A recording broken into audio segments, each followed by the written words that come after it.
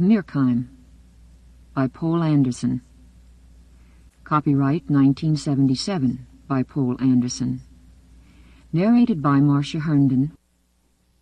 This book was originally created for audio cassette playback. Any announcements concerning cassettes do not apply to this recording. This version contains markers allowing direct access to major portions of the book. An unusually prolific author, Poul Anderson has won several Hugo and Nebula Awards and is an active member of the Society for Creative Anachronism. This book is dedicated to Jerry Pornell.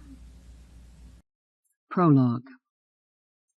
Y minus 500,000. Once there had been a great, proud star, bright as 100 sols.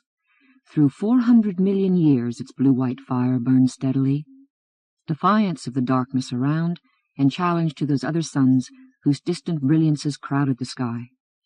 Orbiting it afar was a companion worthy of its majesty, a planet whose mass equaled 1,500 Earths, redly aglow with the heat of its own contraction. There may have been lesser worlds and moons as well. We cannot now say. We simply know that the giant stars rarely have attendants, so this one was due to a curious ordainment of God, or destiny, or chance. The giants die young, as arrogantly as they have lived. A day came when the hydrogen fuel at the core was exhausted. Instead of swelling and reddening as a lesser sun would do in its old age, this fell in upon itself. Energies beyond imagination broke free. Atoms crashed together to fuse in strange new elements. The star exploded. For a short while, in its fury, it shone well-nigh as radiant as its entire galaxy. No ordinary world could have endured the storm of incandescence which then swept outward. Something the size of Earth must have perished entirely, the very iron of its core made vapor. Even the huge companion lost most of its mass, hydrogen and helium bursting forth into endlessness. But this drank so much energy that the metallic heart of the globe was only turned molten. Across it seethed the matter cast out by the star in its death struggle. More of that matter escaped into space. For tens of millennia the wrecks of sun and planet whirled in the middle of a nebula which, seen from afar, glowed like fairy lacework. But it dissipated and lost itself across light years. Darkness moved inward. The remnant of the planet congealed, barely a glimmer where its alloys cast back the gleam from distant constellations. For 500,000 years these ruins drifted alone through the deep. Y minus 28. The world men call Babur will never be a home to them. Leaving his spaceship, Benoni Strang grew violently aware of weight. Upon his bones lay half again the drag of the Hermes which had bred him, or the earth which had bred his race. Flesh strained against the burden of itself. The armor that kept him alive became a stone on either shoulder, either foot. Nevertheless, though he could have activated his impeller and flitted from the airlock, he chose to stride along the gangway to the ground, like an arriving king. At first he could barely see that beings awaited him. The sun mogul was high in a murky purple heaven where red clouds roiled, and its radiance was more fierce than that of Mayo or Sol, but it was tiny at its distance. Hoar soil gave back some light, as did an ice cliff a kilometer away, and the liquid ammonia cataract toppling over its sheerness. Yet his vision did not reach to the horizon. He thought a grove of low trees with long black fronds stood at the edge of sight on his left, and that he could make out the glistening city he knew was to his right. However, this was as unsure as the greeting he would get, and every shape he discerned was so alien that when he glanced elsewhere he could not remember it. Here he must learn all over again how to use his eyes. A hydrogen-helium atmosphere turned shrill the boom of the falls, the thump of boots on gangway, and afterward their scrunch across sod. By contrast, his breath within the helmet, the slugging of blood in his ears, came to him like bass drum beats. Sweat dampened his skin and reeked in his nostrils. He hardly noticed. He was too exultant at having arrived. The blur before him gained form with each step he took, until it was a cluster of a dozen creatures. One of them moved to meet him. He cleared his throat and said awkwardly through a speaker, "I am Benoni Strang. You wanted me to join you." The Baberite carried a vocalizer which changed hums and mumbles into Anglic words. "We required that for your sake as well as ours. If you are to maintain close relationships and do research on us, as we on you, then you must often come to the surface and interact directly with us. This visit will test your ability." It had already been tested in the environmental chambers of the school that had trained him. Strang didn't say so. That might somehow give offense. Despite 2 decades of contact, trade which had culminated in exchanging spacecraft technology for heavy metals and a few other goods, humans knew little about Baberites. "We're absolutely ignorant of how much they know about us," he recalled. "I thank you," he said. "You'll have to be patient with me, I'm afraid, but eventually I should be in a position to reward your efforts." "How?" "Why, by finding new areas where we can do business to our mutual benefit." Strang did not admit his superiors had scant expectation of that. He had barely gotten this assignment, mainly to give him a few years' practical experience, he, a young xenologist whose education had concentrated on subjovian planets. He had uttered no hint of the ambition he nourished. The hour to do so would be when he had proof the scheme was possible, if it ever would be. "After our experience on Suleiman," the native said, "we question what we may gain from the Pulsotechnic League." The flat artificial voice could convey none of the resentment. And did such an emotion lie behind it? Who could read the heart of a Baberite? It did not even have anything like a heart. "The Solar Spice and Liquors Company is not the whole league," Strang answered. "Mine is entirely different from it. They've nothing in common but membership, and membership means less than it used to. This we will study," the being told him. "That is why we will cooperate with your scientific team. We mean to get as well as give knowledge, information we need before our civilization can claim a place by yours." The dream in Strang flared upward. Y -24. Both moons of Hermes were aloft, Caduceus rising small but nearly full, the broad sickle of Sandalion sinking westward. High in the dusk, a pair of wings caught light from the newly set sun and shone gold. A Telera sang amidst the foliage of a million-leaf, which rustled to a low breeze. At the bottom of the canyon it had cut for itself, the Palomino River rang with its haste, but that sound reached the heights as a murmur. Sandra Tamarin and Peter Asmundsen came out of the mansion onto a terrace. Halting at the parapet, they looked down to where water gleamed through shadow, then around them to the forest which enclosed Windy Rim, and across to violet silhouettes of the Arcadian hills. Their hands joined. She said at last, "I wish you had not to go." "Me too," he replied. "'Tis been a wonderful visit." "Are you positive you can't handle the matter from here? We have complete equipment, communication, computation, data retrieval, everything." "Ordinarily that would be fine, but in this case, well, my Traver employees do have legitimate grievances. In their place, belike I'd threaten a strike myself. If I can't avoid giving preferential promotions to followers, at least I can try to hammer out a set of compensations for Travers, as might be extra vacations. Their leaders will be in more of a mood to compromise if I've taken the trouble to come meet them in person." "I suppose you're right. You have a sense for such things," she sighed. "I wish I did." He regarded her a while, and she him, before he said, "You do, more than you realize." Smiling, "You'd better, our probable next Grand Duchess." "Do you believe so, in truth?" On the instant the question they had been thrusting aside throughout this holiday was with them. "I did once, oh yes. Now I'm not sure. That's why I've, retreated here to my parents' home. Too many people made plain what they think of me after seeing the consequence of my own damn foolishness." "Break that nonsense," he said, perhaps more roughly than intended. "If your father had not those business interests that disqualify him, there'd be no doubt of his election. You're his daughter, the best possibility we own, equal to him, maybe better, and for precisely that reason you're intelligent enough to know it. Are you telling me you've let a few prudes and snobs hurt you? Why, you should be bragging about Eric. Eventually your youngling will be the best Grand Duke Hermes ever had. Her eyes went from his toward the darkening wilderness. He could barely hear her.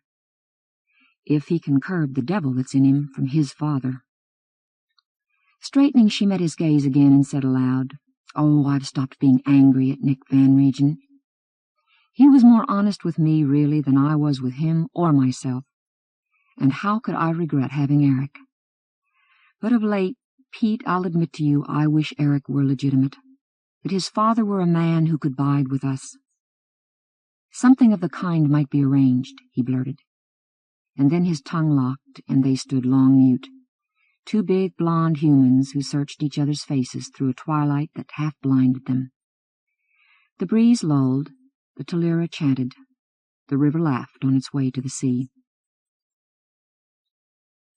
Y-18. A ship hunted through space until she found the extinct supernova. Captain David Falcane beheld the circling planetary core and saw that it was good, but its aspect was so forbidding that he christened it Mirkheim. Soon afterward he guided other ships there, with beings aboard who meant to wrest hope out of desolation. They knew the time granted them would be slight, so while they could, they must labor hard and dare much. Falcane and his comrades did not linger. They had lives of their own to lead.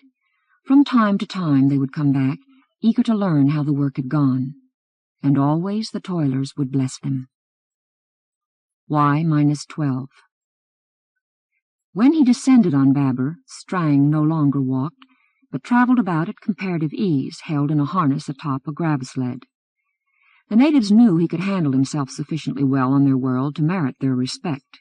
He had proved that over and over, occasionally at mortal risk, when the violent land suffered an outburst, a quake, or an avalanche.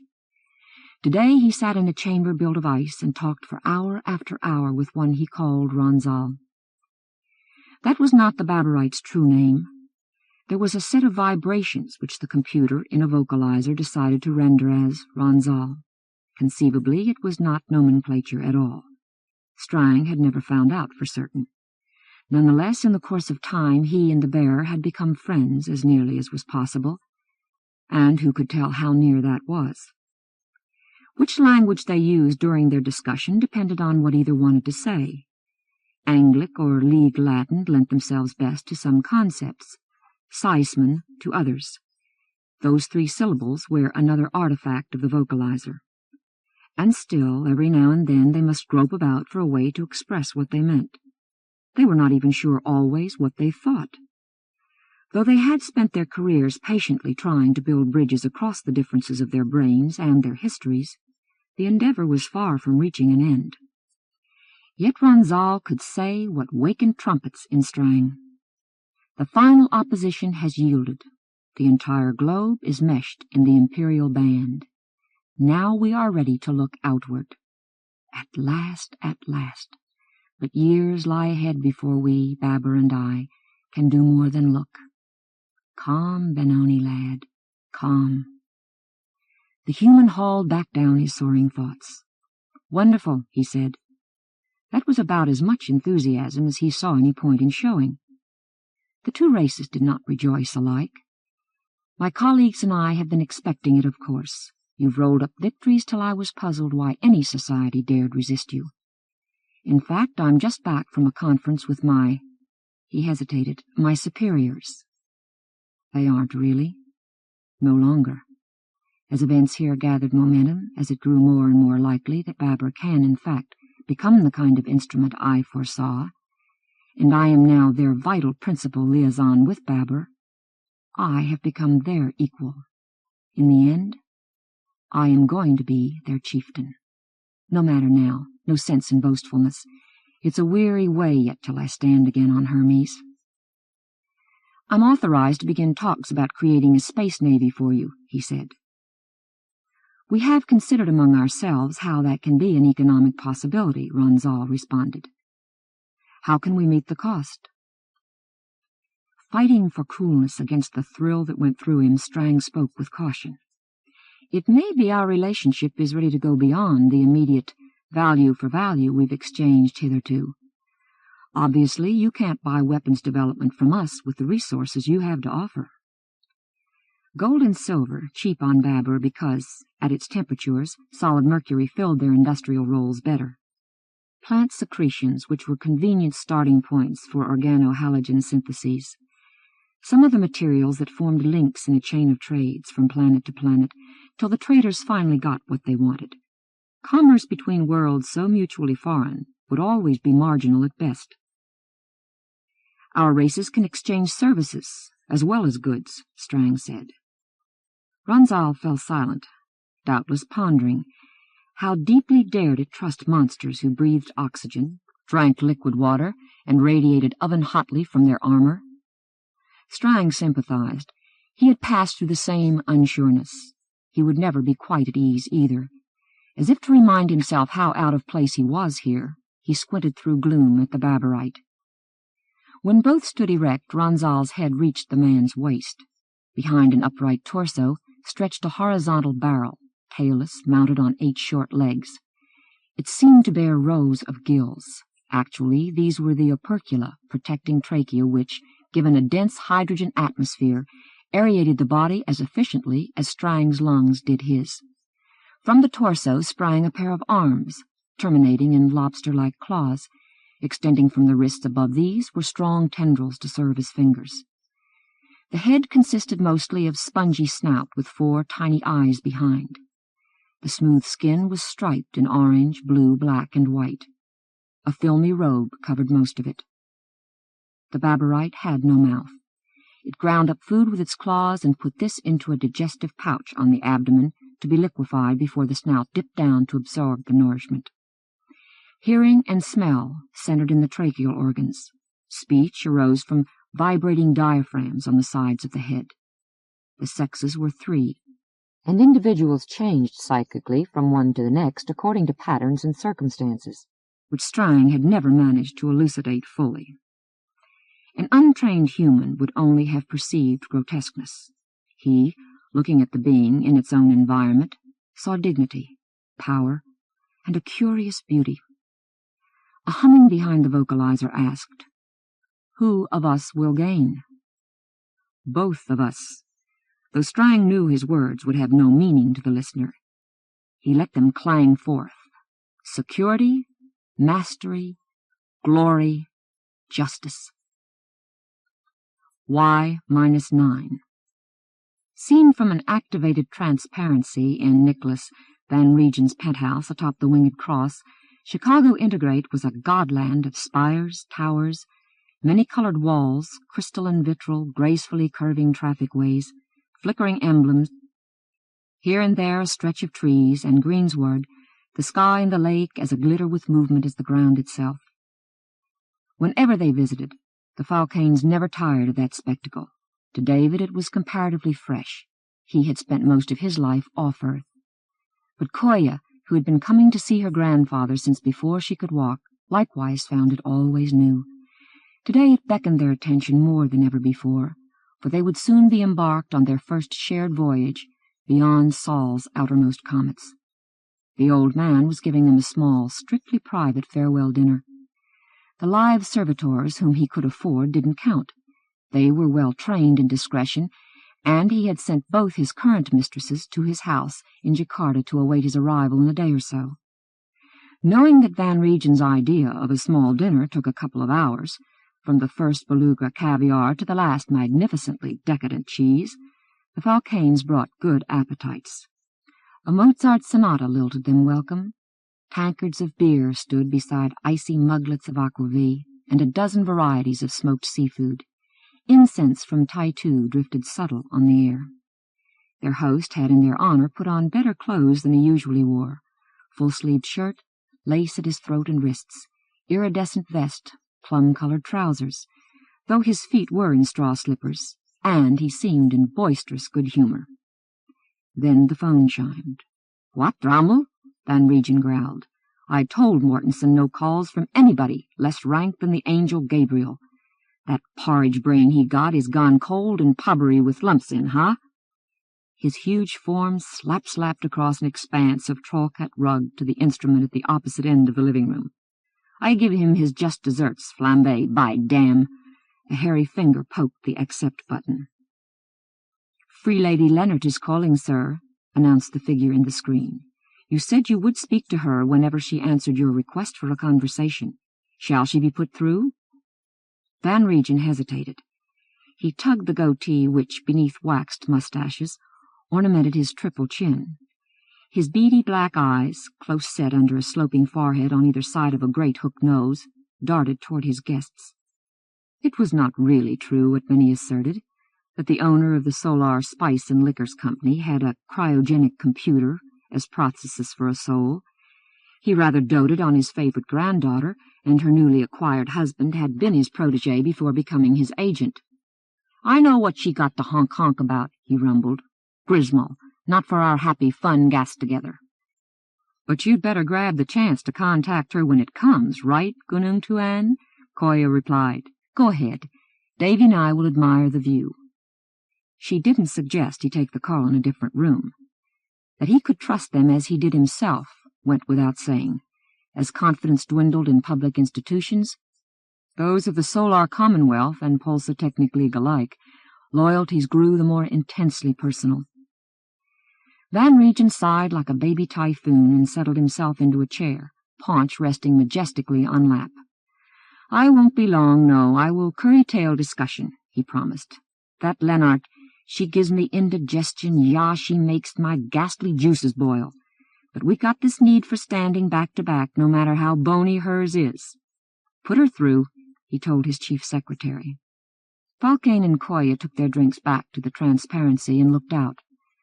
But their glances soon strayed, for they found each other a sight more splendid than anything below or around them. He might have been less in love than she, being 18 years older and a wanderer who had known many women in many strange places. But in fact he felt that after all that time he had finally come to a haven he had always unknowingly been seeking.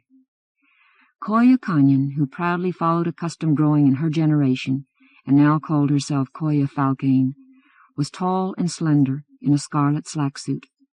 Her dark hair fell straight to her shoulders, framing an oval face where the eyes were wide and gold-flecked green, the mouth wide and soft above a firm little chin, the nose snubbed like his own, the complexion sun-tinged ivory. And she could not yet sate her gaze with him. He was tall, too. His gray outfit showed off an athletic build.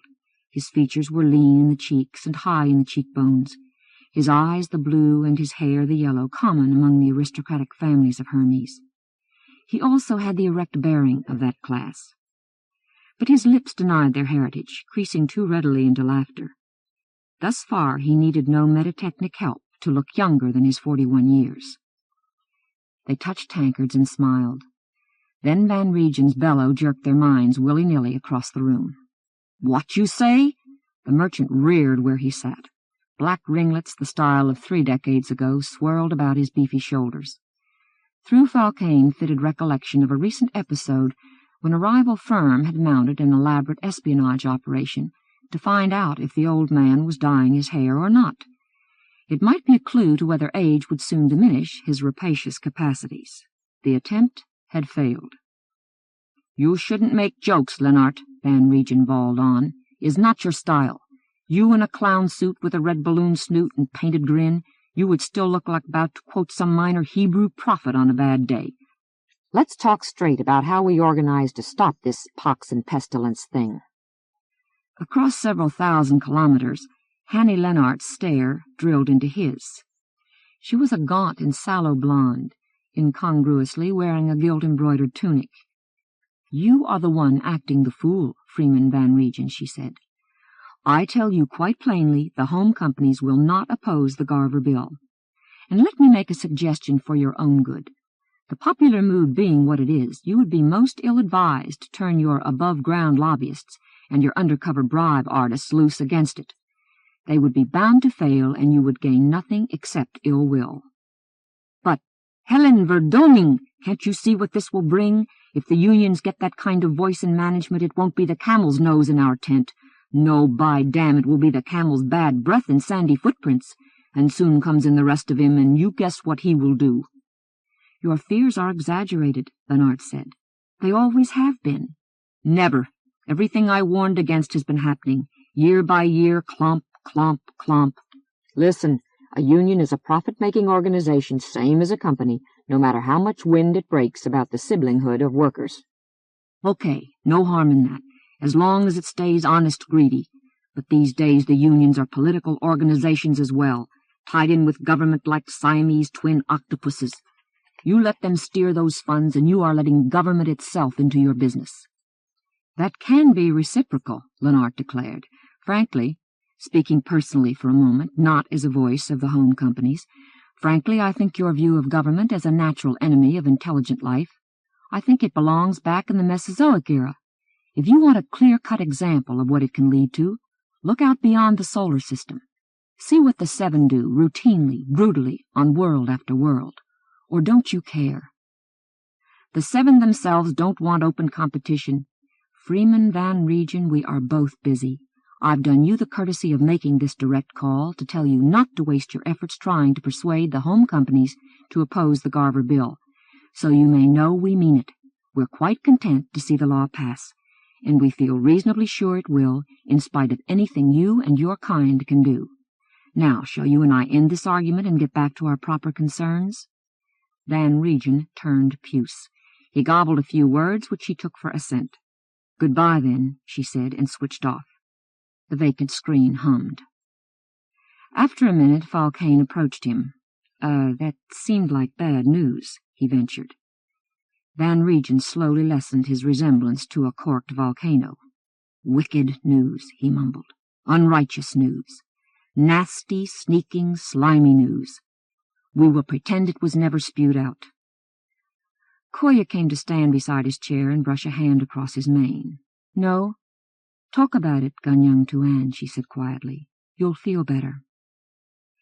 Between oaths and less comprehensible phrases in various languages, Van Regen conveyed his tidings.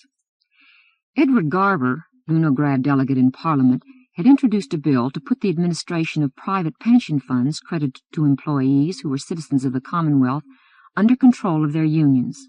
In the case of Solar Spice and Liquors, that meant principally the United Technicians.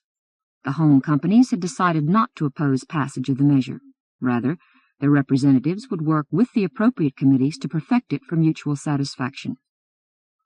This meant that the Pulsatechnic League as a whole could take no action. The home companies and their satellites controlled too many votes on the council. Besides, the Seven in space would likely be indifferent, such a law affecting them only slightly. It was the independent outfits like Van Regen's, operating on an interstellar scale but with much of their market in the Commonwealth, which would find themselves hobbled as far as those monies were concerned. "And when United Technicians say where we invest, United Technicians got that much extra power," the merchant finished. "Power not just in our affairs, but in finance, business, government, and government is getting more and more to be what runs the show. Ach, I do not envy the children you will have, you two." "Don't you see any hope of heading this off?" Falcane asked. "I know how often you've played skittles with whoever got underfoot. How about a public relations effort? Pressure on the right legislators? Log rolling? Oh, every trick you know so well."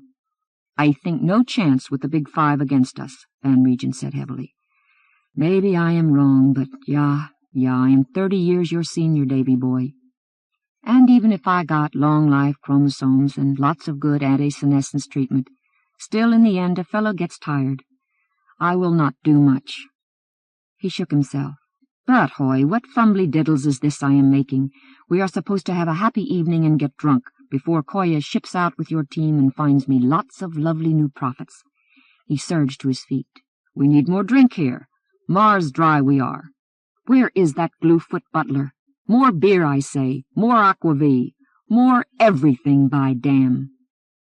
Y-7. The sunny Lena was a dwarf, but the nearness of its planet Valia made its disk stand big and red-orange in an indigo heaven. At mid-morning it would not set for almost 40 hours. The ocean sheened calm as a lake.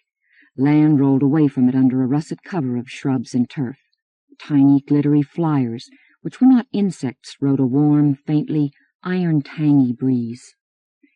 Outside the headquarters building of the scientific base, Eric Tamarin, as Munson, spoke his anger and his intent to the commander Anna Karagatsis.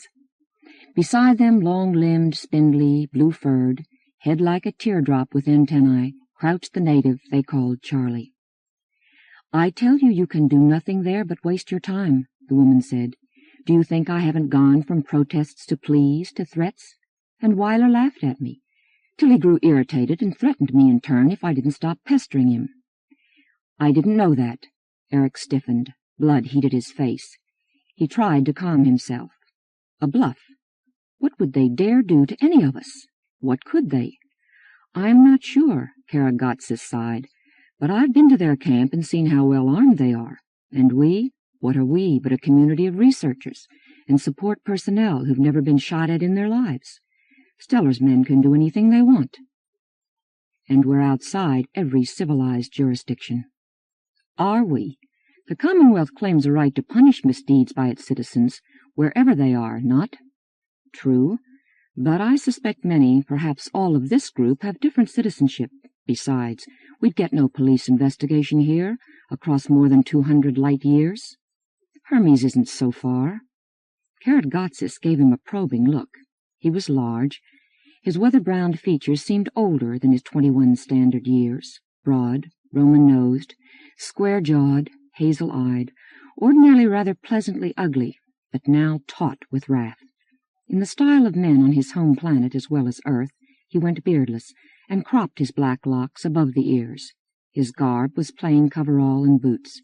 However, a shoulder patch bore the insignia of his ducal family. What could Hermes do? Karagatsis wondered. What would it?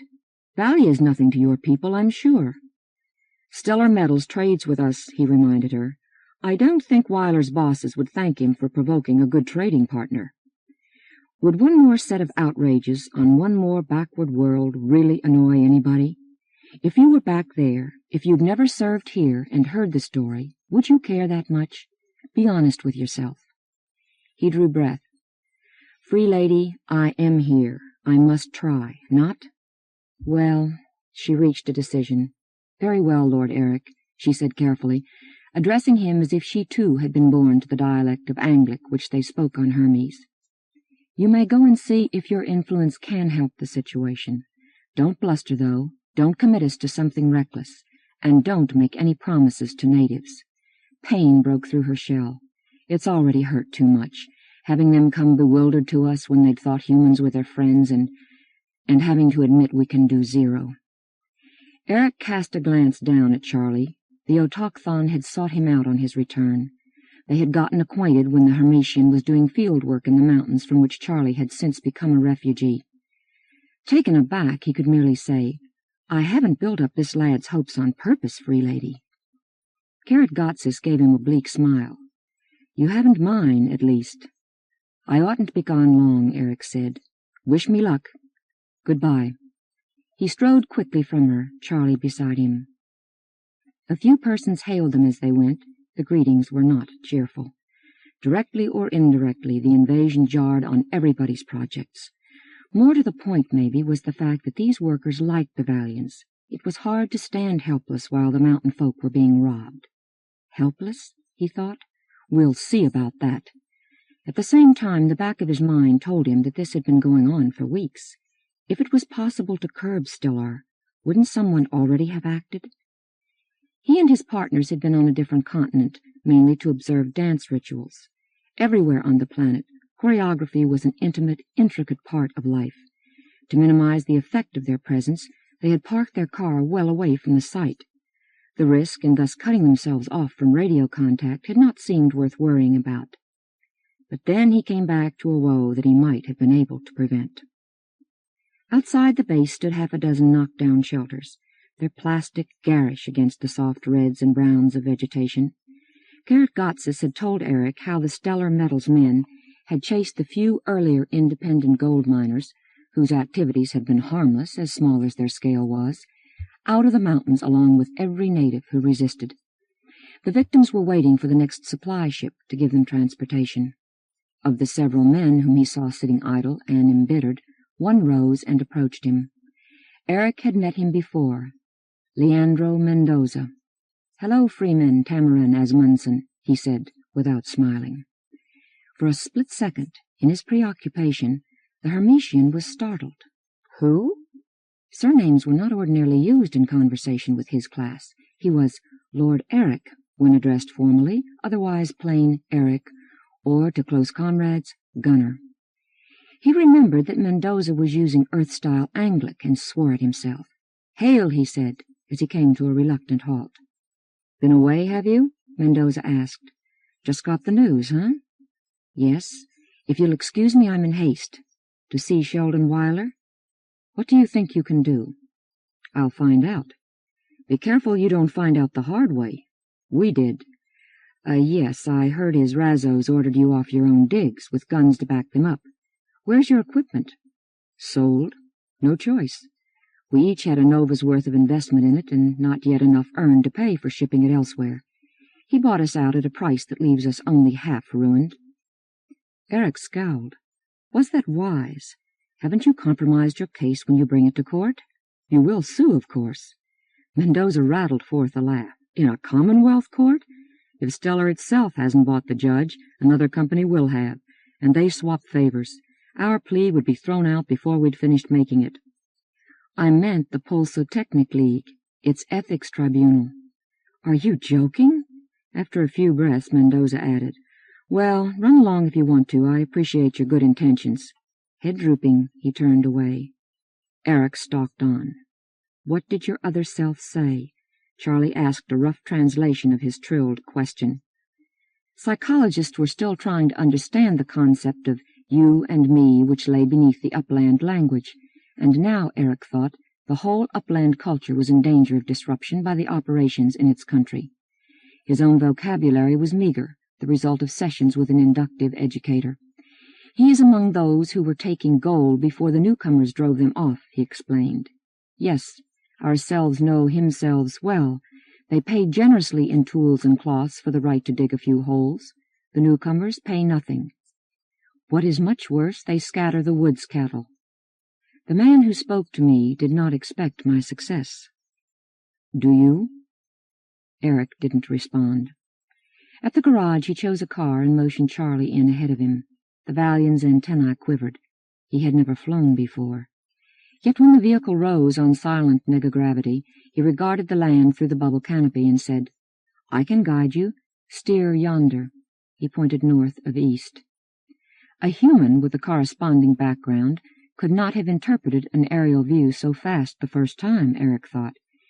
He had come here about a year ago, prepared to feel a little patronizingly amicable toward beings whose most advanced society was in a Bronze Age. He had progressed to admiring them. Technologically, they had nothing to teach a star-faring species. However, he wondered what eventual influence might come from their arts and their philosophies, if their societies survived. The foundations of existence are often gruesomely vulnerable. As an immediate example, the uplanders got most of their food from leaf-eating beasts, not wild, not tame, but something which neither of those words quite fitted. By filling the choicest territory with seeking, gouging, roaring machines, the Stellar Metals expedition broke up the herds, and thus became akin to a plague of locusts on ancient Earth. By all three blundering fates, jagged through Eric, why does gold have to be an important industrial resource? The mature part of him said dryly, its conductivity, malleability, and relative chemical inertness. He protested. Why does an outsider corporation have to come plundering it here when they could go to thousands of worlds that are barren? The response came. A rich deposit was noticed by a planetologist, and word got out, and a minor gold rush started which the corporation heard about. The prospecting had already been done, and on Valia men need no expensive, time-consuming life support apparatus. Then why did the lode have to occur right where it is? That question had no answer. The car flew rapidly over the coastal plain.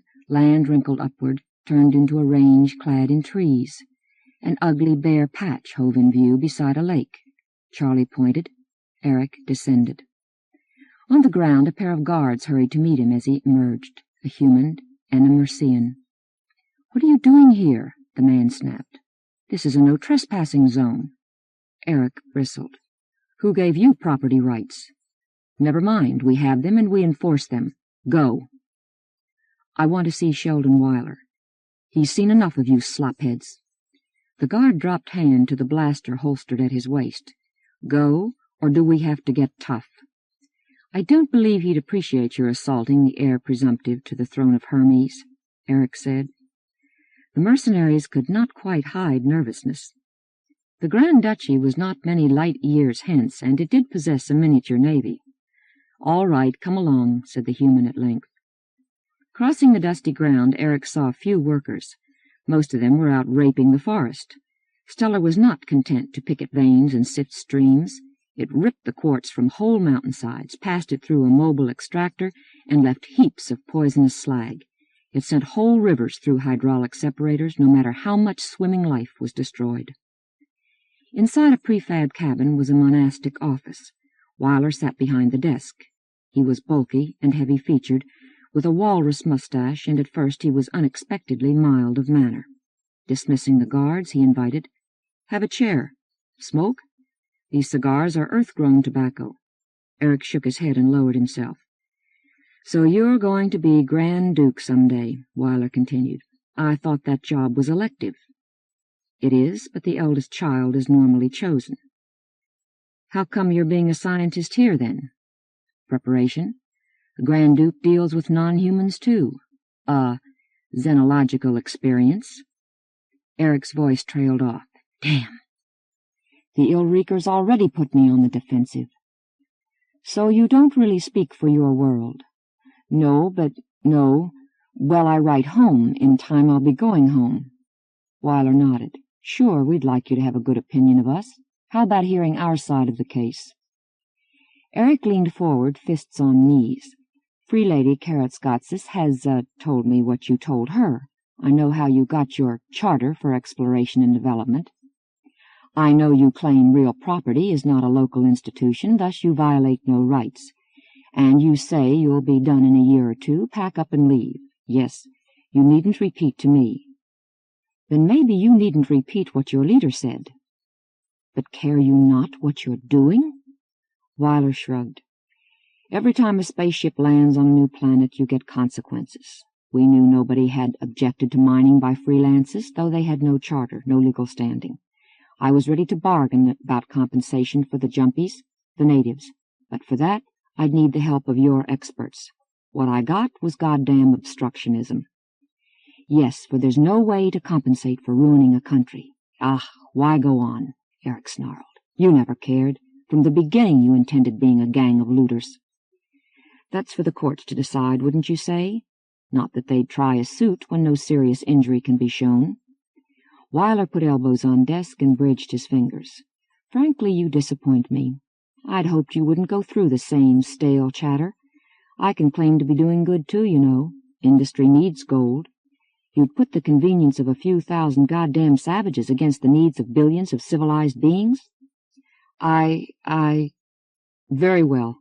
Eric lifted his head. "Let's talk plainly. You've made an enemy of me, and I have influence on Hermes. Want you to keep things that way or not? Naturally, Stellar Metals wants to be friends, if you'll allow. But as for your threat, I admit I'm no expert on your people. But I do seem to remember they've got their own discontented class. Will they really want to take on the troubles of a bunch of goddamn outsiders long after these operations are over and done with? I doubt it. I think your mother has more sense." In the end, Eric went bootless back to his car. It was the first absolute defeat he had ever known. As Karatskatsis had warned, telling Charlie made it doubly painful. Y-5. That moon of Babur, which humans had dubbed Aisha, was of approximately lunar size. From a viewport in one of the colony domes, Benoni Strang looked out at a dimly lit stone, ashen and crater-pocked. The sky was black, and stars shone unwinking through airlessness. The planet hung gibbous, a great amber shield emblazoned with bands of cloud whose whiteness was softened by tints of ochre and cinnabar. Rearing above the near horizon, a skeletal test pad support for spacecraft, seemed like a siege tower raised against the universe. Within the domes were more than warmth, earth-normal weight, air that a man dared breathe. Strang stood on velvety grass among flowering bushes. Behind him, the park held a ball court, a swimming pool, fountains, tables where you could sit to dine on delicate food and drink choice wines. Elsewhere in the base were pleasure facilities of different kinds, ranging from a handicraft shop and an amateur theater to vices as elaborate as any in the known worlds.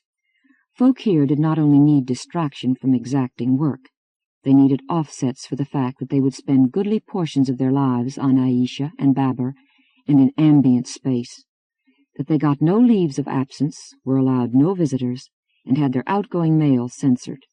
Those who eventually could endure it no longer, even with high pay accumulating at home, must submit to memory wipe before departing.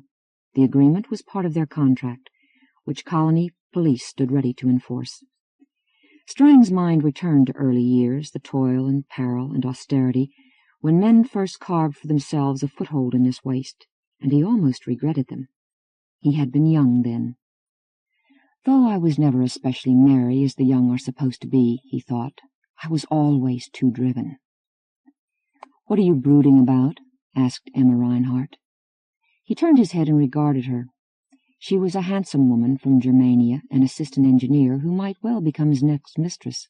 They had lately been much in each other's company. "Oh," he said, "I was just thinking how far we've come since we began here, and what's left to do." "Do you ever think about something besides your mission?" she asked. "It's always demanded everything I had to give," he admitted. She studied him in her turn. He was of medium height and slim, graceful of movement, his face rectangular in outline and evenly shaped, his hair and mustache sleek brown, his eyes gray-blue. In this leisure hour he wore an elegantly tailored slack suit. "I sometimes wonder what'll become of you when this project is finished," she murmured. "That won't be for quite a while," he said. "I'm presently estimating 6 standard years before we can make our first major move." "Unless you're surprised." "Yes, the unpredictable is practically the inevitable. Well, I trust that what we've built will be sound enough that it can adjust and act." "You misunderstand me," she said. "Of course you've got a lot of leadership ahead of you yet. But eventually matters will be out of your hands, or at least many other hands will be there too. Then what?" "Then, or actually before then, I'm going home." "To Hermes?" He nodded. "Yes. In a way, for me, this whole undertaking has been a means to that end.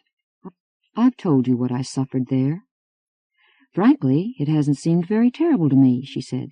"So you were a Traver born. You couldn't vote. The aristocrats owned all the desirable land, and, well, no doubt an ambitious boy felt frustrated.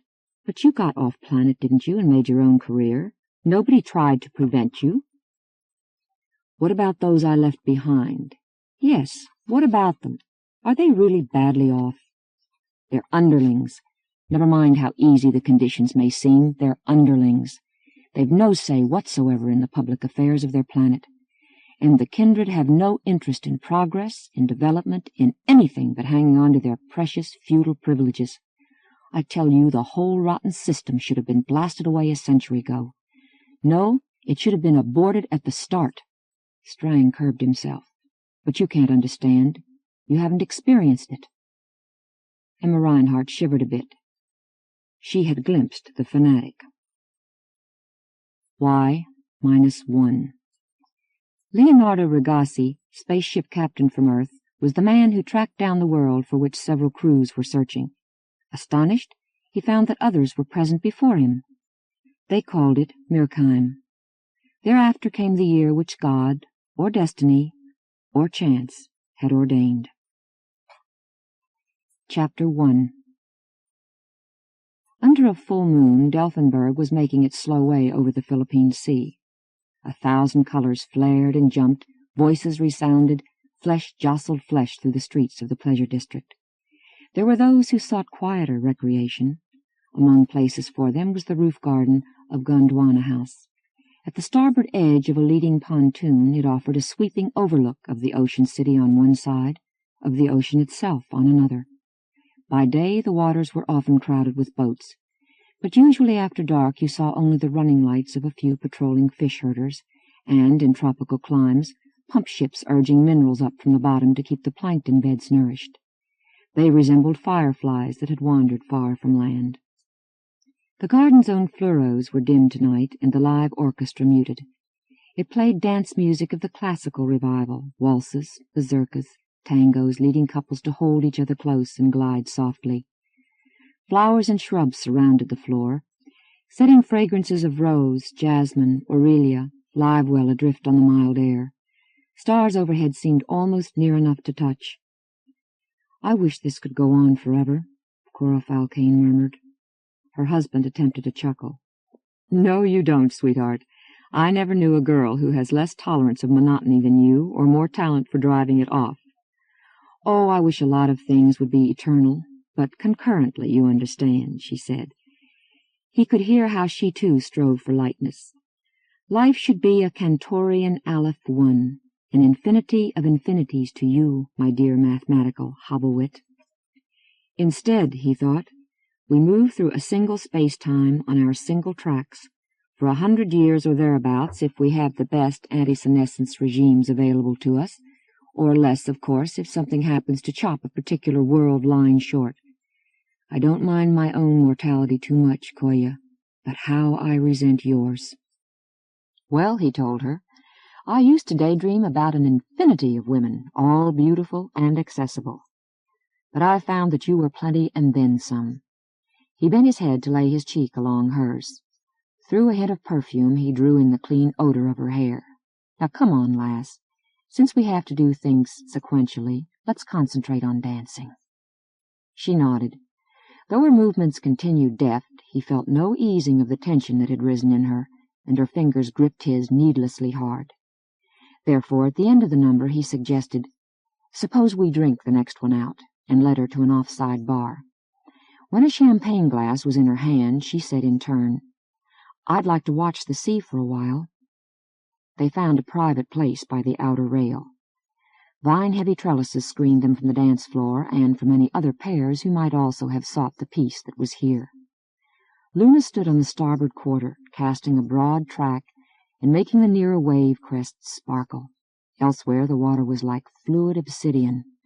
Leaves shone wan among shadows. The deck underfoot carried a pulse of engines through feet and bones, as quiet as the pulse of blood in the heart. And a hush, hush, hush around the bows barely reached a keen hearing. A breeze carried the least touch of night chill. Falcane put forth his free hand to lift Koya's chin toward him. He smiled on the left side of his face. "Don't worry about me," he said.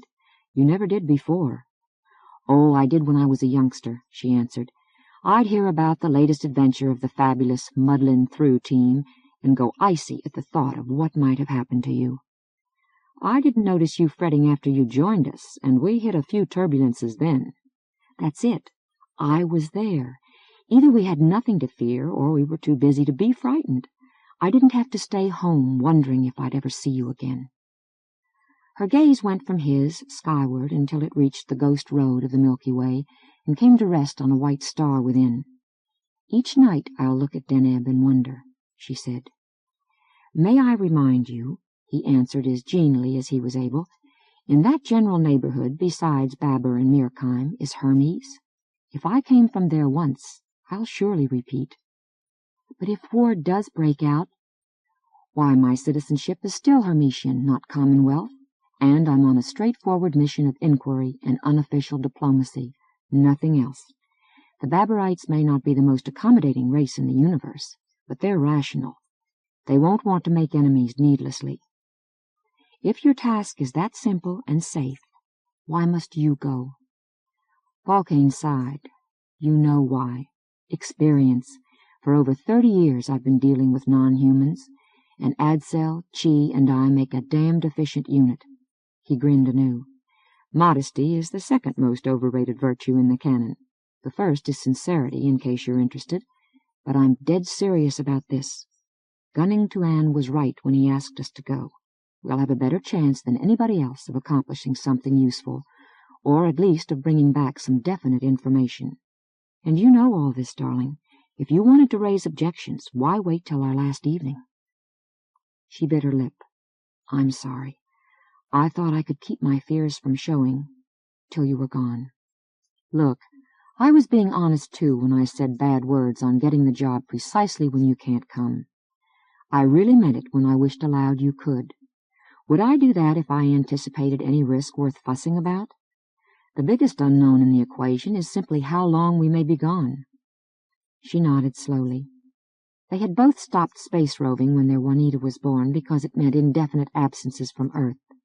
An older, more hedonistic, less settled generation than Koya's had bred enough neurotics, that she felt, and made her husband feel children needed and deserved a solid home. And now she had another on the way. "I still don't see why it has to be you," she said in a last hint of mutiny. "After 3 years in the solar system—" "You're a bit rusty, yes," he finished for her, "but you only had 5 years of trade pioneering with us. I had more than 20. The tricks of the trade are practically stamped on my genes.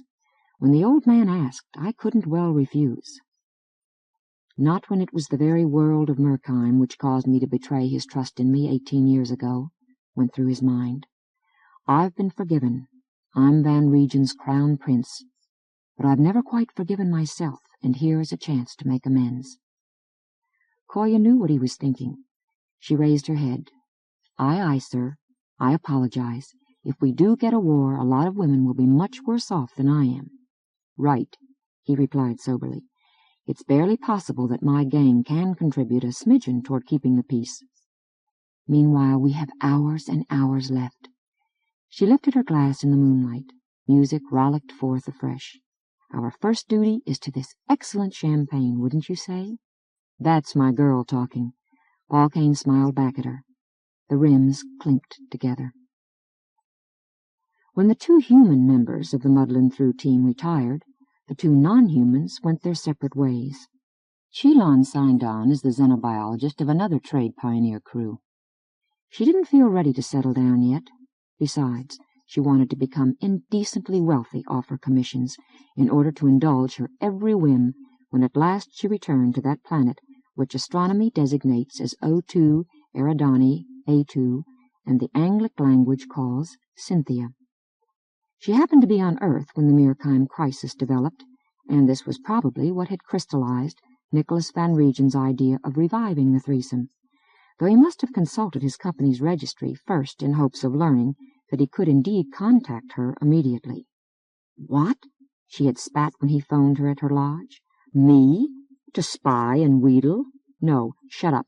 I realize you'll call it gathering intelligence and attempting negotiations.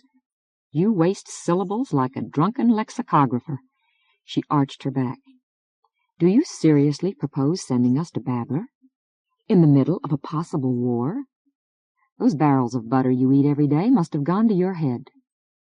Van Region's image in the screen rolled eyes piously in the general direction of heaven. "Do not get excited, little fluff cat," urged his most unctuous voice. "Think on traveling once more with your closest friends.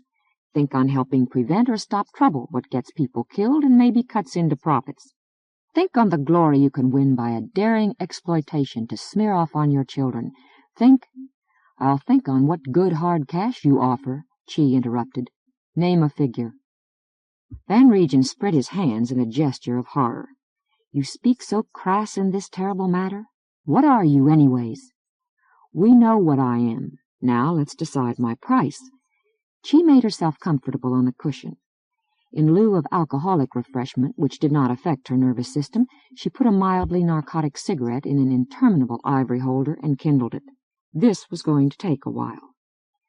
With lamentation by him and scorn by her, and much enjoyment on both sides, the fee was haggled out for a service which might be dangerous and certainly would not yield a monetary return.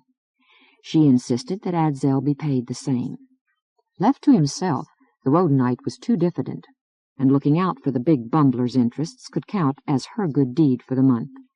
Van Region admitted what she had suspected, that Adzel had been recruited by a shameless appeal to his sense of duty. He was still in the Andes Mountains and did not intend to leave until the eve of departure. When that time came, She found from an update of the registry that he had taken a room in a cheap hotel in Terraport.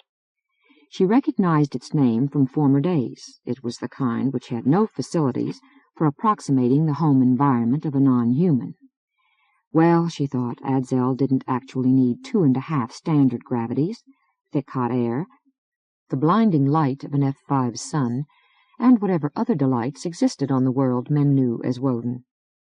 He had managed without during the years aboard Mudland Through, not to speak of the Buddhist monastery where he had spent the past 3 as a lay brother. No doubt he figures to give the money he's saving to the poor, or some cause similarly grubby, she guessed, then caught a cab to the nearest airport and the next transoceanic flight from there.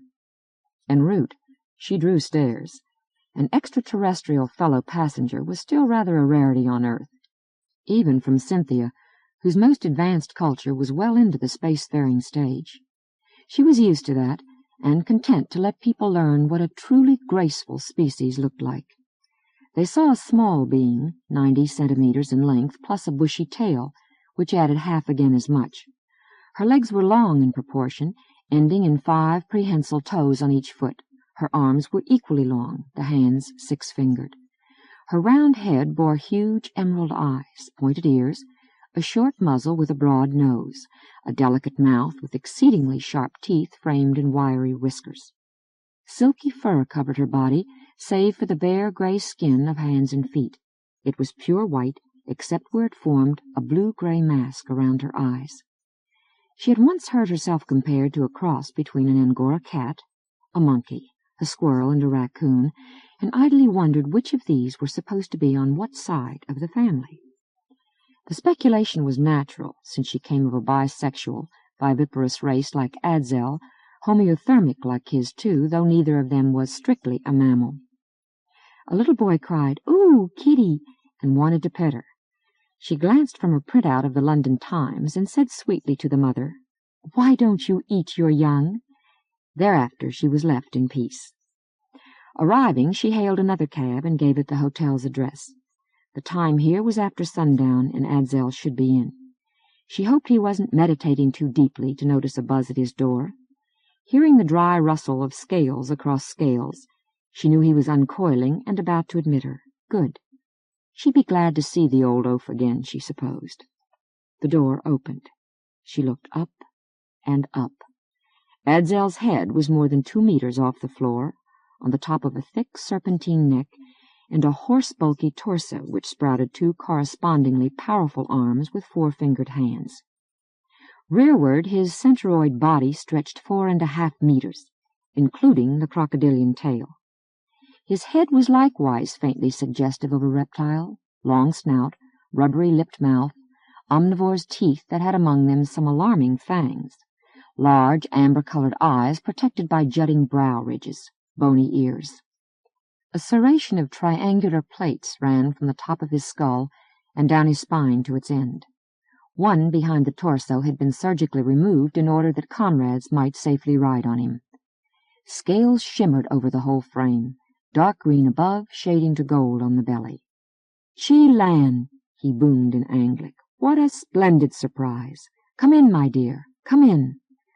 4 cloven hoofs carrying a ton of mass made a drum thunder as he moved aside for her. "I did not expect to greet you before we meet at the ship tomorrow," he went on. "I thought it best if We shouldn't need much preliminary check-out, we 3 in Muddlehead," she agreed. "If I attempted. Still, I figured we'd do well to compare notes in advance. You couldn't get Davy loose from his family with a crowbar before rendezvous time, but you and I don't have any current infatuations. I am attempting to—" "Do you?" "What?" "I'm attempting to brief myself on the current situation." Adzel gestured at the room's video. A man was speaking. "Review the background of the crisis. It goes back well beyond the discovery of Mirkheim this past year. In fact, that was a rediscovery. For about 15 years before, the supermetals consortium were in possession of the planet, mining its riches without ever letting it be known where the treasure they had to sell came from. They tried to give the impression that their source was a secret manufacturing process beyond the reach of any known technology. This trick succeeded to a degree. but eventually various scientists concluded it was far more likely that the supermetals had been produced and concentrated by nature. "You've heard that!" She jerked her tail at the screen. "Yes, of course, but I have hopes he will give me a comprehensive précis of current events," Adsel said. "Remember, for 3 years I have had no newscast, read no secular literature besides planetological journals." She was glad to learn that he had not neglected his profession.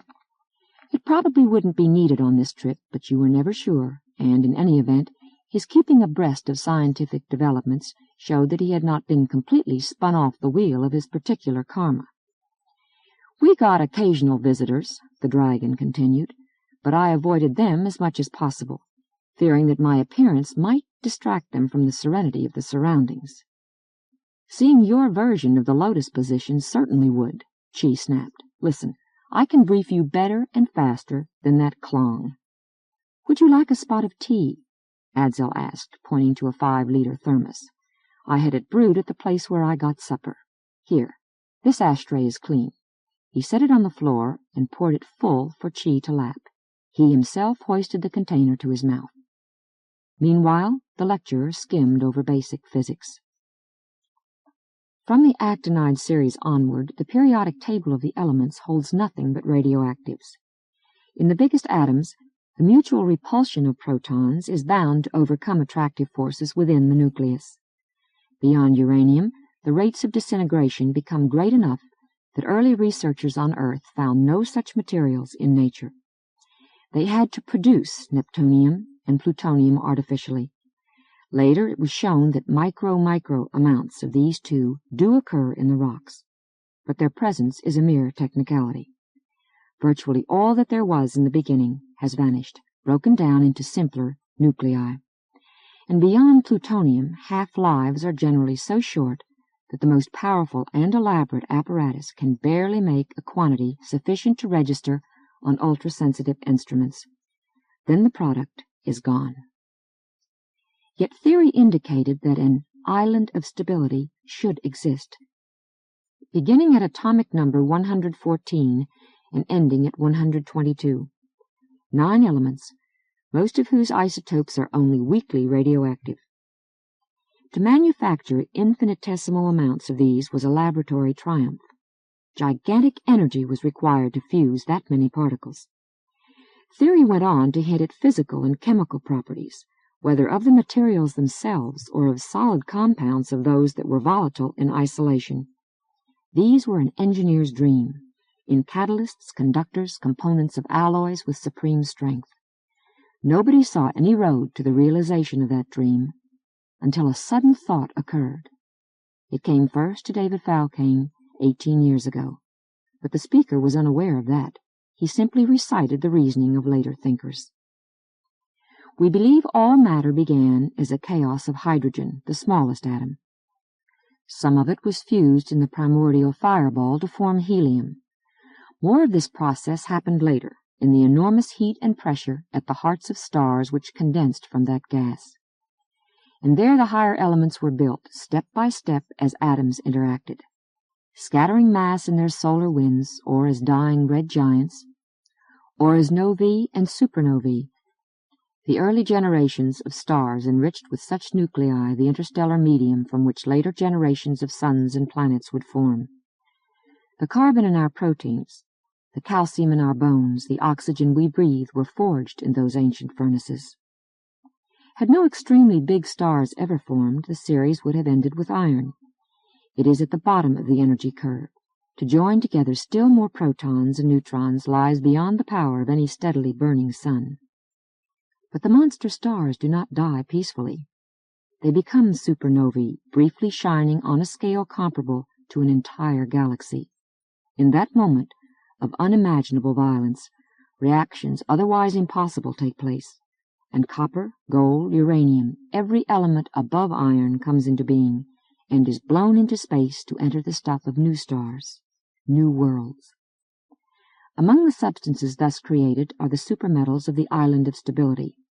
Being as hard to make as they occur only in a tiny proportion, so tiny that at first none were found in nature, not even after man broke free of the solar system and began exploring his corner of the galaxy. Yet they should be there. The problem was to locate a measurable concentration of them. Suppose a giant star had a giant planet, sufficiently massive that its core would survive the explosion. That was not impossible, though theory said it was improbable. The bursting sun would cast a torrent of elements across the core. Those with low volatility should condense or even plate out.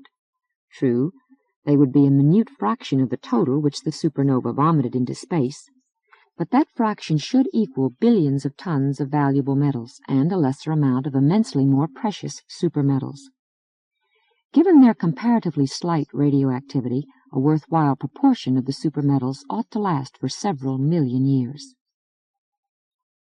Evidently, its first discoverers had run a mathematical analysis on a computer of the highest capabilities, the speaker said.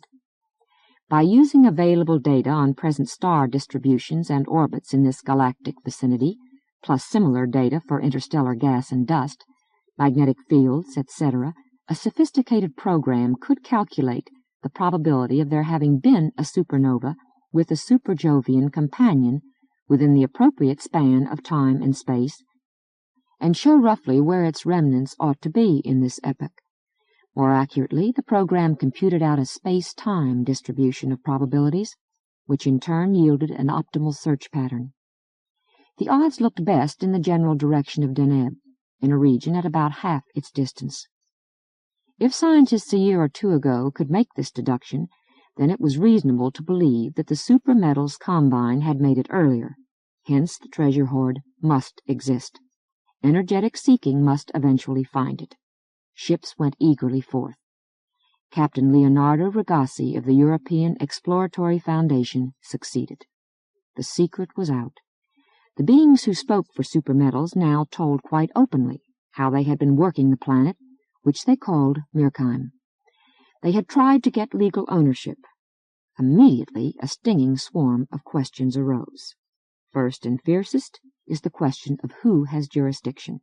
What government can rightly rule? The supermetals operators have no government behind them. They are loners, and— "Will you shut that black box off?" Chilan demanded. "You can't help already knowing everything it can conceivably say." "Forgive me, but that is a rather unhumble attitude," Adzel reproached her. Nevertheless, he reached over and tapped the switch plate. For a moment, silence filled the shabby room. Likewise did his bulk. In a gesture familiar of old, he settled down on the floor and curled the end of his tail to make a comfortable rest for Chi. She accepted it, taking her ashtray of tea along.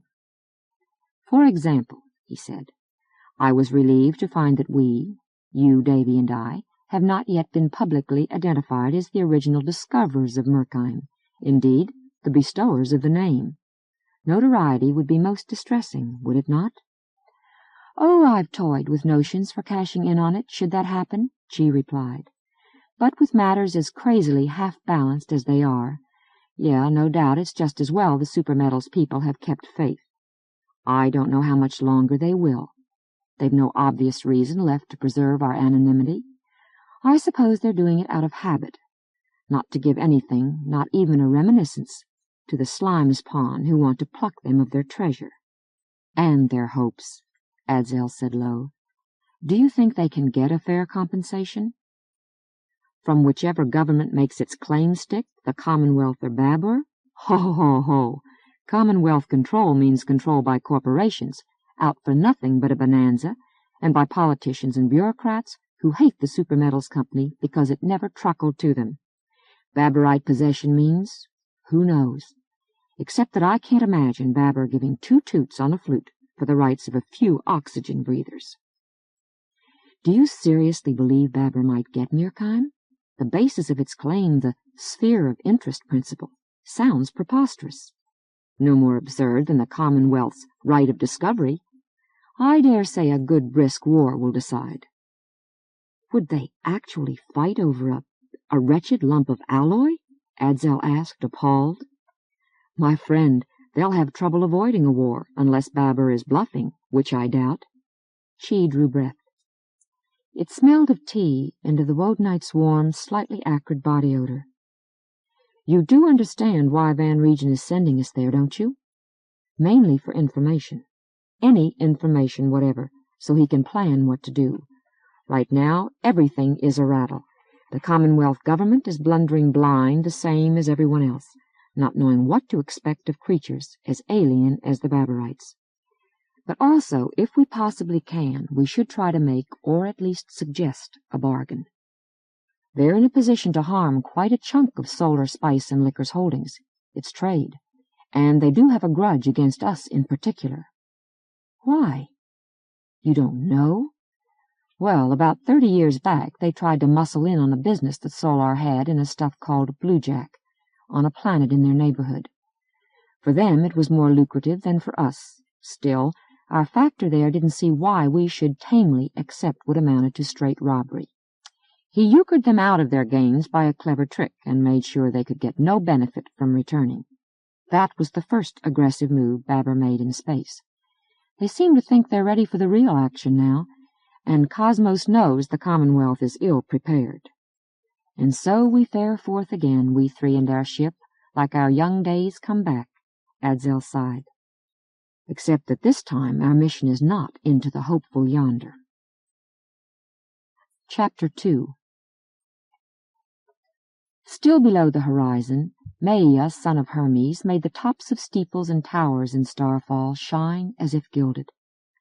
When it rose out of Daybreak Bay, its light struck westward over the Palomino River and strayed along Olympic Avenue to Pilgrim Hill. There the brightness lost itself among trees, gardens, and buildings, the gray stone mass of the old keep, the fluid lines and many-paned walls of the new keep, the austere erectness of Signal Station. A beam went past an upper balcony on the new keep, through the French doors beyond, and across the bed of Sandra Tamarin Asmundsen. She woke from dreams. "Pete, darling," she whispered, reaching for him. Her eyes opened, and she remembered she was alone. For an instant emptiness possessed her. But the accident that claimed Peter Asmundsen, big, boisterous, strong, but fundamentally gentle man, lay more than 4 years in the past. Time had eased pain, time and the work of being Grand Duchess, head of a planet whereon dwelt 50 million willful people. She sat up and made herself take pleasure in cool air and soft light. As usual, her alarm was not quite ready for her. She turned it off, rose, and strode out onto the balcony. A breeze from the dew and flower beds below caressed her bare skin.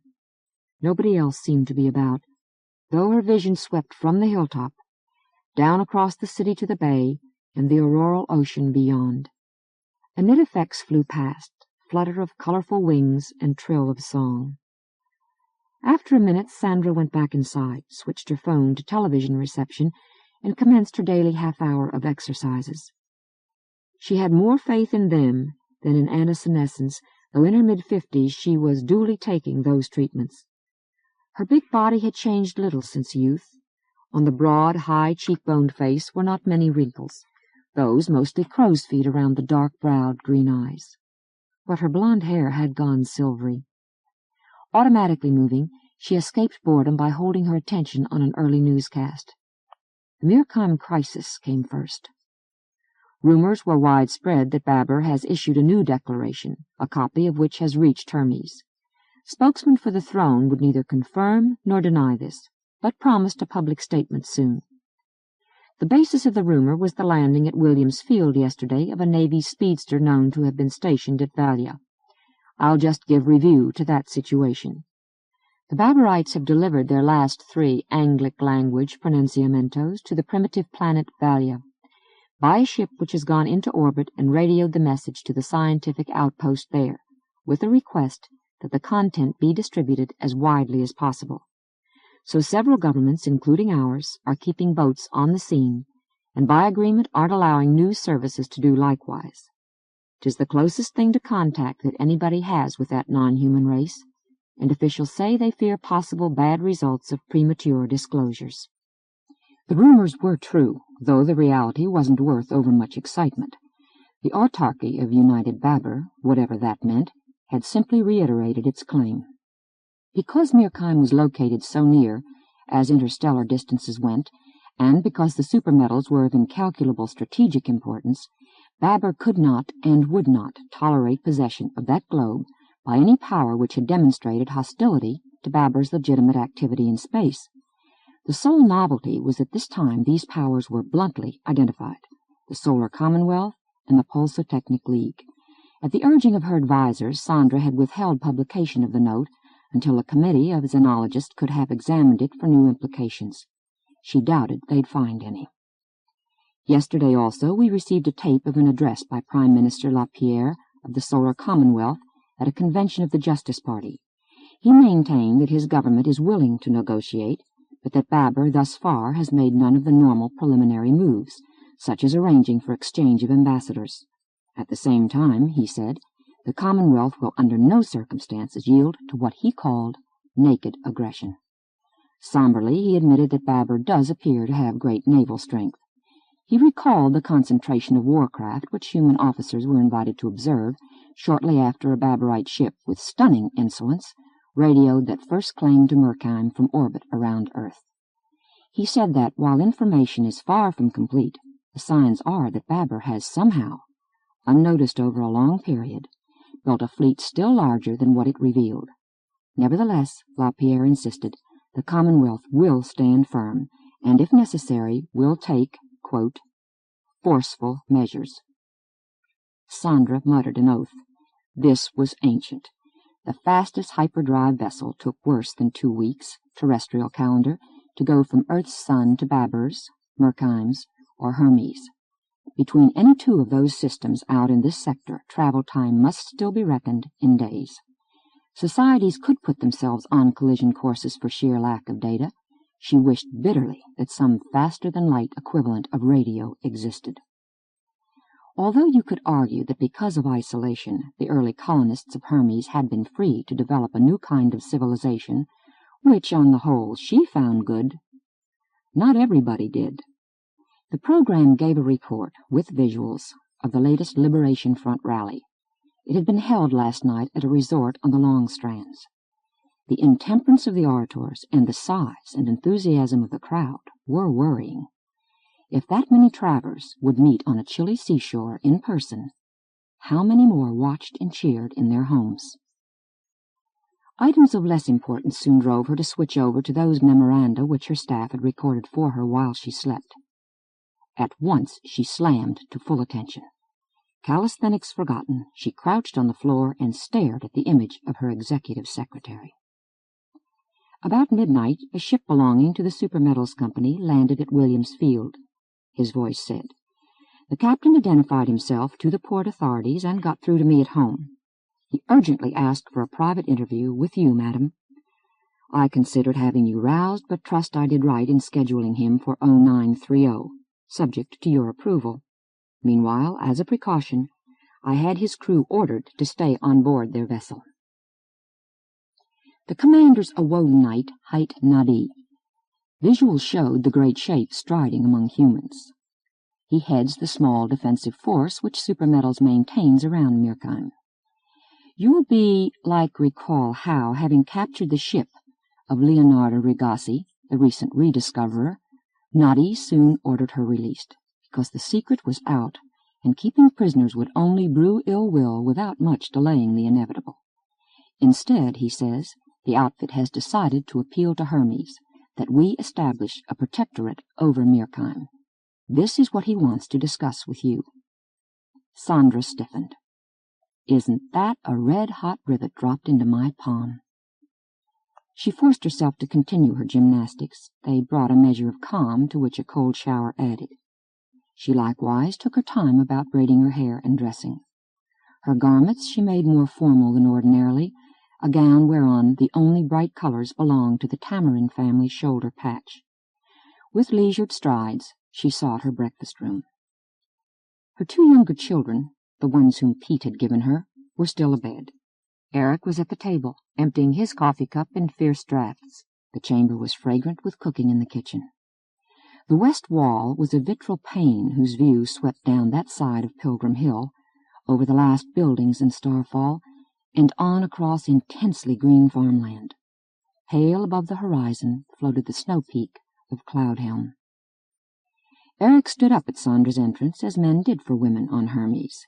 He was clad in crisp tunic and breeks, but looked as if he hadn't slept. Had he been out carousing?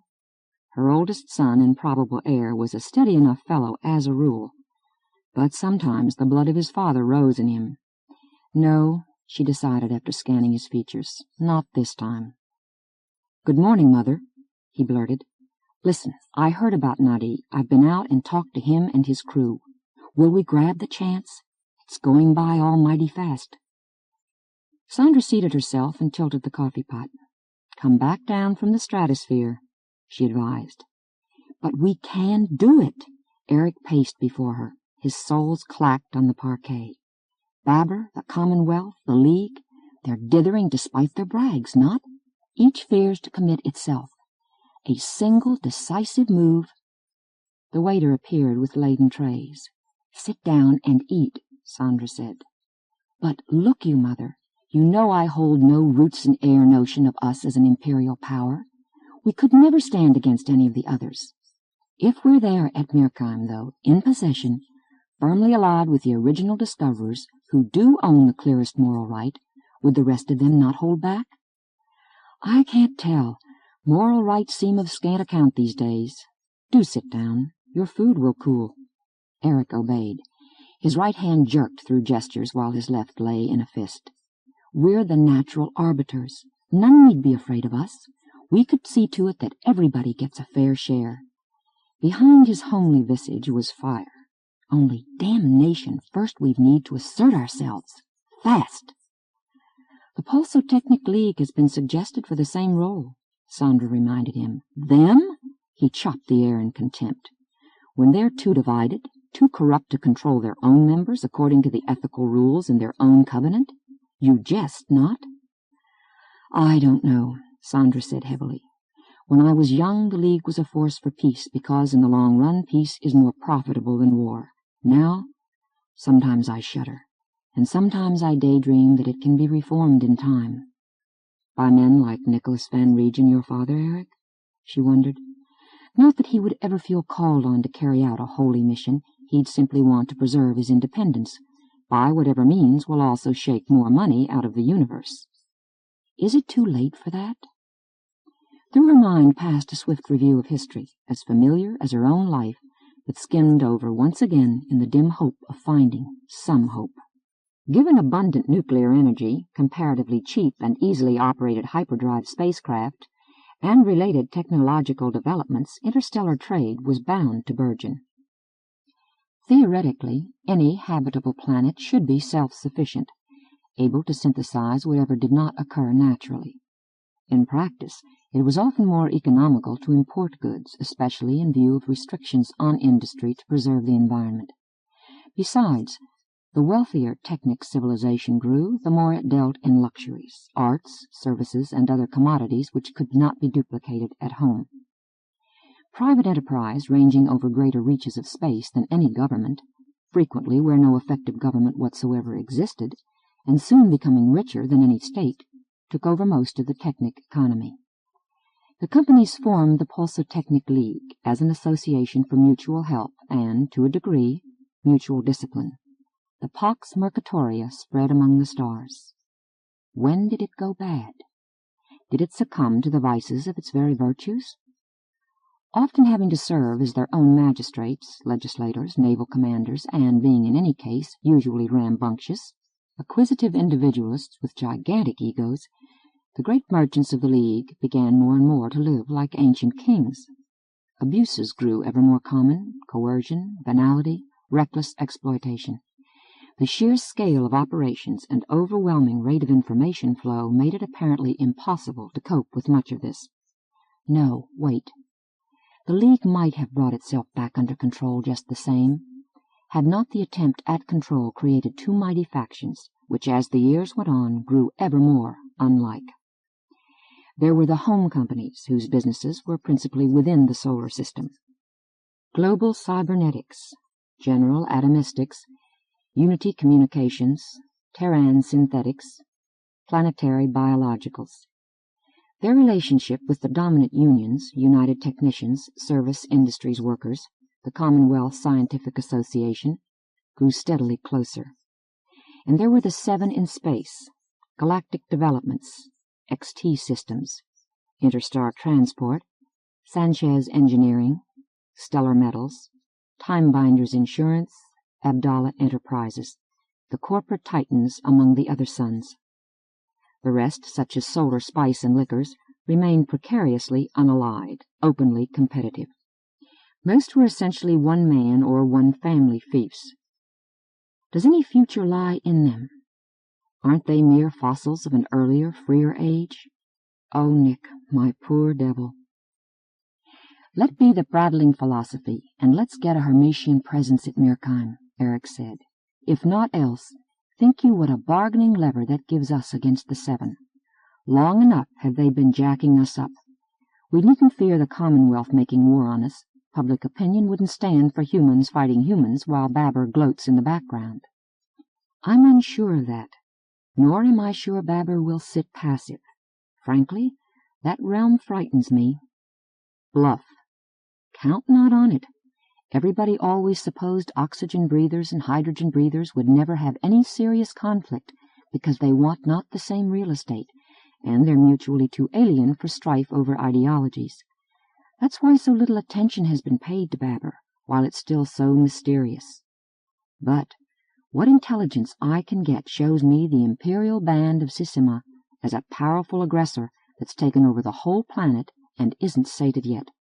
And Mirkheim is real estate that everybody wants. Not simply out of greed, Sandra's mind went on. Already the supermetals begin to revolutionize technology, in electronics, alloys, nuclear processes, I know not what else. Did Babber get a hold on the sole source, Babber could deny the stuff to mankind. I agree we humans had best put our feuds aside for a spell, she said. Maybe Hermes should cooperate with the Commonwealth. Maybe. But see you not, Mother, if we take charge first, we can set conditions for handing Mirkheim over and, well, elsewise, if we stay put, we must needs take whatever somebody else chooses to dole out. Not his spark of idealism, but his angry impatience to act, reminded Sandra of his father. A Wodenite was not exactly inconspicuous among humans, and larynges must be buzzing throughout Starfall. However, nobody else would listen to what she and Noddy said this morning. The room where they met was intended for confidential conferences, long, darkly wood-paneled, its windows open on a lawn where a mastiff kept watch. She had made it her own with souvenirs of her youthful off-planet travels, pictures of exotic scenes, odd little bits of art, weapons intended for non-human hands racked on the wall. Entering some minutes in advance of appointment time, she found her eye falling on the battle-axe from Diomedes. Her spirit followed back through years to Nicholas Van Regen. She had never loved the merchant. In many ways, even at that unfastidious stage of her life, she found him almost unendurably primitive. But that same raw vigor had saved both their lives on Diomedes, and she was looking for a man who would be a partner, neither domineering nor subservient toward her who was the likeliest successor to the throne of Hermes. Duke Robert was then old and childless. His niece Sandra was a natural choice for the electors, since not much else could be said for any of the other possible Tamarins. Nobody she had met on Hermes had greatly stirred her, which was one reason why she went touring. Whatever his flaws, Van Regen was not a man she could be casual about. No previous affair of hers had been as full of thunderstorms and earthquakes, nor of memories to laugh or exult at afterward. When a year had passed, she knew he wouldn't consider marriage or anything else she might want that he didn't. Eric was in her womb because at the time she had been an ardent eugenicist. Regardless, she left. Van Regen made no effort to stop her. Their parting was not altogether acrimonious, and they had exchanged a few business communications afterward whose tone was not unfriendly. As the years passed, she came to remember him in a more kindly fashion than at first, when she thought of him at all, which was seldom after she met Peter Asmundsen. He was Hermetian, not of the kindred, but of respectable follower family. He had organized and personally led enterprises on sister planets of the Mayan system. Various deeds had made him a popular hero. When he married Sandra Tamarin and legally adopted Eric, the scandal that had surrounded her return home was laid to rest. Not that it had been much of a scandal. Under the influence of League and Commonwealth, the Hermetian aristocracy had acquired an easygoing attitude toward personal matters. Nevertheless, probably her consort had had a great deal to do with her election to the throne after Duke Robert's death. And when Pete died, she didn't imagine she would ever want anybody else. Then why am I thinking about Nick when I should be thinking about what to do with Nadi? Because of Eric, I suppose. Eric will inherit this world as I have helped shape it, for weal or woe. So will Joan and Sigurd, of course. But Eric may be saddled with the leadership of it, if aught is left to lead. She took a restless turn around the chamber, stopped at the axe, and let her fingers curl around its haft. How she wished she could be out in this beautiful day, hunting, steeplechasing, skiing, sailing, driving her hover-cycle at speeds which horrified her well-wishing subjects. Or she might visit the theatrical troupe she patronized. Her fascination with drama was lifelong. Or— The door opened. "Madam, Captain Nadi of the Supermetals Company," said the guard, and closed it when the huge body had passed through. Sandra had never met a Wodenite before. Most of the dwellers on that planet were at a savage stage of technology, though they had apparently developed several intricate, subtle cultures. A few, in contact with pulsatechnic trading centers, had won scholarships or otherwise earned their way into space. Nadi gravely offered his hand, which engulfed Sandra's. The warmth of it surprised her. She had unconsciously expected a scaly being to be cool, as they were on Hermes or Earth. "Welcome," she said a trifle uncertainly. "Thank you, my lady." The Anglic was fluent, comprehensible, though indescribably accented by the non-human conformation of the vocal tract. "I will endeavor not to take unduly much of your time.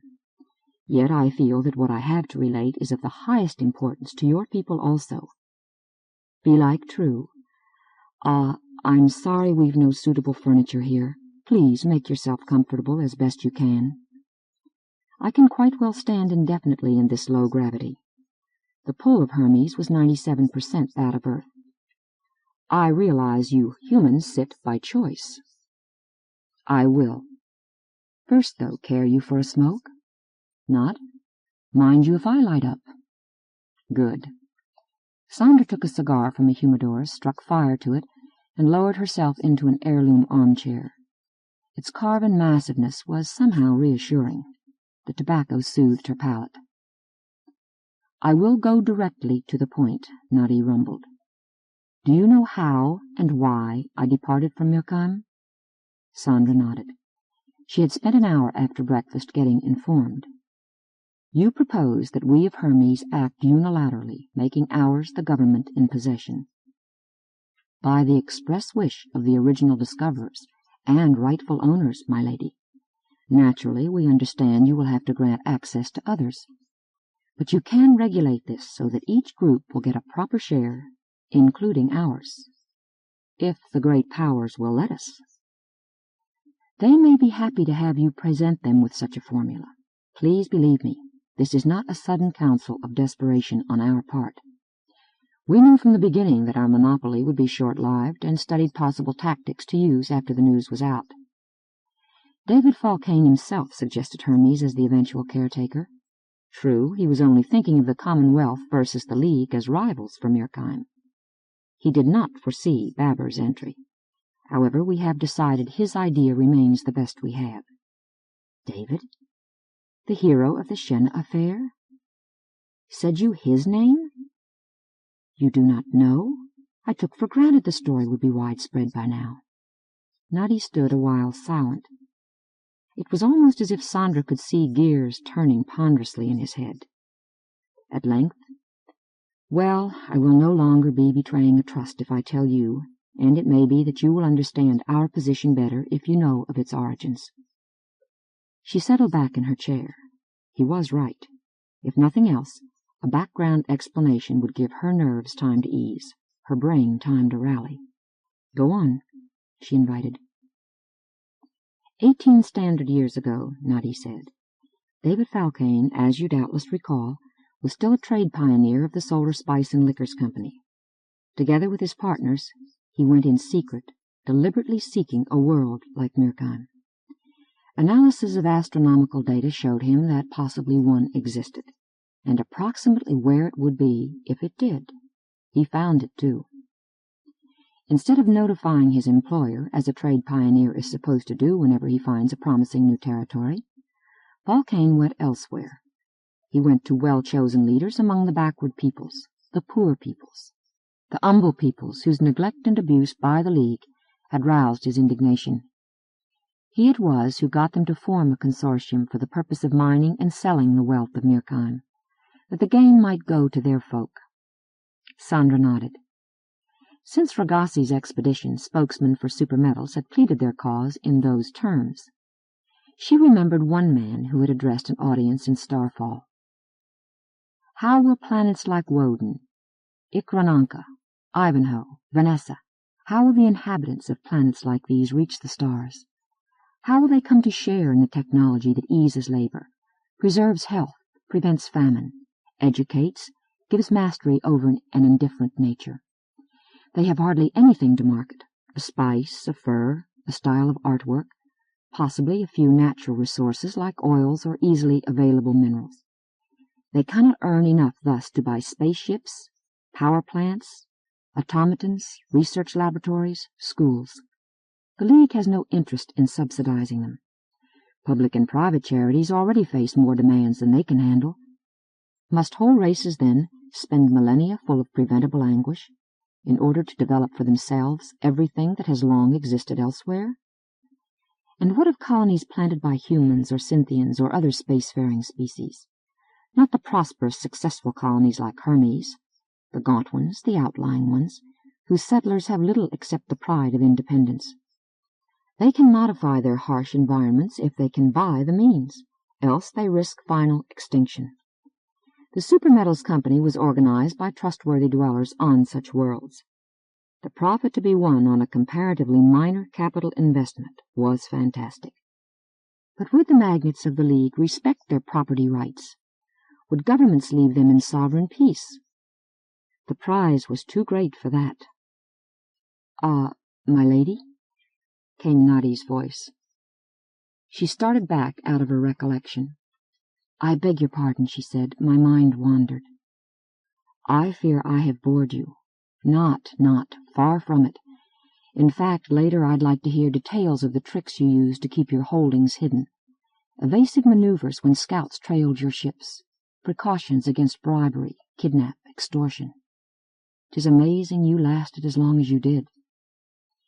We saw the end was near when Falcane's employer, Nicholas Van Regen, deduced that the supermetals must come from a world of Mirkheim's type, and used the same method of search to find it. Did I distress you? No. You surprised me. Van Regen? When? 10 standard years ago. Falcane and Falcane's future wife persuaded him to maintain silence. In fact, he very kindly helped our agents keep the issue confused, to delay the eventual rediscovery. Yes, Nick would have gotten fun out of doing that. Sandra leaned forward. Well, this is fascinating, but 'tis past. As you remarked, I knew most of it beforehand, and we can fill in the details later. If you and I stay in touch, I sympathize with you, but you realize my first duty is to Hermes. What can our people gain at Mirkheim that's worth the cost and hazard? The giant being looked helpless and alone. We beg for your assistance. In return for keeping us in business, you will become sharers in the wealth, and targets for everybody who wants that same share or more. Sandra drew hard on her cigar. Maybe you're not aware, Captain Nutty, I am no absolute ruler. The Grand Duke or Duchess is elected from the Tamarin family, which may not belong to any domain, by the presidents of the domains of Hermes. My powers are strictly limited. I understand, my lady, but I am told you can call a legislative assembly, electronically, on an hour's notice. I am told that your leaders, living on a world which still has a frontier of wilderness, are used to making quick decisions. My lady, your intervention could prevent whole armadas from clashing, but very little time remains for you to take action. If you do not move soon, then best you never move." Sandra's pulse accelerated. By Cosmos, he's right as far as he goes, she thought amidst the blood beat. He and Eric and no few others, I'm sure. The gamble isn't too much if we're careful, if we keep a line of retreat open. I'll need more information, more opinions, of course, before I can even raise the presidents and lay a recommendation before them. But at this moment I think we have a chance. Yes, we. I've been soberly hard-working too bloody damn long, and I am Commander-in-Chief of the Navy. If Hermes sends an expedition, I'm going to lead it. Chapter 3. The Council of the Pulsotechnic League met in Lunograd to consider the Mirkheim situation. Hastily convened, it did not include a representative of every member. Several heads of independent businesses could not be reached in time or could not leave their work on notice that short. However, between them, the home companies and the 7 in space almost made up a quorum, and speakers for enough of the unallied organizations arrived, or were already on hand, to complete it. After the first 24 hours of deadlock, Nicholas Van Regen invited 2 delegates to his suite in the Hotel Universe. They accepted, which they would scarcely have done for any other independent. Van Regen's enterprise was sufficiently large and spread its tentacles sufficiently wide to make him powerful. Many observers found it hard to believe that, even with modern data and logic systems, one man could stay on top of it without having to incorporate like the giants. He was the natural leader of those outfits which had entered into no close-knitting agreements, such as bound together the 7 in space or the 5 home companies. For their parts, Bayard's story seemed to be the guiding genius of the first group and Hanny Lennart of the second. It was close to lunar midnight. From the main room of the suite, the view through a transparency was awesome. Buildings stood well apart and were not high. They must stay below the force fields which kept air in this bubble and the ozone layer beneath. But between them were parks wherein the low gravity let trees soar and arch like the fountains, amidst fiercely colored grape blossoms. Lamps on posts formed to resemble vines glowed everywhere. They did not haze view of the stark crater floor beyond the fields, of Plato's ring wall shouldering in cliffs and steeps over the near horizon, or of the sky. Against infinite darkness stars shone in their myriads, keen, jewel-hued, unwinking. The Milky Way was a quicksilver river. Earth's heart-snaring loveliness hung blue and white in the south. Confronting that sight, the opulence of the chamber seemed tawdry. Lennart and Story arrived together. Van Regen skipped across the floor to let them in. He had left unused the unit that could have supplied terrestrial weight. "Ho-ho! You've been confabulating before you come here, nigh?" he bawled as the door opened. "No, don't deny. Don't tell lies to a poor old lonely fat man who got one foot in the gravy. Come drink his liquor instead." Story swept a glance across him and said genially, "For as far back as I've heard about you, Freeman Van Regen, and that's farther than I could wish, people tell how you've been lamenting your age and feebleness. I'd give long odds that you still have 20 years or more of devilment left. Ja, I look healthy, me, built like a brick wedding cake. But low G helps more than you think. You two what could be my son and daughter, except I always had better taste in women. How I long for to retire, forsake the bumps and inanities of this wicked world, wash my soul clean of sin till it squeaks, in order to make room for new and bigger sins." "Please stop that nonsense," Lennart interrupted. "This is supposed to be a serious discussion." "If you insist, free lady," Story said. "Myself, I feel ready for a little fun. Might as well take it, too. The council is an exercise in futility. I wonder why I bothered to come." The others regarded him narrowly for a moment, as if they also wondered. They had never met him before this occasion. They had only known, as a result of routine information gathering, that for the past 10 years his name had been on the list of directors of galactic developments in that corporation's headquarters on Germania. Evidently he was so rich and influential that he could kill publicity about himself and operate almost invisibly. He was a rather handsome man, medium-sized, slender, his features regular in a tanned, rectangular face, eyes blue-gray, hair and mustache smooth brown with a sprinkling of white. An elastic gait indicated that he used his muscles a good deal, perhaps under intermittently severe conditions. His soft speech held a trace of non-terrestrial accent, though it was too far eroded by time to be identifiable. An expensive slack suit and subdued greens fitted him as if grown from his body. Beside him, dark-clad Lenart looked dowdy and haggard.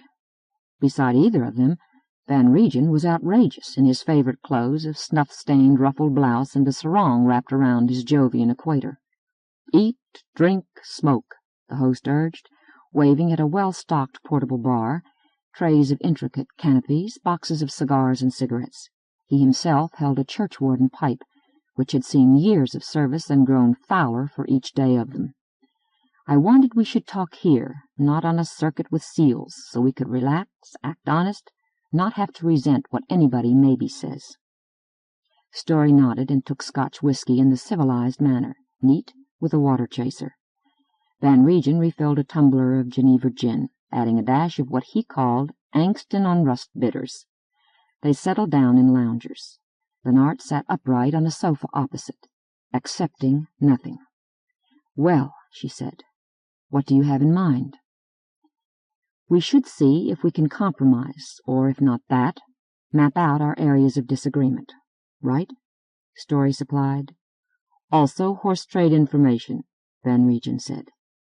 "That can be a mighty valuable commodity, especially when it's in short supply," Story observed. "I hope you realize neither of us can make promises, Freeman Van Regen," Lenart clipped off each word. "We are simply executives of our corporations." She herself was a vice president of Global Cybernetics. And in fact, neither the home companies nor the seven form a monolith. They are only tied together by certain business agreements. The recital of what a schoolboy should know did not insult Van Regen. "Plus interlocking directorates," he added blandly, taking up a tiny sandwich of smoked eel upon cold scrambled egg. "Besides, each of you got more voice in things than you let on, ya? You can bellow like wounded blast furnaces any time you want. And those business agreements, what they mean is the seven is one cartel and the home company's another, and got plenty of political flunkies in high places." "Not us in the Commonwealth," Story said. "That's become your plutocracy, Free Lady Lenart, not ours." Her thin cheeks flushed. "You can say that truly of your poor little puppet states on their poor little planets," she retorted. "As for the Commonwealth, we've now had 50 years of progressive reforms to strengthen democracy." "By damn," Van Regen muttered. "Maybe you really believe that."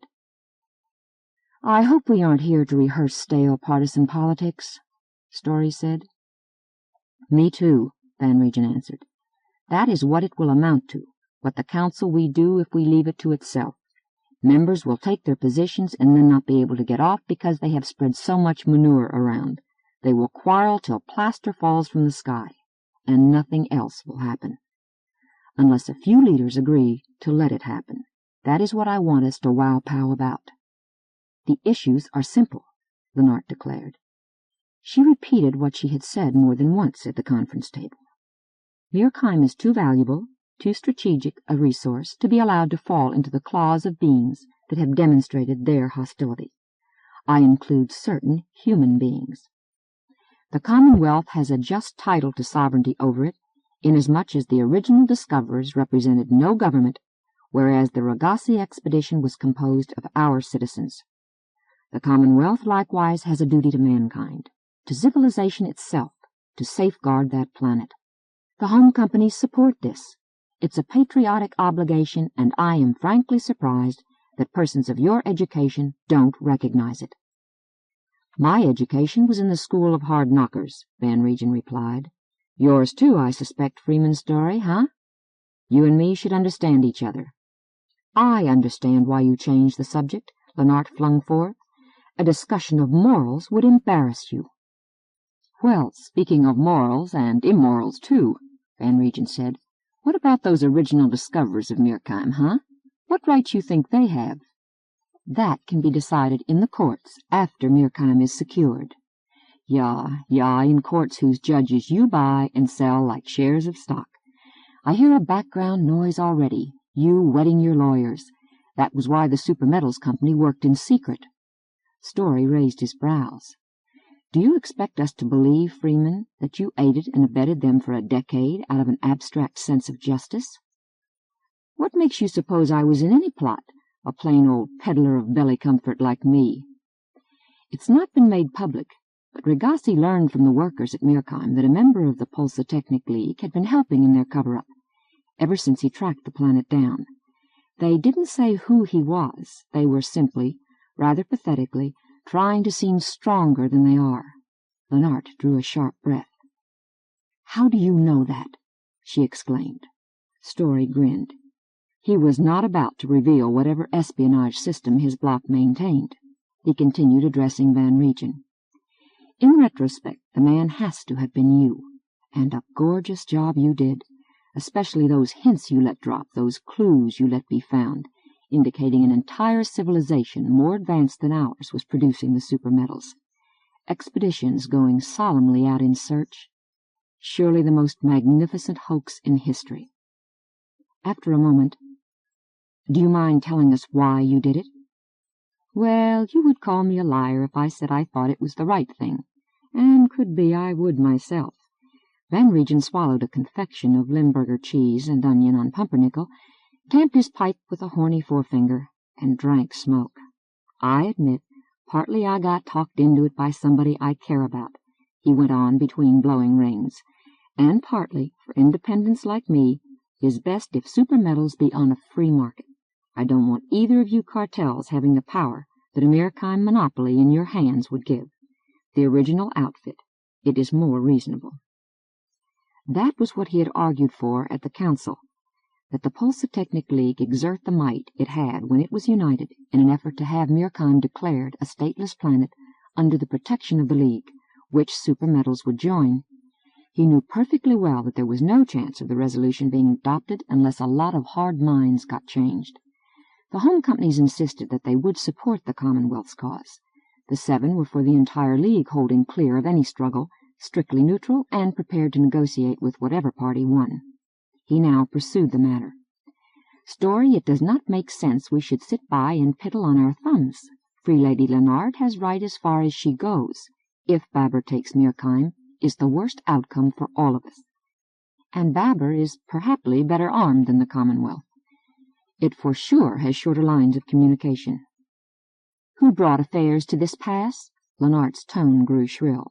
Who first began trading with the Babberites, sold them the technology that got them into space for a filthy profit? The 7. We had dealings, yes, Story said mildly. At the time, that kind of transaction was standard practice, you recall. Nobody objected.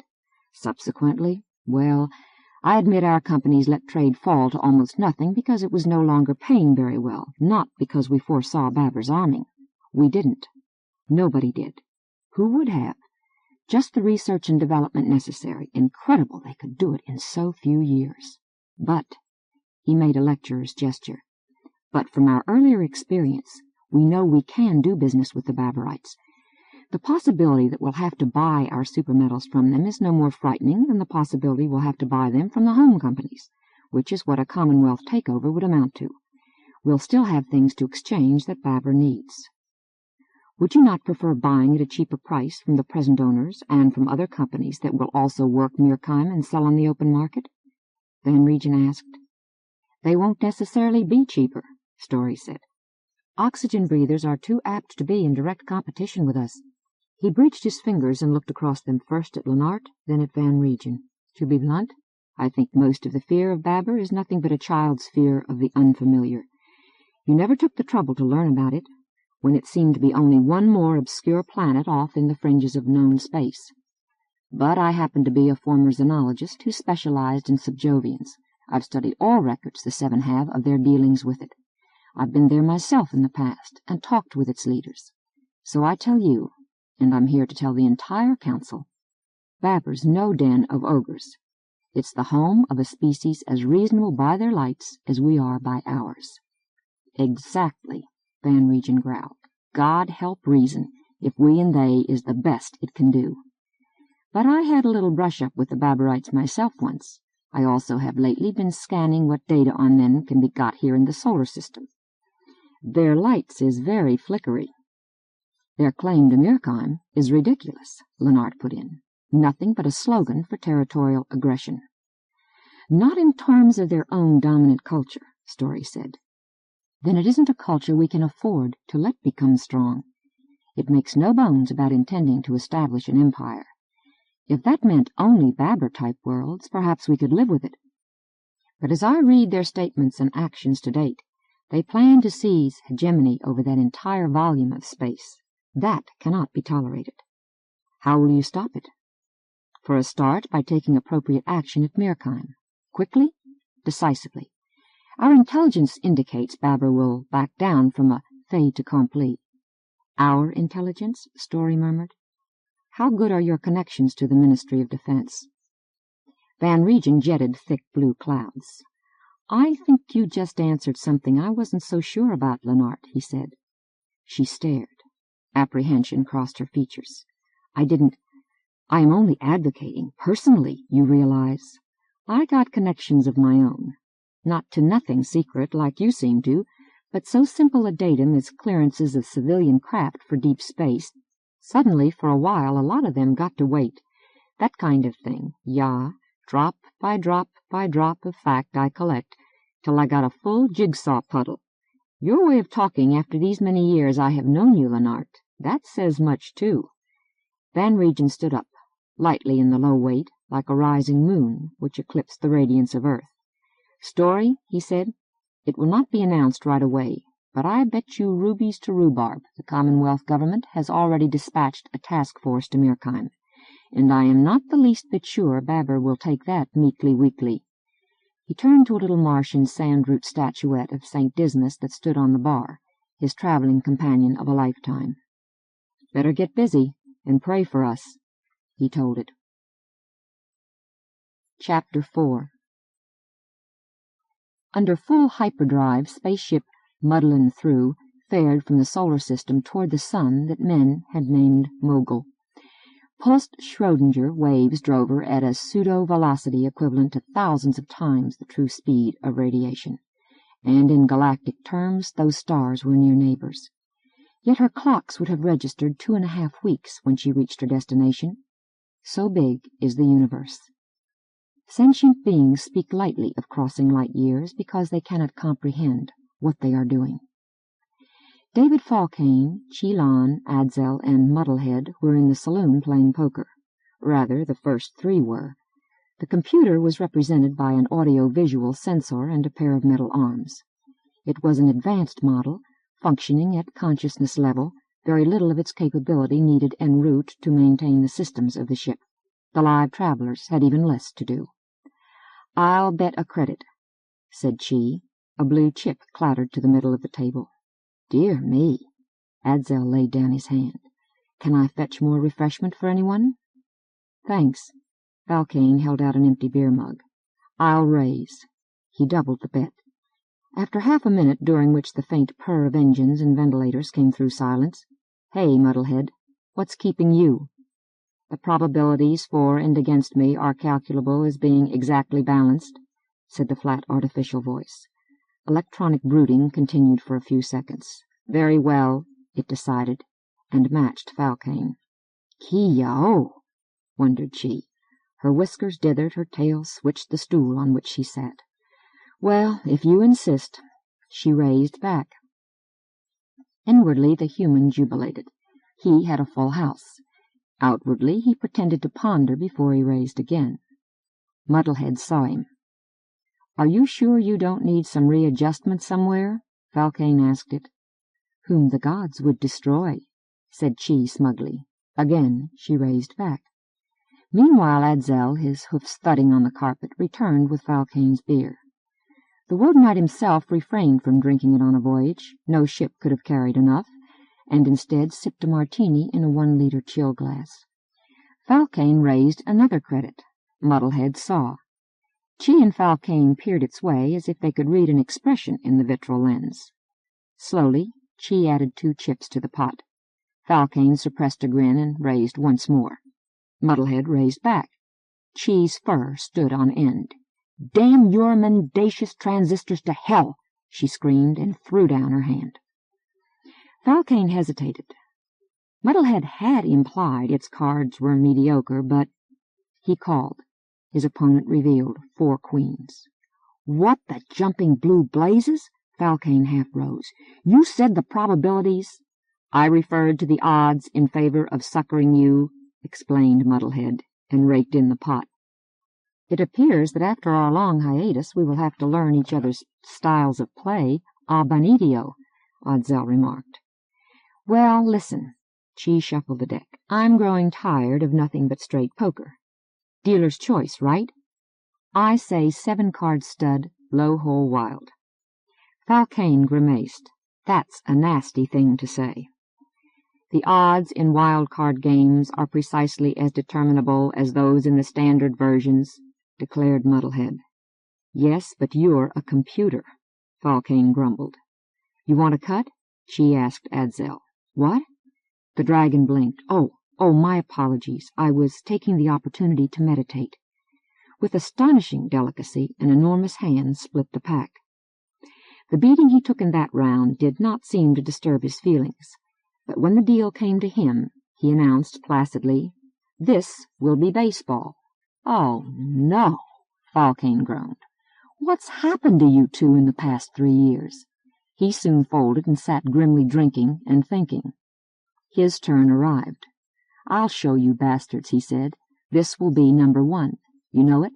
7-card stud, high-low, kings and 10s wild for low, 7s and deuces wild for high."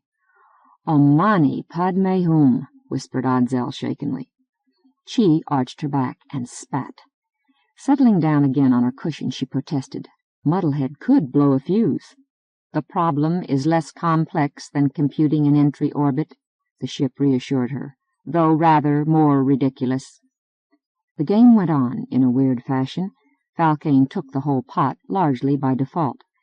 "I hope we've all learned our lesson," he said. "Your deal, Muddlehead." "I believe I am also permitted to call an unorthodox game," replied the machine. Falcane winced. Chi-Lan bottled her tail, but Adzel proposed, "Fair is fair. However, let us thereafter confine ourselves to straight draw and stud." "My assessment is that this one will confirm you in that desire," Muddlehead told them, shuffling. "It is played like draw, except that there is no point in drawing. Players pick up their cards with the backs toward them, so that each can see the hand of everybody but himself." After a shocked silence, Chi demanded, "What kind of perverts were they that gave you your last overhaul?" "I am self-programming within the limits of the types of task for which I am built," the computer reminded her. "Thus, whenever I am activated but idle, I endeavor to make that idleness creative." "I think the Manichaean heresy just scored a point," said Adzel. Van Regen would have understood the reference, but it went by Falcane, though he was reasonably well read. At least play was mercifully short. At its end, the man rose. "Deal me out," he said. "I want to check on dinner." Gourmet cooking was among the hobbies with which he passed the time on voyages, as painting and sculpture were for Chi, music and the study of terrestrial history for Adzel. Having basted the roast, he did not immediately return to the saloon, but lit his pipe and sought the bridge. His footfalls sounded loud.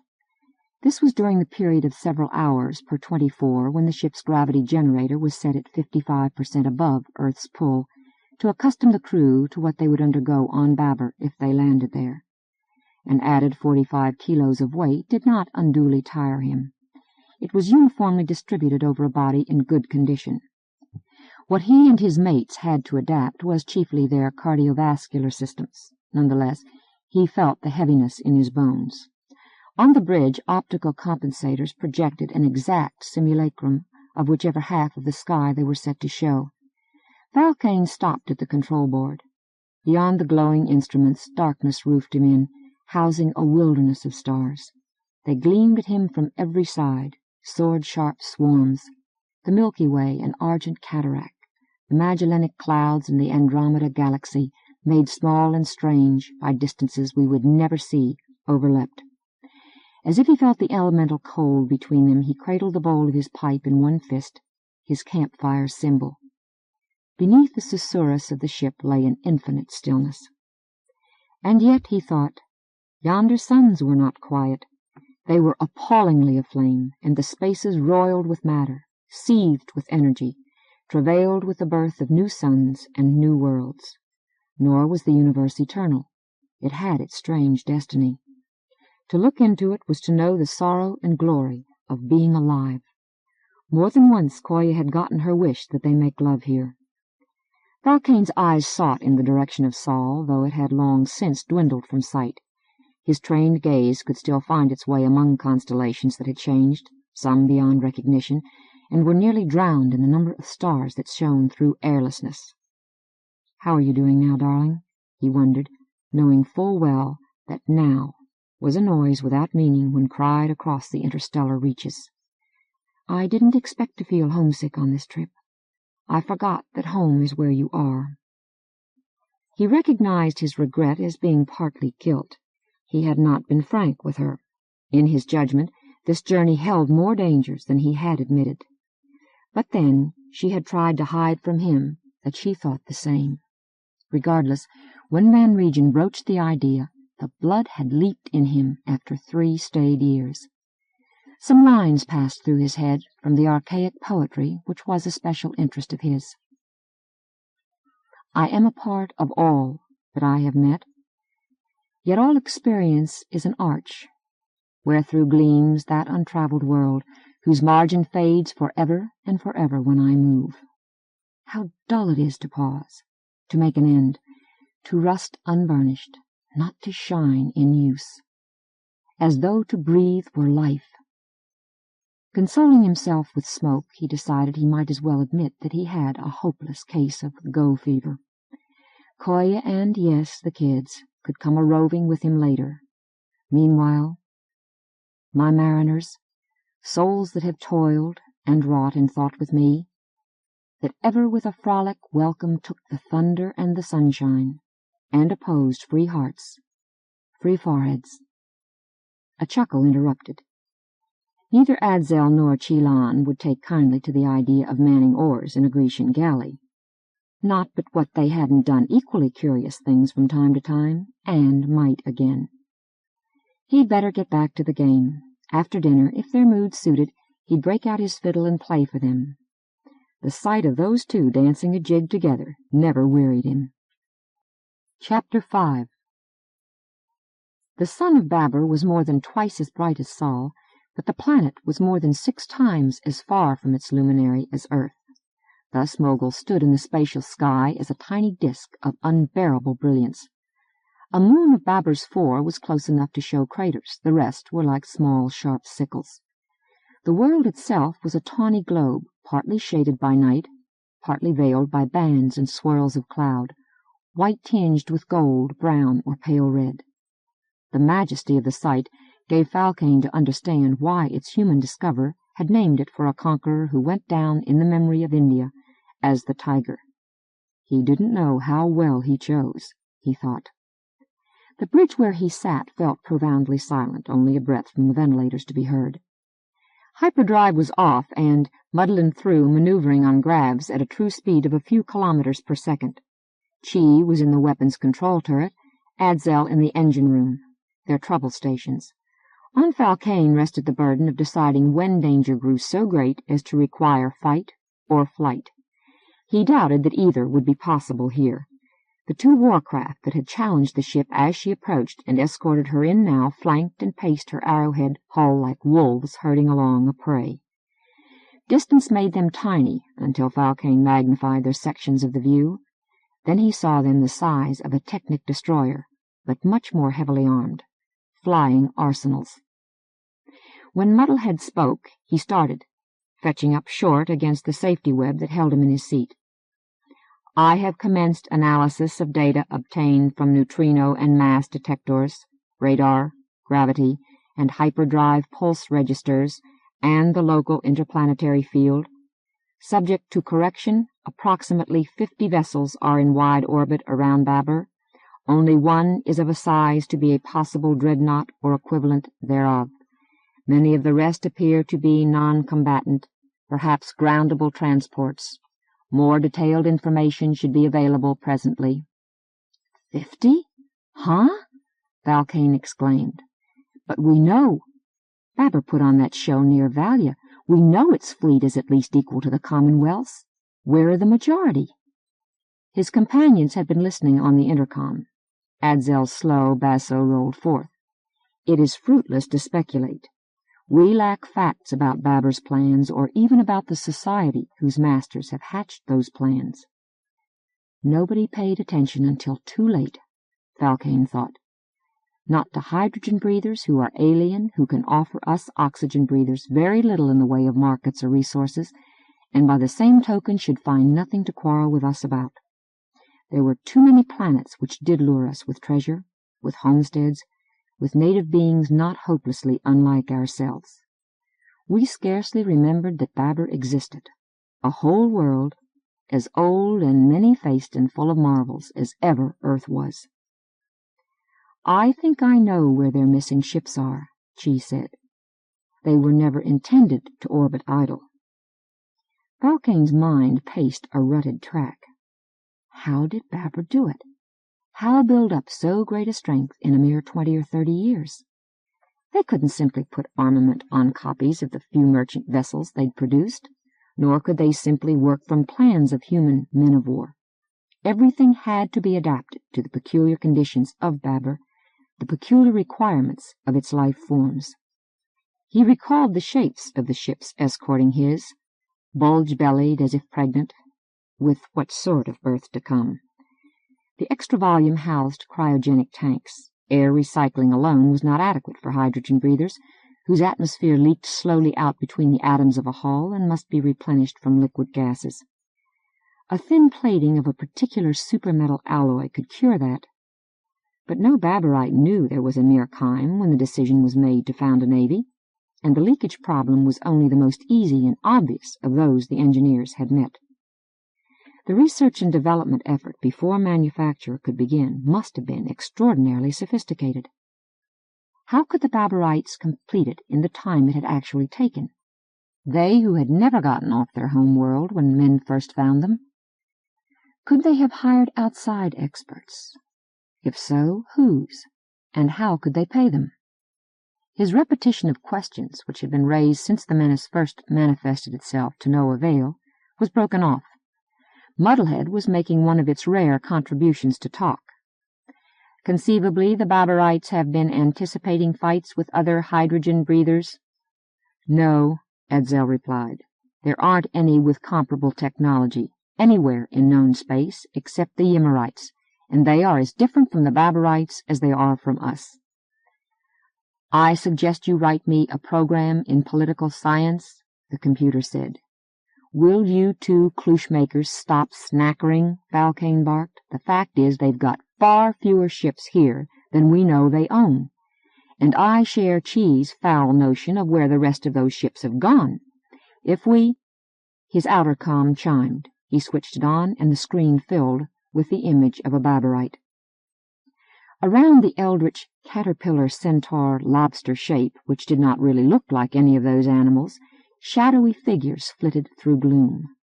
4 tiny eyes behind a spongy snout could not make true contact with his. The being hummed its League Latin, noises which a vocalizer transposed into the proper phonemes.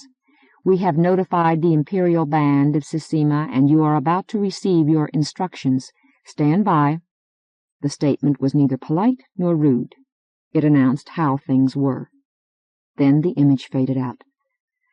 For a minute Valkane sat alone with his thoughts. Again they ran back over what little he knew. Sisima was nothing but the vocalizer's rendition of a sound that in the original was a thin droning. Imperial Band was a Baburite attempt, probably suggested by earlier human visitors, to translate a concept that had no counterpart on Earth. Seemingly in Arcaro, as the vocalizer called one region on the planet, the unit of society was not individual, family, clan, or tribe. It was an association of beings, tied together by bonds more powerful and pervasive than any that men could experience, involving some mutuality or complementarity of their sexual cycles, but extending from this to every aspect of life. Each band had its own personality, which differed more from that of its fellow bands than members of any did from each other. Yet informants had told xenologists that every single member was unique, with a special contribution to make. The merging together was not subordination, it was communication, communion, on a level deeper than consciousness. Telepathy? It was hard to know what such a word might mean on this world, and the informants had been unwilling or unable to speak further. A Babarite did radiate variably at radio frequencies, strongly enough to be detected by a sensitive instrument in the neighborhood. If that was due to neurochemistry, perhaps another nervous system could act as a receiver.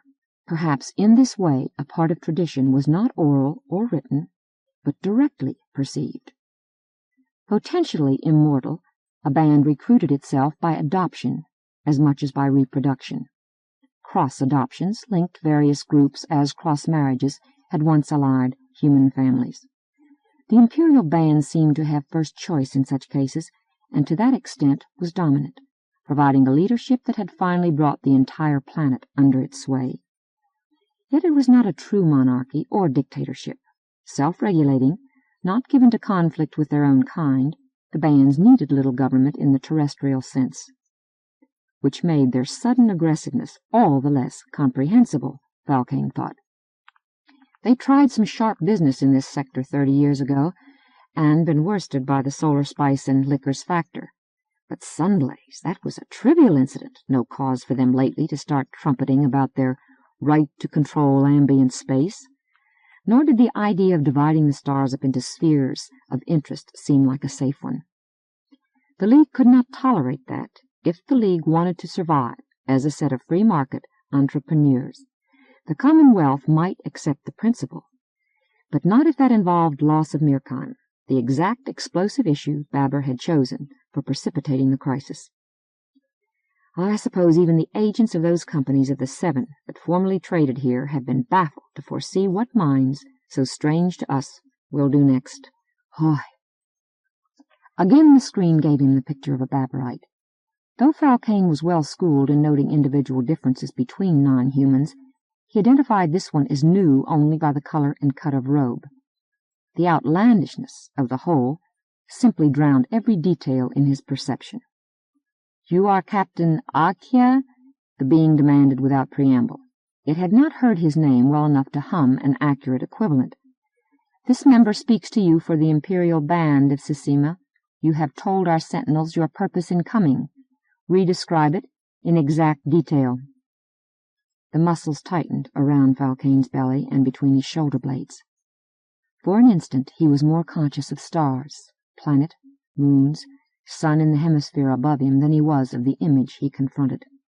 To go down in death, losing all that splendor, losing Koya and Juanita and the child unborn. But those warcraft hemming him in would not wantonly open fire. Would they? The habit of courage took charge of him, and he answered steadily.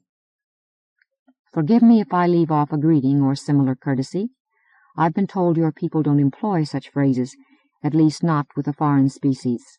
Sensible. What rituals could we possibly have in common?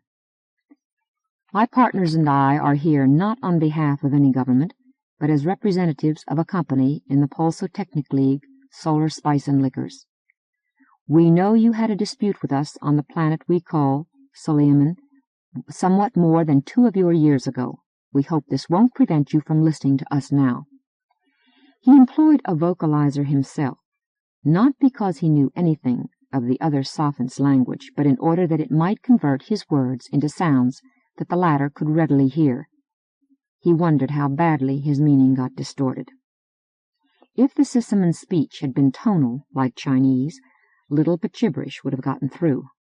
The Babarite was wise to require reiteration. "We listen," it said. "I'm afraid I haven't any precise plan to describe. The conflict over Mirkheim disturbs us greatly. By us, I mean here, the company for which my companions and I work, and of course the leaders of associated firms feel the same way. A war would be as disastrous to trade as to everything else. Besides economic motives, common decency demands we do whatever we can to help prevent it. You doubtless know the Pulsatechnic League is not a government, but commands comparable power. It will gladly lend its good offices toward reaching a peaceful agreement. You do not speak for the entire League. It no longer has a single voice." Touché, thought Falcane, and felt indeed as if a blade had pierced him. How in Cosmos do the Babarites know that? They ought to be as ignorant of the ins and outs of technic politics as we are of theirs. True, if they'd been preparing for a long time to fight us, they'd investigate us carefully beforehand. But when did they? And how?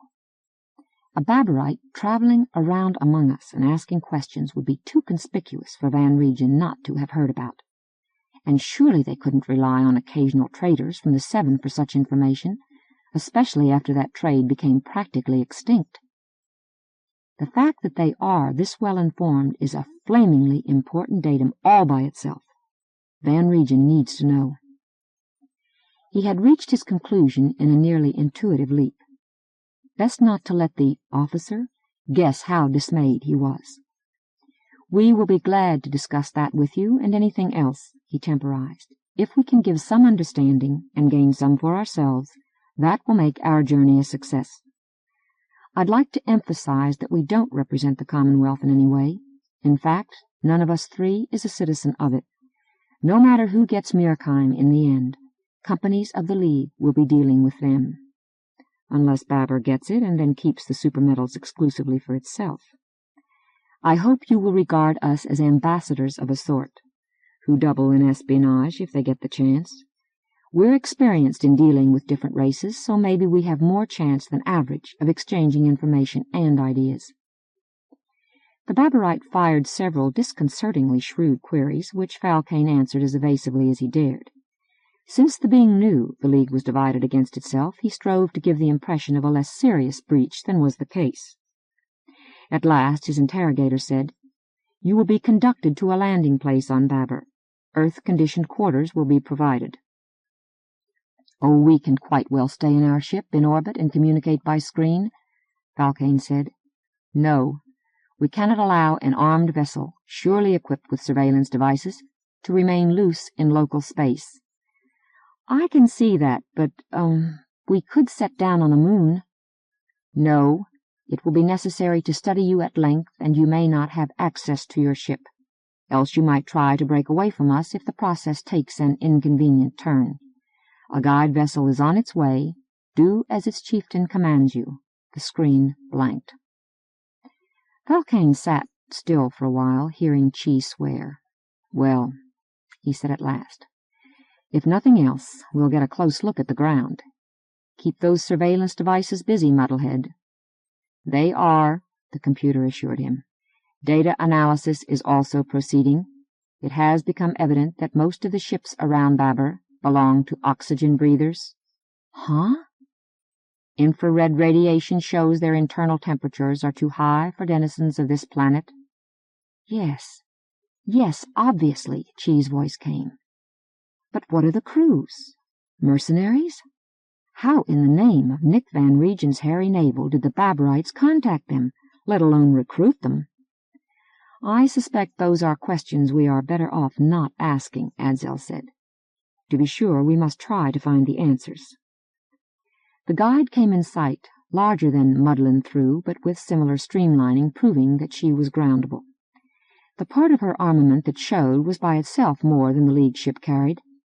Falcane did not propose making a dash for freedom.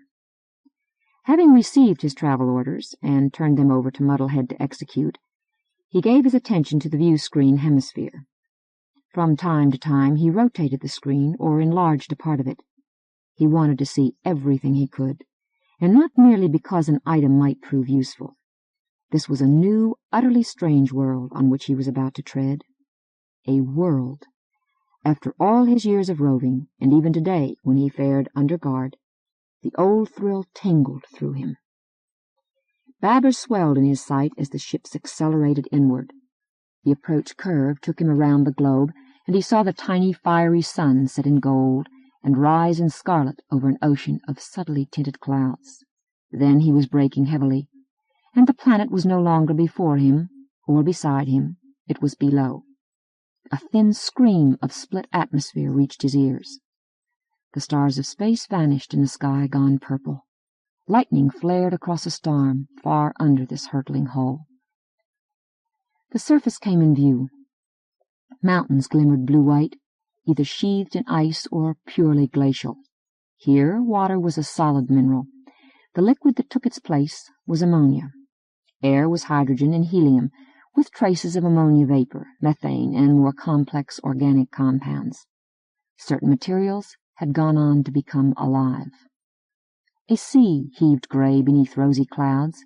It was small for a body with 12 1/3 times the mass of Earth, 2 4/5 times the diameter.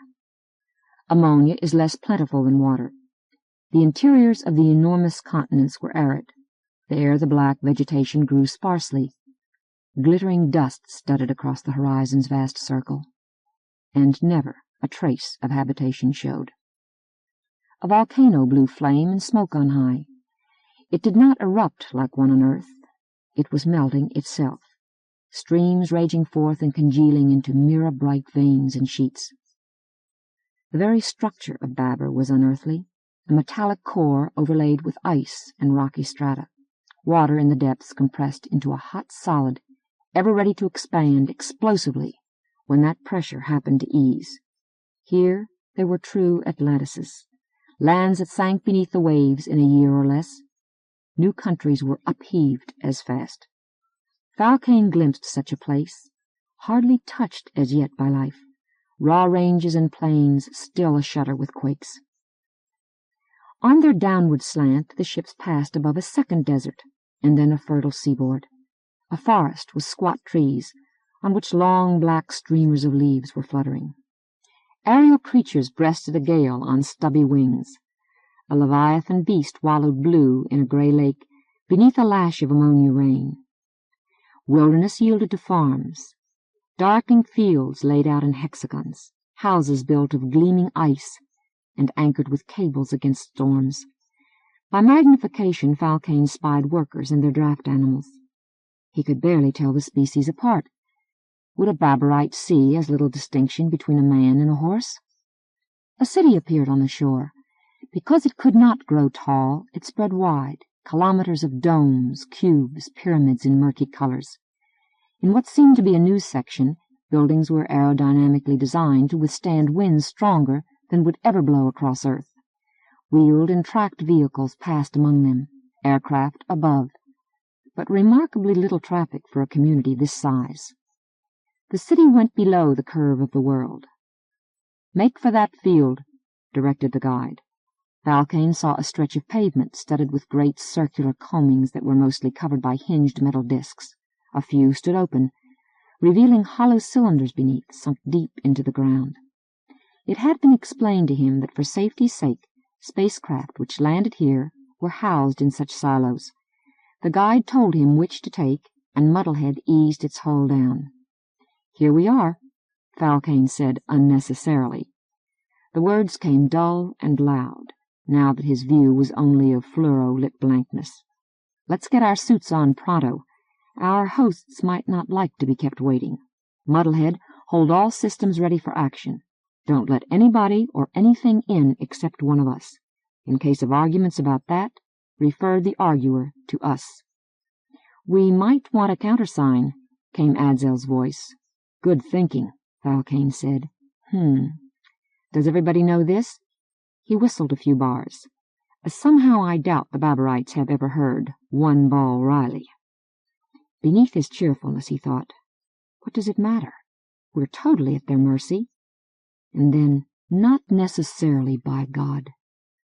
At the main personnel lock, he, Adzel, and Chi donned their spacesuits. They took time for a complete checkout.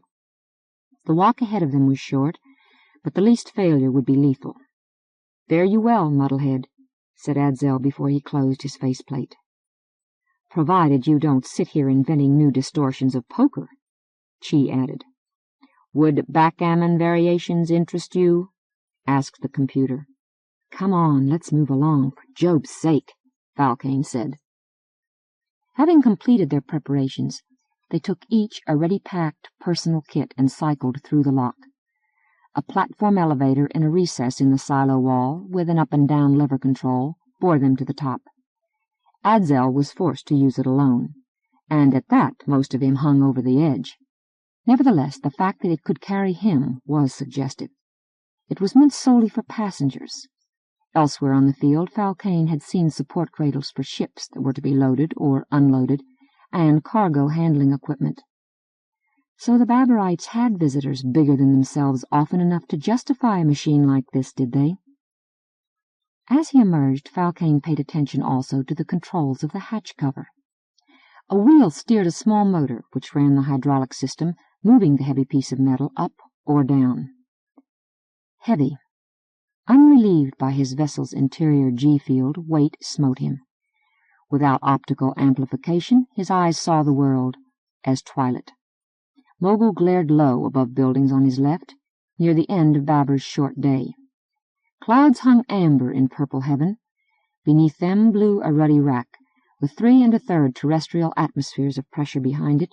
The wind made motion through it feel like wading a river. Its sound was shrill, as was every noise borne by this air. Several Baburites met him. They carried energy weapons. Pointing the way to go, they led the newcomers trudging across the expanse. A complex occupied an entire side of it. When close, able to make out details through the dusk, Falcane recognized the structure. No workshop or warehouse of ice, such as shimmered elsewhere. This was a man-made environmental unit, a block fashioned of alloys and plastics, chosen for durability, thick-walled, triple-insulated. Light from some of the reinforced windows glowed yellow. Inside, he knew, the air was warm and recycled. As part of that cycle, the hydrogen that seeped through was catalytically treated to make water. The helium that entered took the place of a corresponding amount of nitrogen. 1/5 of the gas was oxygen. A grav generator kept weight at terrestrial standard. "Our home away from home," he muttered. Chi's astonishment sounded in his radio earphones. "This large a facility? How many do they house at a time? And why?" A member of the escort thrummed into a communicator beside an airlock. Evidently it summoned assistance from within, for after a couple of minutes the outer valve swung back. The 3 from Sol entered the chamber in response to gestures. There was barely room for them. Pumps roared, sucking out Babur's air. Gas from the interior gushed through a nozzle. The inner valve opened. Beyond was an entry room, empty save for a spacesuit locker. 2 beings waited. They were lightly clad, but they carried sidearms. One was a Mercian, a biped whose face was roughly manlike, but whose green-skinned body, leaning stance, and ponderous tail were not. The other was a human male. Falcane stepped out, almost losing his balance as the pull on him dropped. He unlatched his faceplate. "Hello," he heard. "Welcome to the monastery." "Thanks," he mumbled. "A word of warning first," the man said. "Don't try making trouble, no matter how husky your Wodenite friend is. The Baburites have armed watchers everywhere. Cooperate with me, and I'll help you settle in. You'll be here for quite a spell. Why? You can't expect they'll let you go till the war is over, can you? Or don't you know? The main fleet of Babur is off to grab Mirkheim, and scout boats have reported human ships on their way there." Chapter 6. The man, large, heavy-featured, thick-mustached, introduced himself as Sheldon Weiler. "Sure, I'm working for the Baburites," he said almost coolly. "What's the Commonwealth of the League to me? And no, don't bother asking for details, because you won't get them." He did, though, name his sullenly mute companion. "Blindweir of the Vok-Ruthen. A fair number of Mercians are enlisted in the Navy," he volunteered. Mostly they belong to the aristocratic party at home and have no love for the League, considering how it shunted their kind aside and dealt instead with the Gethfanu group. You know, not many League people seem to understand what a cosmos of enemies it's made for itself over the years. After the newcomers had unsuited, he squeezed past Adzel to a phone set in the wall. When he had punched, the screen lit with the likeness of a Babarite. "They're here," he reported in Anglic, and went on to describe the three from Muddlin' Through. "We're about to show them their quarters." "Have you examined their effects for weapons?" asked the vocalizer voice. "Why, no. What good? Well, all right, hold on." To the prisoners, "You heard. We've got to check your gear." "Proceed," Adzel said dully. "We are not so foolish as to use firearms inside an environmental unit, so we have brought none." Weiler laughed. "Blindweir and I are good enough shots to blast you without putting a hole anywhere else." He went quickly through the luggage. The Mercian kept hand on gun butt. Chee's whiskers quivered with rage. Her fur stood on end. Her eyes had gone ice green. A sickness gripped Falcane by the throat. Having verified the bags contained nothing more dangerous than compact toolkits, Weiler blanked the phone and led the way down a corridor. A room opening on it held 4 bunks and a window rapidly filling with night. "Bath and clean up yonder," he pointed. "You can cook for yourselves. The kitchen's well stocked. Blindweir and me, we don't live here just now, but you'll be seeing a good deal of us, I'll bet. Behave yourselves and you won't be hurt. That includes telling us whatever we want to know." Adzel brought his forelimbs through the door, and the room grew crowded. I guess you'd better sleep in the hall, fellow," Weiler said. "Tell you what, we'll go straight on to the mess where there's space for all of us, and talk." Falcane gripped his spirit as if it were a wrestler trying to throw him. As he walked, his neck ached from its own stiffness. "Lead him on," he thought. "Collect information. No matter how unlikely it is, you'll ever bring it to anybody who can use it." "What's this building for?" he got out in what he attempted to make a level tone. "Engineering teams used to need it," Weiler said. "Later it housed officers of oxygen-breathing auxiliary forces while they got their indoctrination." "You speak too freely," Blindweir reproved him. Weiler bit his lip. "Well, I didn't sign on to be a goddamn interrogator." He relaxed a little. "What the muck? My answer was pretty obvious, wasn't it? And they aren't going anywhere with it either. Here we are." The mess room was broad and echoing. Furniture had been stacked against the walls, and the air smelled musty, as if no one had adjusted the recyclers for some time. Adzel went motionless, like a statue of an elemental demon. Chi poised at his feet, her tail whipping her flanks and the floor. Falcane and Weiler drew out a couple of chairs and sat. Blindweir stood well aside, ever watchful. "Suppose you start by telling me exactly who sent you and why," Weiler said. "You've been goddamn vague so far." Our assignment itself was vague, Falcane thought. Van Regen trusted we'd be able to improvise as we went, as we learned. Instead, we've been captured as casually as fish in a net. And as hopelessly? Aloud, he dared be defiant. "We might both be more interested in what you're doing. How can you claim it's not treason to your species?" Weiler scowled. "Are you going to spout a sermon at me, Captain? I don't have to take that." He considered. "But okay, I will explain. What's so evil about the Babarites? Without a navy, they'd never stand a chance. The Commonwealth would grab Mirkheim and the whole goddamn industrial revolution that Mirkheim means, with crumbs for anybody else. Or the League would. The Babarites think differently.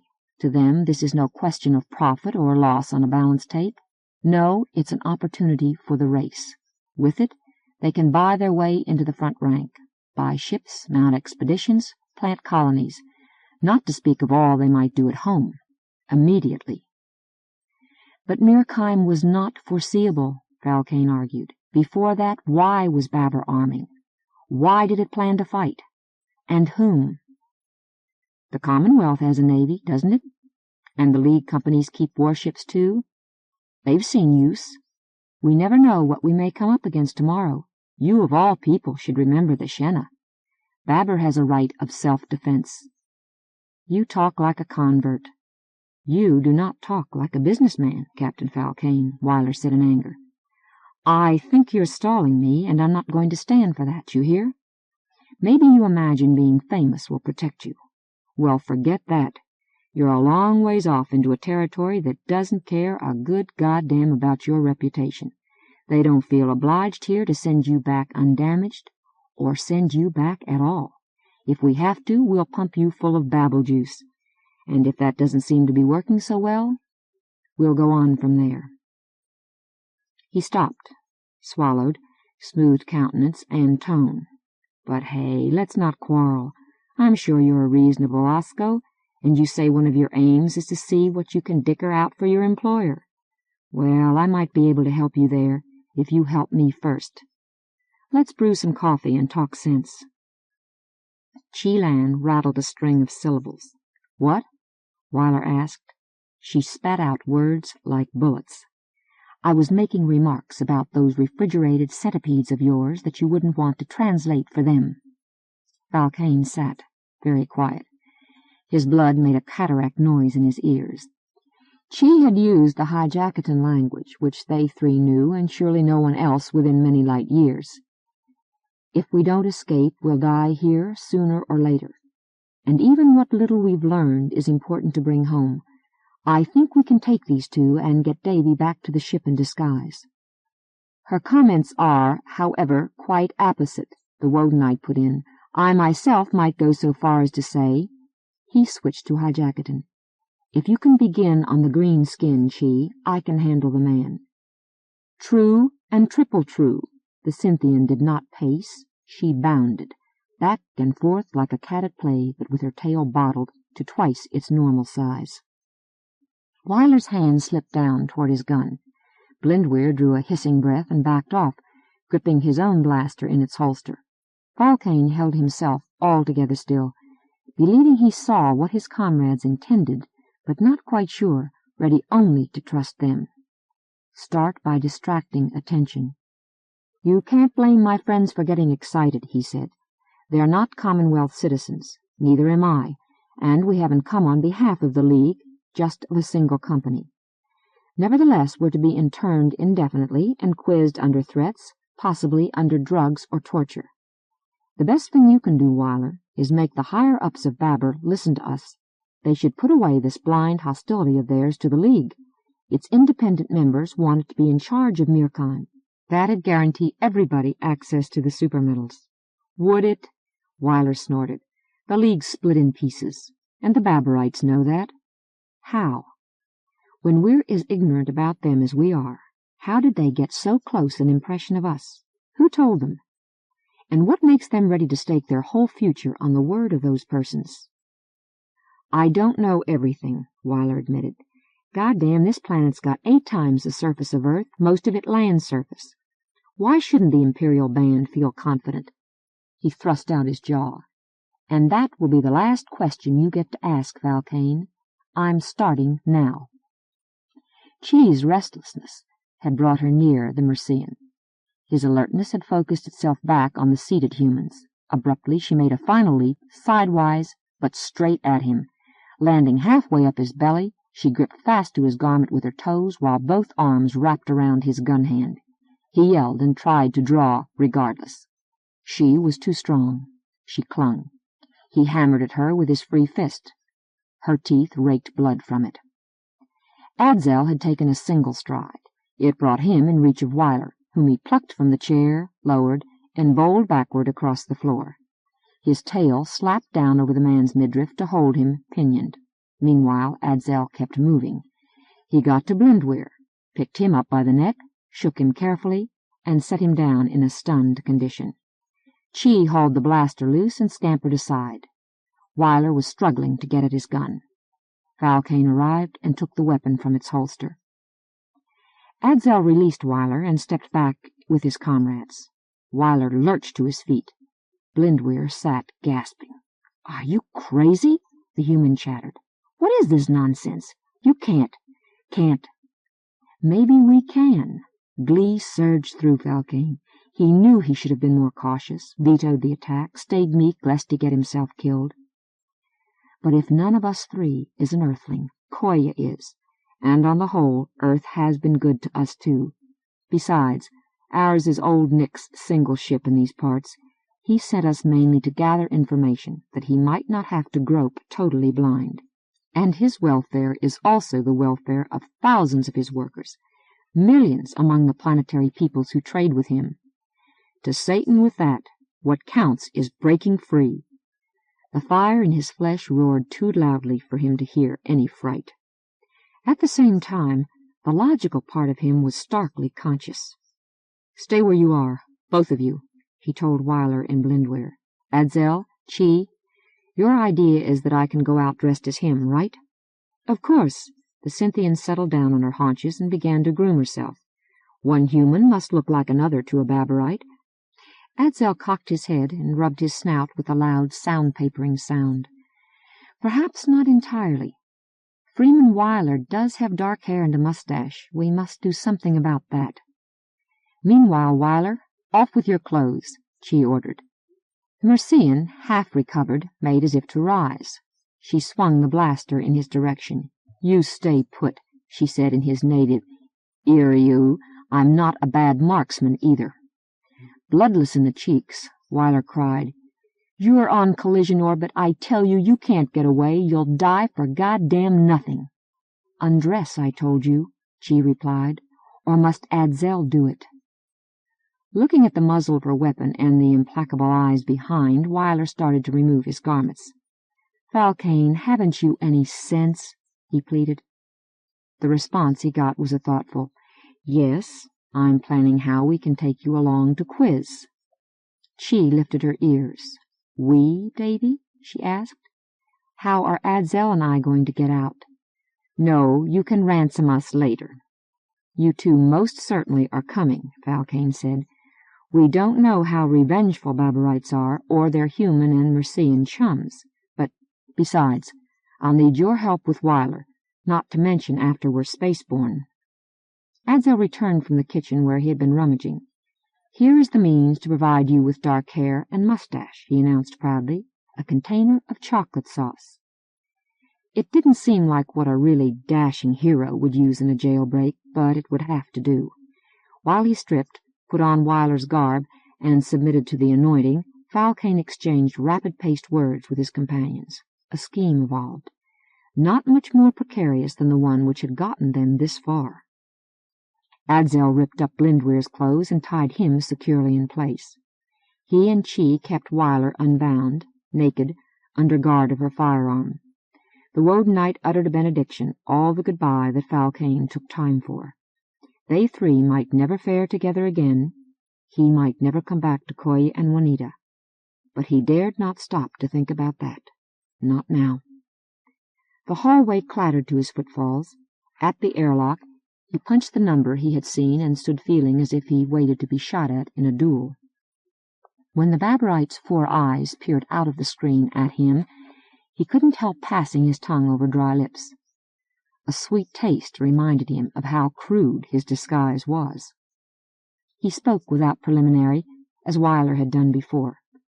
"The prisoners seem to have lost morale. They asked me to fetch some medicines and comforts for them from their ship. I think that may make them cooperative." He was gambling that human psychology would be as little known here as human bodies were. A heartbeat and a heartbeat went by before the creature answered, "Very well. The guards will be told to expect you." Blankness. Falcane found Weiler's spacesuit and its undergarment in a locker. The suit was distinctively painted. Probably every off-planet employee had an individual pattern for identification purposes, so he must adjust it to fit his somewhat taller frame.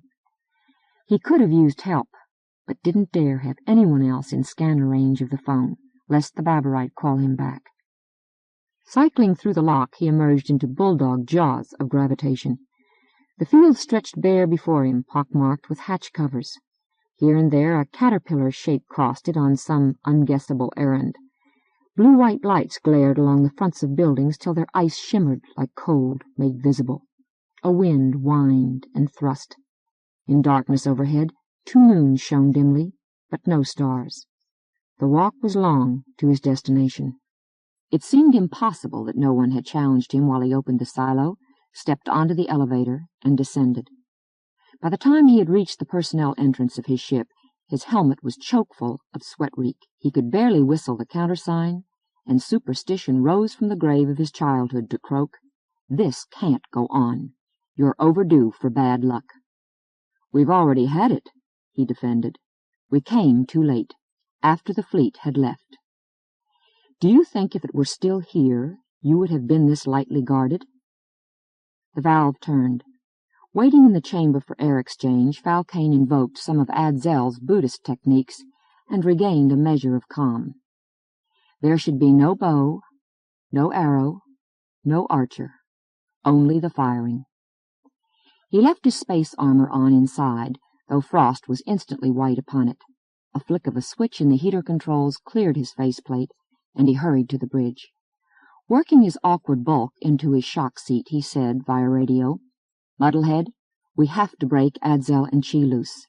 I'll steer because you haven't seen where they are. We'll land in front of an entry lock. Blast it instantly. They won't have time to go through in the regular way, and have the outer valve of the No. 2 belly entrance open for them. The moment they're aboard, lift for space, taking such evasive maneuvers as your instruments suggest are best. Go into hyperdrive as soon as we're far enough out, and I mean as soon. Forget about safety margins. Is this clear?" "As clear as usual," said the computer. The power plant came to full, murmurous life. Negafield generators thrust against that fabric of physical relationships which we call space. The ship glided upward. "Yonder!" Falcane yelled uselessly. Dancing over the manual pilot console, his fingers were handicapped by their gloves. But if the hull should be seriously holed by an enemy shot, an unprotected oxygen breather would be dead. Air roared outside. He had left the acceleration compensator off in order that he might have that extra sensory input for this tricky task, and forces yanked at him, threw him against the safety web, and then back into the seat. Hi-yah! The building was straight ahead. He dropped. He hovered. A gun in its turret flung forth a shaped charge shell. Flame erupted. The outer portal crumpled in wreckage. With surgical delicacy, an energy cannon sent its beam lancing at the inner valve. Metal turned white-hot and flowed. The caterpillar figures dashed about on the field. Had they no ground defenses? Well, who could have anticipated this kind of attack? Wait, above. Forms in the moonglow. Suddenly diving. Aircraft. The barrier went down. A frost cloud boiled as babarite and terrestrial gases met. Falcane was fleetingly glad that automatic doors would close off the module where Blindweir lay. Doubly gigantic in his spacesuit, Adzel stormed forth. Was he carrying Chi and Weiler? A firebolt spat from above. The spaceship swung her cannon about and threw lightning back. Adzel was out of sight, below the curve of the hull. What had happened? In God's name, what had happened? "They are aboard," Muddlehead reported, and sent the vessel leaping. Acceleration jammed Falcane deep into his chair. "Compensators," he ordered hoarsely. A steady 1G underfoot returned. Split atmosphere raved, and the first stars came in sight. Falcane unlocked his faceplate and reached shakily for the intercom button. "Are you all right?" he called. A shell exploded close by, flash of light, buffet of noise, trembling of deck. Muddling through drove on outward. Adzel's tones rumbled through the fury round about. "Essentially we are well, Chi and I. Unfortunately, a shot from an aircraft struck our prisoner, who was under my right arm, penetrated his suit, and killed him instantly. I left the body behind." "There's our bad luck," raged within Falcane. "I would have put him under narco and maybe learned. Damn! Oh, damn!" My own suit was damaged, but not too badly for the self-sealing to work, and I suffered no more than a scorched scale. Adzel went on. Chi was safe on my left side. I would like to say a prayer for Sheldon Weiler. Steadiness took over in Falcane. Later. First, we've got to escape. We've surprise and speed on our side, but the alarm must be in space by now. Take battle stations, you two." He knew as well as they that in a close encounter with any fighter heavier than a corvette, they were done for. They might ward off missiles for a time, but so would the enemy, and meanwhile its energy beams, powered by generators more massive than muddling through could carry, would gnaw through plating much thinner than its own. The chance of combat was small, however. Probably no Babarite had such a position and velocity at this moment that its grav drive was capable of equalizing vectors, at the same point in space, with the furiously accelerating solar craft. Nearly all slug-it-out contests took place because opponents had deliberately sought each other. Target-seeking torpedoes, whose mass was small enough to permit enormous changes in speed and direction, were something else. So were rays that traveled at the speed of light. The sky of Baber had fallen well aft. The globe was still huge in heaven, but dwindling. Stars burned manyfold, some among them the color of blood. "When can we go hyper, Muddlehead?" Valkane asked. It shouldn't be long. They were already high in the gravity well of Mogul and climbing upward fast in Babers. Soon the metric of space would be too flat to interfere unduly with fine-tuned oscillators, and once they were moving at their top faster-than-light pseudo-velocity, practically nothing ever built had legs to match theirs. 1.16 hour, given our present vector, said the computer. But I propose to add several minutes to that time by applying transverse thrusts to bring us near the satellite called Aisha. My instruments show a possible anomalous radiation pattern there. Valkane hesitated a second. If heavy ground installations were on the moon... Decision. Very well. Carry on. Time crawled. Twice Chi yelled savagely when her guns destroyed a missile on its intercept course. Valkane could only sit and think. Mostly, he remembered, in jumbled oddments, wing-sailing with Koya at Lunagrad, a red sun forever above a desert on Ikernanka, his father's sternness about noblesse oblige, fear that he might drop newborn Juanita when she was laid in his arms, the flighting of Dunbar and Kennedy, his first night with Koya and his last, youthful beer hall arguments about God and girls, Rodin's Burghers of Calais, a double moonglade on the auroral ocean, a firefall between two stars, Koya beside him beholding the crooked towers of a city on a planet which did not yet have a human-bestowed name, his mother using a prism to show him what made the rainbow, Koya and he laughing like children as they had a snowball fight at an Antarctic resort, the splendor of an Ithrian on the wing, Koya bringing him sandwiches and coffee when he sat far into a night watch studying the data readouts on a new world the ship was circling, Koya... The scarred moon disk grew big in the view screen. Valkane magnified, searched, suddenly found it, a sprawling complex of domes, turrets, ship housing, space field, test stands. "Record," he ordered automatically. Did Muddlehead's sound hurt? Impossible. Of course, infrared signs are of beings thermodynamically similar to or identical with humans. You mean that stuff's not meant for Baberites? Why then... "Ayu!" Chin Lan screamed, and incandescence flared momentarily. "Close, friends, close." "I suggest we do not dawdle," Adzel said. The colony, or whatever it was, reeled out of sight behind a mountain range as the ship sped past Aisha. "According to my instruments," Muddlehead reported, "if we persevere as at present, surrounding conditions will grow progressively less unsalubrious for us." That means we're going to get away, Valkane thought. We're clear. The pains and tingles of tension spread upward through his body to the brain. "Where are we bound, then?" he heard Chi ask. He forced himself to say, "Mirkheim. We just might arrive ahead of the Baberites in time to warn those approaching humans, whoever they are, and the workers there." "I doubt that," the Cynthian replied. "The enemy probably has too big a jump on us. And should we take the risk?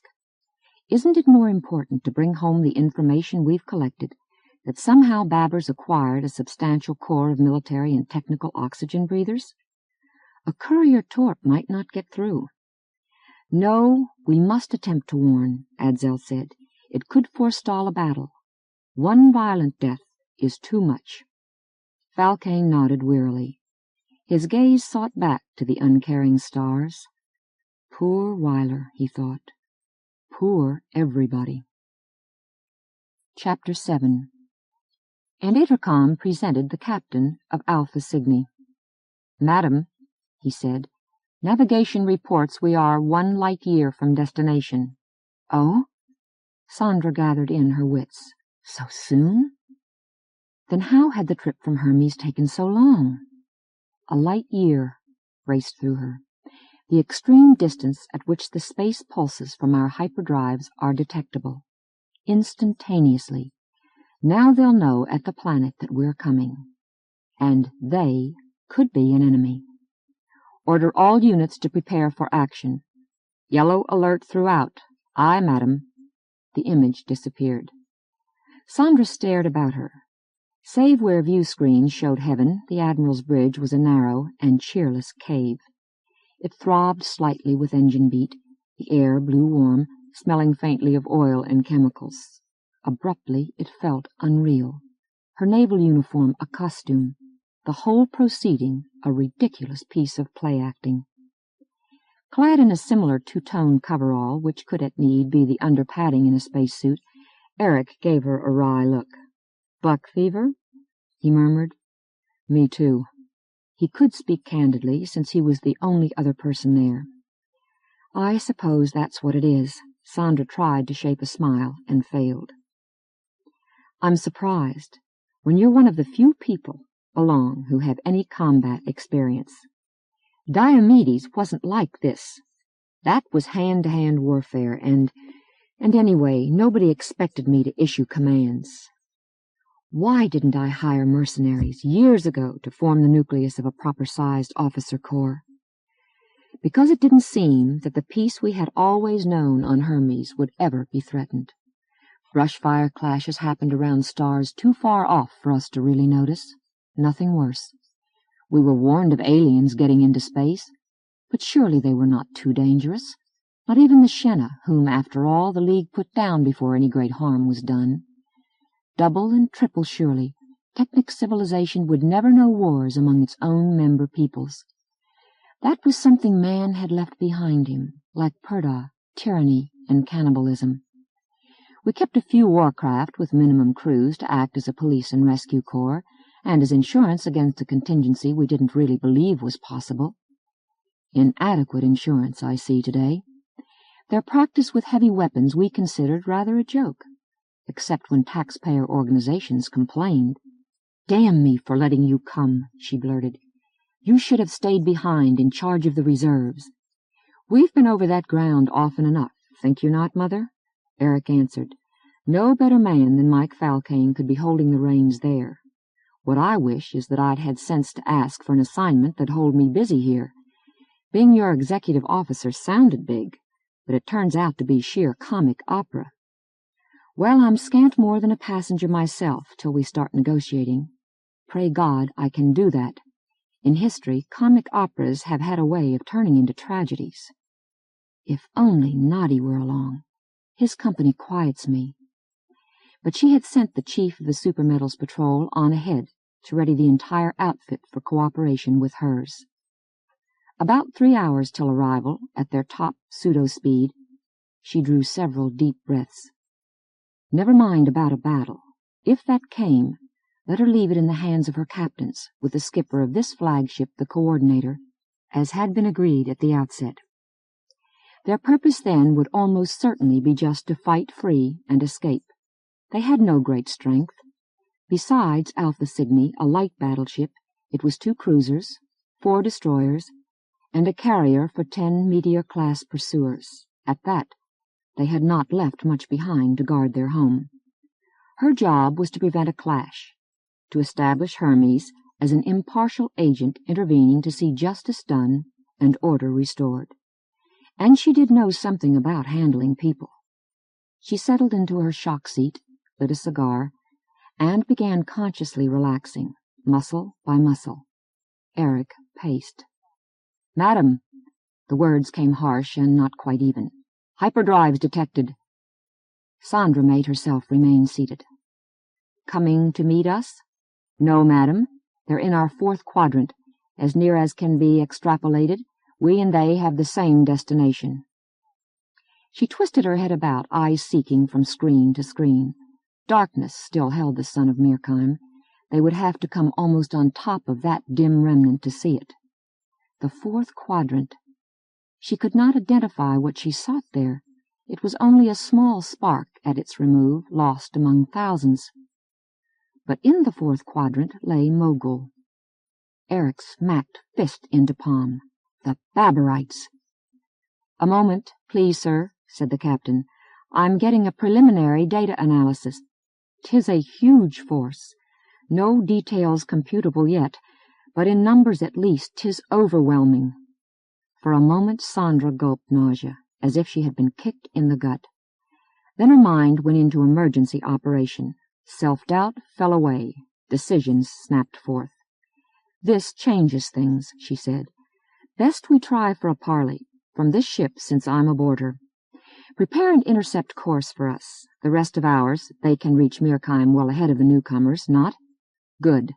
Let them continue yon ways under leadership of Achilles, rendezvous with Nadi, and hold themselves combat-ready. But in case of doubt, for all, if something appears to have happened to us on Alpha, they are to return home at once. Aye, madam." In a corner of herself, Sandra felt sorry for the captain. He was a young man, really, striving to be cool and efficient in the face of ruin. He repeated her instructions, and his image vanished.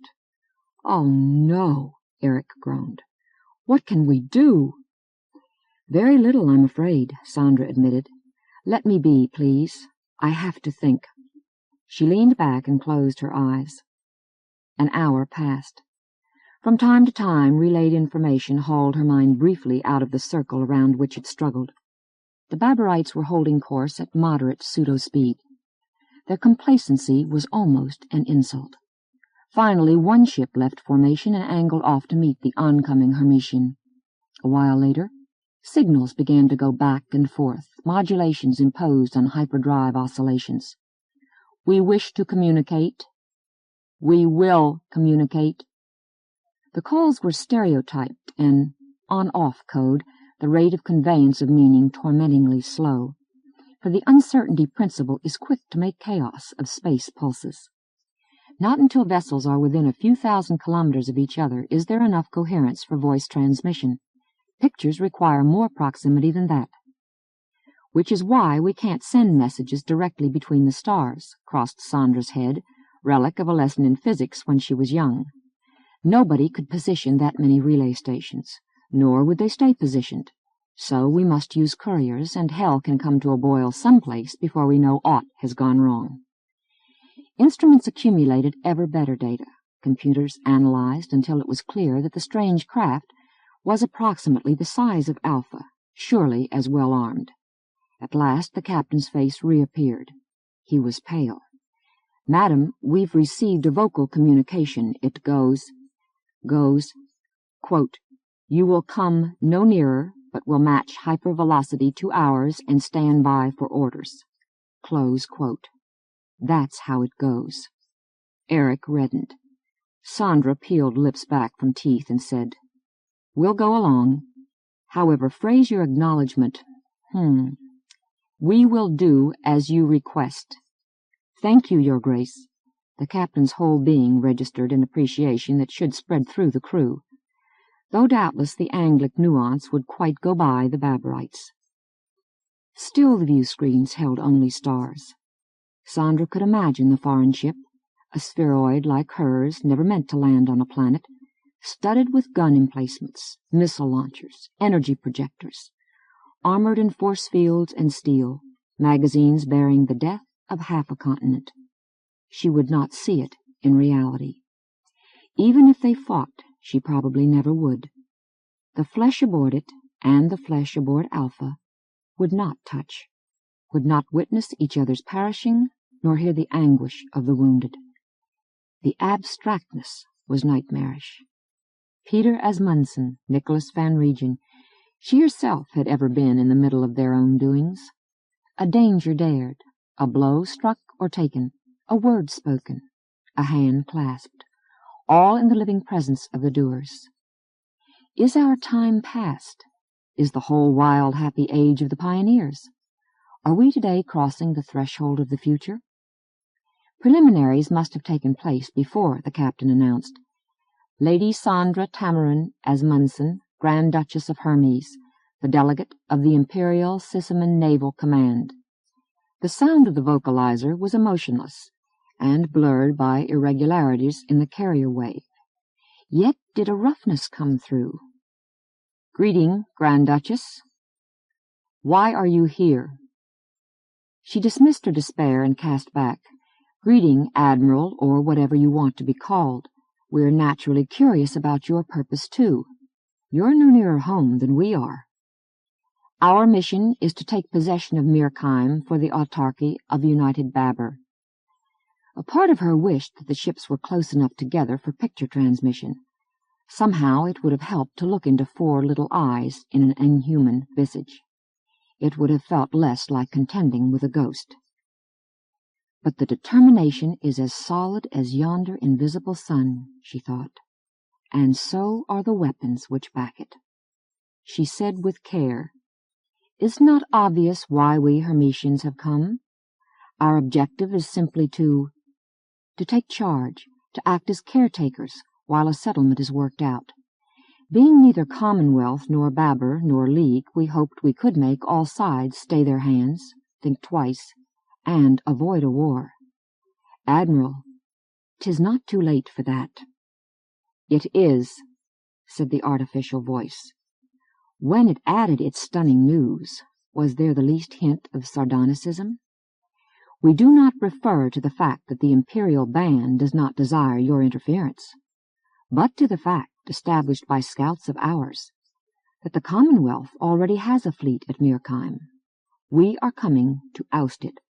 Hermetians will be well advised to withdraw before combat begins. Son of a bitch, she heard Eric gasp, and herself whisper, Merciful Jesus. Rejoin your flotilla and take it home, said the Baburite. Once action has commenced, we will attack every human vessel we encounter. No, wait, Sandra cried, half rising. No response came. After a minute her captain told her, The alien is moving off, madam, back toward its companion units. Battle stations, Sandra directed. Full speed on a course to intercept ours. Stars streamed across view screens as Alpha swung about. The pulse of the engines strengthened. Was that crawler lying? Eric roared. As if in reply, the captain described readings, numerous hyperdrives activated in the neighborhood of the planet. Obviously somebody was present who had now detected the newest invaders. Who could that be but a solar task force? Curse the cosmos! What a kludge of amateurs we are! Pain stretched Eric's mouth wide as he spoke. The Baburites kept watch on Mirkheim. They knew when the Earthlings arrived. We plowed ahead like a bull with a fever. No, remember, we relied on Nadi's patrol to come give us warning of aught untoward, Sandra reminded him mechanically. No doubt the Earthlings captured them. He had nothing particularly fast or powerful. Captured them with some idea of preserving surprise. But meanwhile the Baburites had high-speed observers in the vicinity. She grimaced. It seems the worst amateurs are in the Commonwealth Admiralty.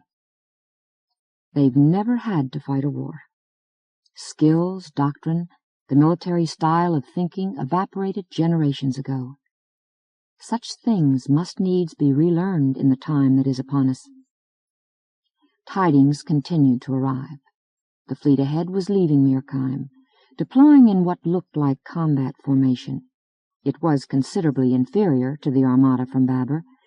The sensible act would have been to cut and run. But no doubt its commander had his orders from the politicians back home. Don't give up easily. We're sure those bugs will just attempt to bluff. They can't be serious about fighting us." "They sure can be," Sandra thought. "They are." Eric stopped in his tracks. It was as if a flame kindled in him, though he spoke low. Mother, if we join the Commonwealthers, our fellow humans, after all—" She shook her head. "Not. 'Twould make slim difference, save to get Hermetians killed and ships wrecked that we'll want for home defense. I'm about to tell all other units of ours to sheer off and start back immediately." He divined her intention. "We, though? Alpha Cygni?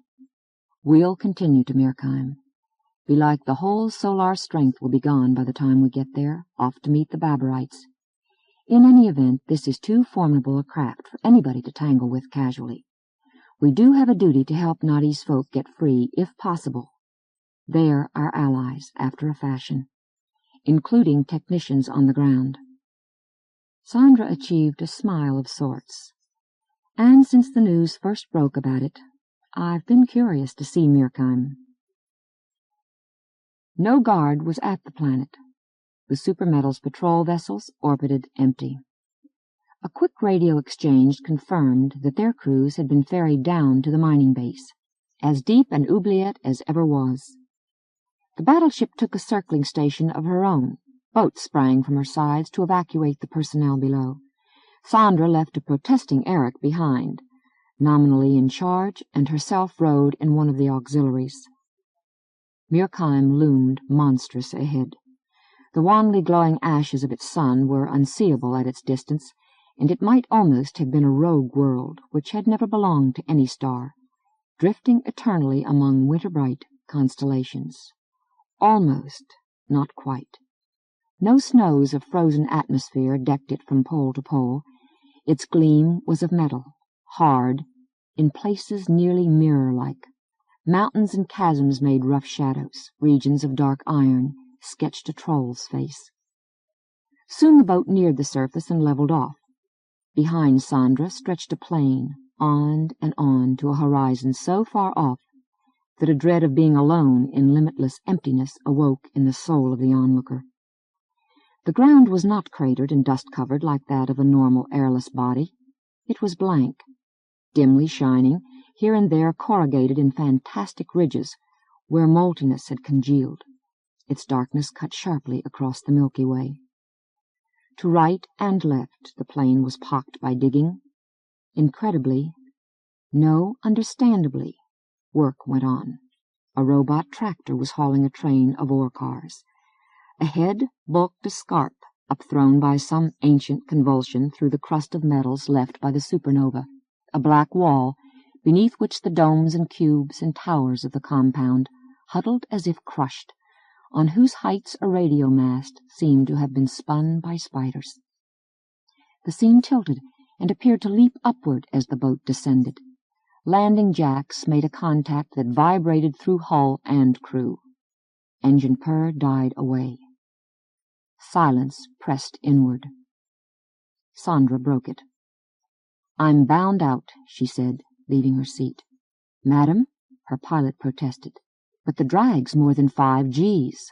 I'm reasonably strong. You know you ordered yourself. We'll simply take them directly aboard and scramble." "I doubt not we'll hit complications, even in that. I want to be on the spot to help cope, not at the end of a phone beam. And I can hardly say it aloud, but I feel a need to experience, however briefly, this thing for which so many sacrifices have been made, for which so much blood may soon be spilled.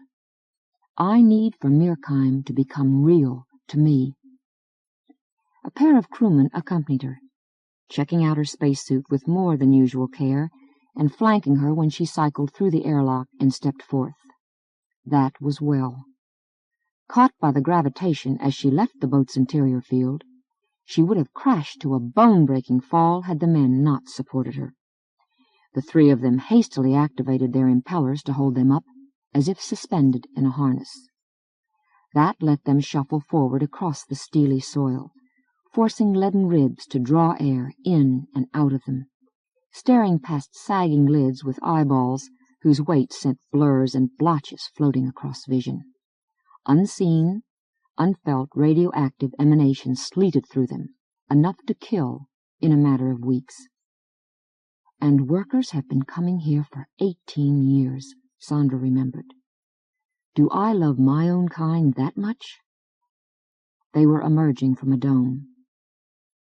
Despite their variegated suits, she recognized their races from past contact or from reading in pictures. Noddy, the Wodenite, led them, of course.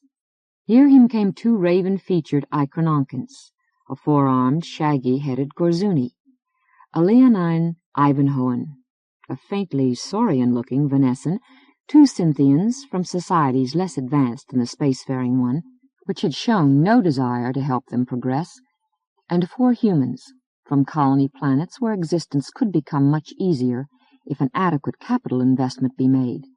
But technic-capital was attracted to more lucrative things. In the middle of barrenness, they were like grotesque symbols of life. Vigeland might have sculptured them. It was not surprising that they were so few. Environment made short the periods during which any sophont could work here and forced him to stay mostly indoors. Flesh and blood were present chiefly to perform certain maintenance and communication tasks, and to make decisions which were not routine. Otherwise, machines dwelt on Mirkheim.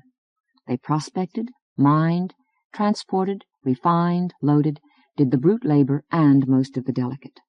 Some were slave to others which had self-programming computers, while the central computer at the base was of consciousness level. The entire operation was a miracle of technological ingenuity, and still more, Sandra thought, of Sisu esprit, indomitability, selflessness. A man toiled ahead of the rest. The visage behind the vitril of his helmet was battered and worn.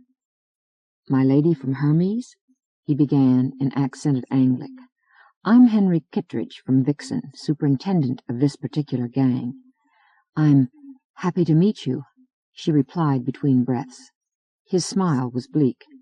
"I don't know about that, lady. These aren't exactly happy circumstances, are they? But, I do want to say how grateful we are. We've already overstayed our time, should have been relieved many days ago. If we'd had to stay much longer, working outdoors as often as usual, we'd have gotten a dangerous dosage. After a while, we'd have died." "Couldn't you have kept indoors?" "Maybe the Earthlings would have let us. I doubt the Baberites would. Why should they care? And we'd been wanted to show them how to run these digs." Sandra nodded, though it was an effort to pull her head back up again. "You've had years of accumulated experience, sometimes at the cost of lives, not?" she said. "That's a good strategic reason for evacuating you. Without your help, anybody else will be a long, expensive time about resuming exploitation. You and your co-workers, wherever they live, you might just prove to be a valuable bargaining counter. Yes, we've talked about that among ourselves. Listen." Eagerness awoke in the tired voice. "Let's take some of the key equipment with us. Or if you don't want to delay that long, let's sabotage it, huh?" Sandra hesitated. She hadn't considered that possibility, and now the choice was thrust upon her. Dared she linger for extra hours? She did. The fleets would not likely end their strife soon. "We'll remove the stuff," she said, and wondered if she was being wise or merely spiteful. Chapter 8. "We're too late." The words seemed to hang for a moment in the murmurous quiet of the bridge. Any of three, Adzel, Chilon, David Falcane, might have spoken them out of shared pain and anger. All of three stared emptily forth into darkness and uncaring suns. There fire had blossomed, tiny at its remove, but still a dreadful glory. Another spark winked, and another. Nuclear warheads were exploding throughout the space near Mirkheim. She reached for the hyperwave receiver controls. As she turned them past different settings, the speaker buzzed, chattered, crackled, gobbled. Coded messages from ship to ship across distances that light would take hours to bridge. The front runners of either fleet had begun engagement. gone into normal state, moving at true speeds of kilometers per second and true accelerations of a few gravities, reaching for each other with missiles, energy beams, shells, meteor boats. Adzel studied instruments, held a soft colloquy with Muddlehead, and announced, "The battle cannot be very old as yet, else we would observe more traces of fusion bursts, more complicated neutrino patterns left by engines than we do. We have missed a beforehand arrival by an ironically small margin." "I wonder if our warning would have made much difference," Falcane sighed. "Judging by these data," he swept his hand across a row of meters, "the Commonwealth fleet came first, defied the Baburites in hopes they'd back down, found that wasn't the case, and will be fighting for bare survival. Why doesn't it simply flee?" Falcane shrugged, as if the fact were not gall in his throat. Orders, no doubt, to inflict maximum damage if combat should erupt, orders issued by politicians safe at home, who've always held the theory and practice of war is too wicked a subject for civilized men to study. Fighting could go on for days before the Commonwealth admiral decides he must retreat, he thought. Ships will accelerate, decelerate, orbit freely over millions of kilometers, seeking an opponent, meeting him, firing in an orgasm of violence, then both of them drawn apart by their velocities till they can come about for a new encounter, probably each with a new foe.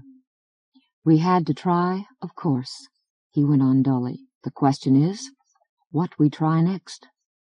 They had ransacked their minds for plans, contingency after contingency, while Muddlin Through sped from Babur toward Mirkheim. Not contact, Adzel said. They might rendezvous with the solar vessel and, through her, get in touch with the Admiral. But they had nothing left to offer him, and the risk involved was considerable. "Hang around?" she asked. "Wait with power systems throttled down, nearly undetectable, on the fringes of war, till they had seen what happened? But surely survivors would bring that news to Earth." Yet it was no longer certain, as it once had been, that the Commonwealth government would be frank with the people, and Van Regen needed a full account. It was not even sure that he would receive the dispatch they had sent him in a courier torpedo after their escape. When the thing entered the solar system and broadcast its signal, the space service that retrieved it might not forward the written contents. Falcane doubted the cipher could be broken in reasonable time. Still, Van Regen would remain in the dark. Thus the safety of this crew was a prime criterion, not to speak of Koya Juanita and the child unborn. Nevertheless, here sentient beings were dead, dying, mutilated, in mortal peril. And the horror would go on.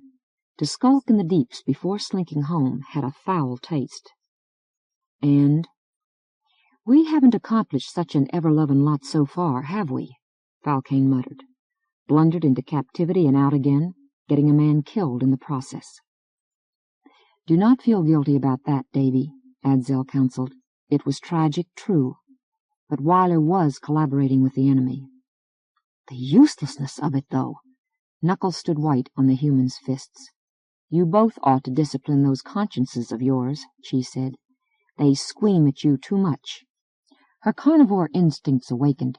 She bounded onto the console and stood white against blackness, stars, the distant fire-bursts where ships perished. "We can do active, not passive intelligence collection," she declared eagerly. "Why are we dithering? Let's make for Mirkheim." "Is there any point in our landing?" Adzel replied. They had talked about the rescue of supermetals personnel stranded on the planet, but they could only take a few without overloading their life support system. "Probably not," Chi said. "However, that course will bring us near the thick of action. Who knows what might turn up? Come on!" Inward bound, they received a laser-borne message. That meant it was directed specifically at them. They had been detected. The code was Commonwealth. Falcane knew this from having compared different signals they acquired. He could not read it, but the meaning was plain. Identify yourself, or we attack. Muddlehead reeled off data analysis. The other craft was most likely a Continent-class destroyer. Her position, velocity, and acceleration were more definite. She could not draw near enough on this pass ever to show to the unaided eye as a black blade drawn over the Milky Way. But her weapons could span the gap. and both were too close to the dead sun to enter hyperdrive. "Evade," Falcane ordered. He sent back a voice transmission in Anglic. "We are not your enemy. We happen to be here from Earth." A minute later, Muddlehead reported a missile launched toward him. He was not surprised. The men in yonder hull must be dazed with weariness and strangled terror. Stress had worn them down till they were nothing but duty machines, and if he failed to reply in code, then he must be a Babarite attempting a ruse. At such a distance, a ray would be too attenuated to do harm. A ship as small as his could not carry a force field generator sufficiently strong to ward off a hard-driven warhead.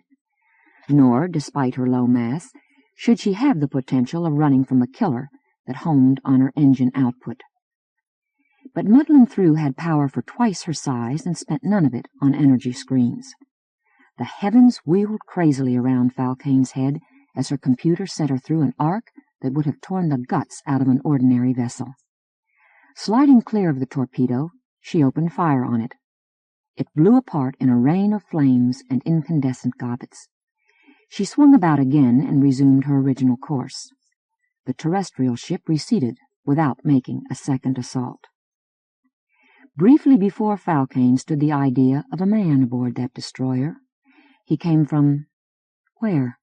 Japan, say, and always in him dwelt a memory of those beautiful islands. Old, high-curved roofs, cherry trees in bloom under the pure steeps of Fuji, a garden where gardener and bonsai worked together through a lifetime's love. Temple bells cool at evening when he walked forth with a certain girl at his side. This day he sat webbed in place before the idiot faces of instruments while engines droned through his bones. Thirst thickened his tongue. He had sweated too much in his tension. His garments stank. Salt stung his eyes and lay bitter on his lips. Hour crept by hour, the waiting until reality shrank to this and home was a half-forgotten fever dream. Then alarms yammered. Creatures that he had never seen, even in his nightmares, were somewhere on the far side of a bulkhead, or so the instruments said, and he ordered the launch parameters computed for a missile, sent it forth, sat waiting once more to know if he had slain or they would slay him, hoped wildly that his death would be quick and clean, not a shrieking with his skin seared off and his eyeballs melted, and perhaps through him there flitted a wondering whether those monsters he fired at also remembered a beautiful home. Where had Sheldon Weiler come from? Falcane spoke harshly at the intercom pickup. "We seem to have gone free this time." The incident would have sent most crews scuttling immediately toward safety. Instead, it hatched a goblin of an idea in she. Adzel heard her out, pondered, and agreed the possible gain was worth the hazard. Falcane argued for a while, then assented. The part of him that was Koya's husband, outvoted by a part he had imagined, lay buried with his youth. Not that they had any chance to pull off a swift, gleeful exploit. Time drained away while the ship moved cautiously about, detectors straining, muddleheads sifting and discarding. Falcane puffed on his pipe till his raw tongue could not taste the food he made himself swallow. She worked on the statuette, attacking the clay as if it threatened her life. Adzel meditated and slept. Endlessness, finally, had an end. "A solar vessel has demolished a Babarite," the computer announced, and recited coordinates. Falcane jerked out of half a doze where he sat. "Are you sure?" He sprang to his feet. The characteristic flash of a detonation has been followed by a cessation of neutrino emission from one of two sources. The other source is departing and would be unable to return at any available acceleration for a period of more than a standard day. Not that she'll want to. We can lie alongside the wreck in a period I calculate to be 3.7 hours, plus or minus approximately 40 minutes. It thrilled in Falcane. "And I suppose we've a 50-50 chance she'll be Babarite." "No, that is positive. I have conducted statistical studies of emission patterns from thermonuclear reactors in both fleets. This ship that was defeated showed a distinctly Babarite spectrum." Falcane nodded. Fusion engines built to operate under subjovian conditions would not radiate quite like those which worked for oxygen breathers.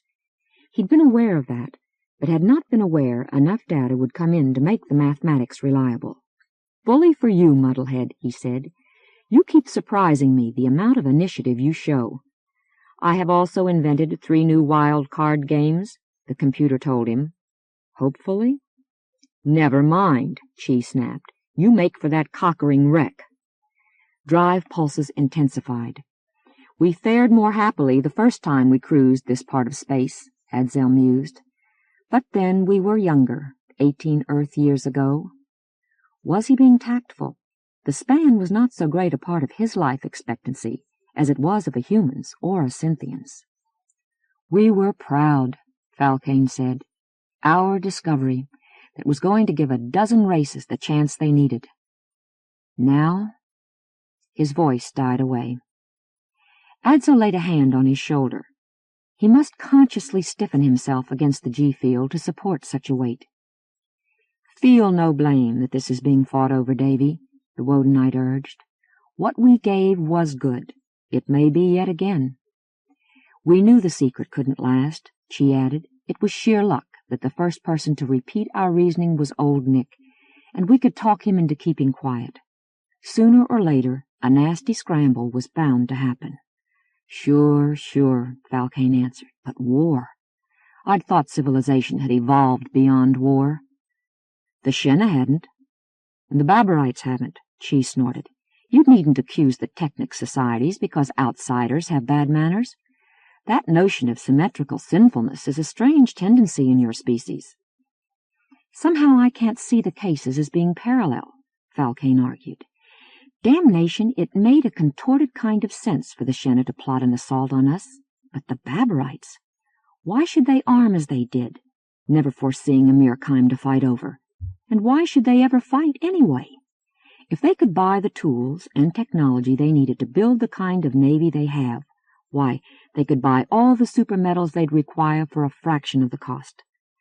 I have this gnawing notion that something in us, in Technic culture, is responsible. Weiler might have given us a hint or 3 if he'd lived. I wish you'd stop moping about him, Davy. He wasn't a nice man. Who can afford to be these days? Oh, to hell with this." Falcane flung himself back into his chair. "Agreed. To hell by express. Me, I'm going to do some more modeling." Chi left the bridge. "Perhaps I, at least, could play cards with you, Muddlehead, if you want diversion," Adzel offered. "We have little else to occupy us until we arrive." "Except sit and wish nothing we can't handle will home on us," Falcane thought. "Fear and trembling hope, silence and foresight, death the skeleton, and time the shadow." Space-suited, he gave himself a touch of impeller thrust and drifted across 100 meters of void between his own craft and the ruin. Stars and stillness enfolded him. Here he saw no trace of the battle. All that agony was lost in the hollow reaches of space, save for a twisted shape that tumbled before him among lesser metal shards. He dared not think how many lives were gone. Surely Baburites rejoiced to see their son, even as he did his, but bent his attention wholly, dryly to the task ahead. The ship had been more or less cruiser size. A missile had gotten past her defenses and shattered her. Without a surrounding atmosphere, concussion had been insufficient to blow her entirely to fragments. Survivors, if any, had found an undamaged lifeboat in a section built to break away upon impact, and fled. The largest remnant of the hull was bigger than Muddlin through and ought to contain plenty of apparatus, not too badly damaged for study. A gauge on his wrist told him that the level of radioactivity was tolerable. He felt and heard the thud as his boot soles touched plates and gripped fast. Chi poised nearby. Adzel was a gigantic silhouette farther off against heaven. "You two stay put while I take a look around," he directed them, and plodded off. It felt a little like walking upside down, for he was weightless and the dead vessel was slowly spinning. Constellations streamed by. Blacknesses flickered around the shapes of turrets and housings. His breath sounded loud in his ears. When he reached an edge where the hull had been torn apart, he picked his way cautiously through a tangle of projecting, knotted girders. A body was caught between two of them. He stood for a minute gazing at it by the light of his flash lamp. Undiffused, in airlessness, a wan puddle of luminance draped itself over a form that was too alien to seem hideous, as human corpses usually did after a violent death. The Babarite looked pitifully small and frail. "I'm wasting time, which I still have, though he no longer does," Valkane realized, and went onward around the verge into the cavity of the derelict. Star-Gleam and his flash picked out surrealistically intricate masses half submerged in darkness. A bleak pleasure jumped in him. Good luck for us. This seems to have been the main drive room, which means control units too, if their craft are laid out along roughly the same lines as ours. It could be the fulfillment of the hope which had led to his and his companion's search. So little was known about the race which built the invading armada. Who could tell what clues might lie in their engineering? Would the Commonwealth Admiral get the same thought and order a salvage operation for intelligence purposes? Probably not. His fleet was too hard-pressed. Besides, its entire management bespoke idiocy. Well, be charitable and say ignorance at the highest levels of government. And assuming that relics nevertheless did get back to Earth, the government would scarcely share them with Van Regen. Valkane was not simply being loyal to his patron. He feared that the old man was the last competent thinker left in the solar system. Van Regen might be able to make something of a bit of evidence that was meaningless to everybody else. Not that we can do any serious work here, Valkane knew. We haven't the facilities. Also, it's too bloody dangerous to linger very long. But we can spend a few hours investigating, and we can carry off selected items for closer examination. Maybe we'll make a marginally useful discovery. Maybe. Move. He crept toward the nearest of the forms which towered before him. Chapter 9. The evening before he left, Bayard Story invited Nicholas Van Regen to join him for dinner. The Council of the League had dissolved in dissonance, and the delegates must now see to their own affairs as best they could. The Saturn room of the Hotel Universe was nearly full, though thanks to widely spaced tables and discreet lighting, it did not seem so. Perhaps, when rumors of war hissed everywhere about them, friends and lovers were seizing whatever enjoyment they might while the chance lasted. Or perhaps not. The solar system had been without direct experience of armed conflict for so long that it was hard to guess how anybody would behave. Couples held each other close while they moved about on the dance floor. Was there really a wistful note in the music of the live orchestra? Overhead lifted the vast half-circles of the rings, tinted more subtly than rainbows in a violet sky where 4 moons were presently visible. Sparks of light flickered in the streaming arcs, and meteors clove the heavens. Where a tiny sun was setting, dimmed by thick air, clouds lay tawny and rosy. "The place is more suitable for a romance than for a pair of tired businessmen," Story remarked with a slight smile. "Well, any notion we can agree is plenty romantic," grunted Van Regen from the depths of the menu. His free hand brought to his mouth alternate slurps of aquavit and gulps of beer. Story sipped a champagne and rum. "Let me see. Dude and Ondragang. Please to let me see. This place is dim like a bureaucrat's brain. I begin with a dozen Limfjord oysters. Limfjord, mind you, waiter, the chilled crab legs and asparagus tips, and 50 grams of Strasbourg pâté. Then, while I eat my appetizer, you can fill me a nice bowl of onion soup à la Ansa. You do not want to miss that, Story. It uses spices we maybe do not get any more if comes something as stupid as a war. For a wine with the soup?" He went on for several minutes. "Oh, bring me the tournedos on the regular dinner, medium rare," Story laughed. "And all right, I will have the onion soup, since it's recommended." "You should pay better attention to what you eat, boy," Van Regen said. Story shrugged. "I don't make a god of my stomach. You think I do, huh? No, by damn. I make my stomach work for me, like a slave it works. My palate, that is what I pay attention to. And what is wrong with that? Who is harmed? The very first miracle our Lord did was turning water into wine, and a select vintage it was, too. Van Regen shook his head. The ringlets swirled across his brocade jacket. The troublemakers, they are those what are not contented with God's gifts of good food, drink, music, women, profit. No, they bring on misery because they must play at being God themselves. They will be our saviors, with a capital S. Story grew grave. Are you sure you're not the self-righteous one? What you are advocating at the council could have, almost certainly would have gotten the League into war. Van Regen's hedge of eyebrows twisted together in a scowl. I think not. League and Commonwealth together would be too much for Babbler. It would retreat. Maybe, if the Commonwealth were willing to go along with putting Mirkheim under League administration. But you know the home companies would never agree to that. Commonwealth, government, trusteeship will mean that they dispose of the supermetals. It'll be their entry into space on a scale of operations grand enough to threaten the Seven and the Independents with being driven to the wall. So by keeping us deadlocked, you pest-bespattered Seven guaranteed that United League does nothing, does not even exist. The League will stay neutral, you mean. Do you actually want an open, irrevocable breach in it? As is, the Seven keeping on reasonably good terms with Babbler, whichever side wins, the League as a whole will have a voice. In fact, when I'm back in my headquarters, I'm going to see if the Seven can lend their good offices toward a settlement. Story lifted a finger.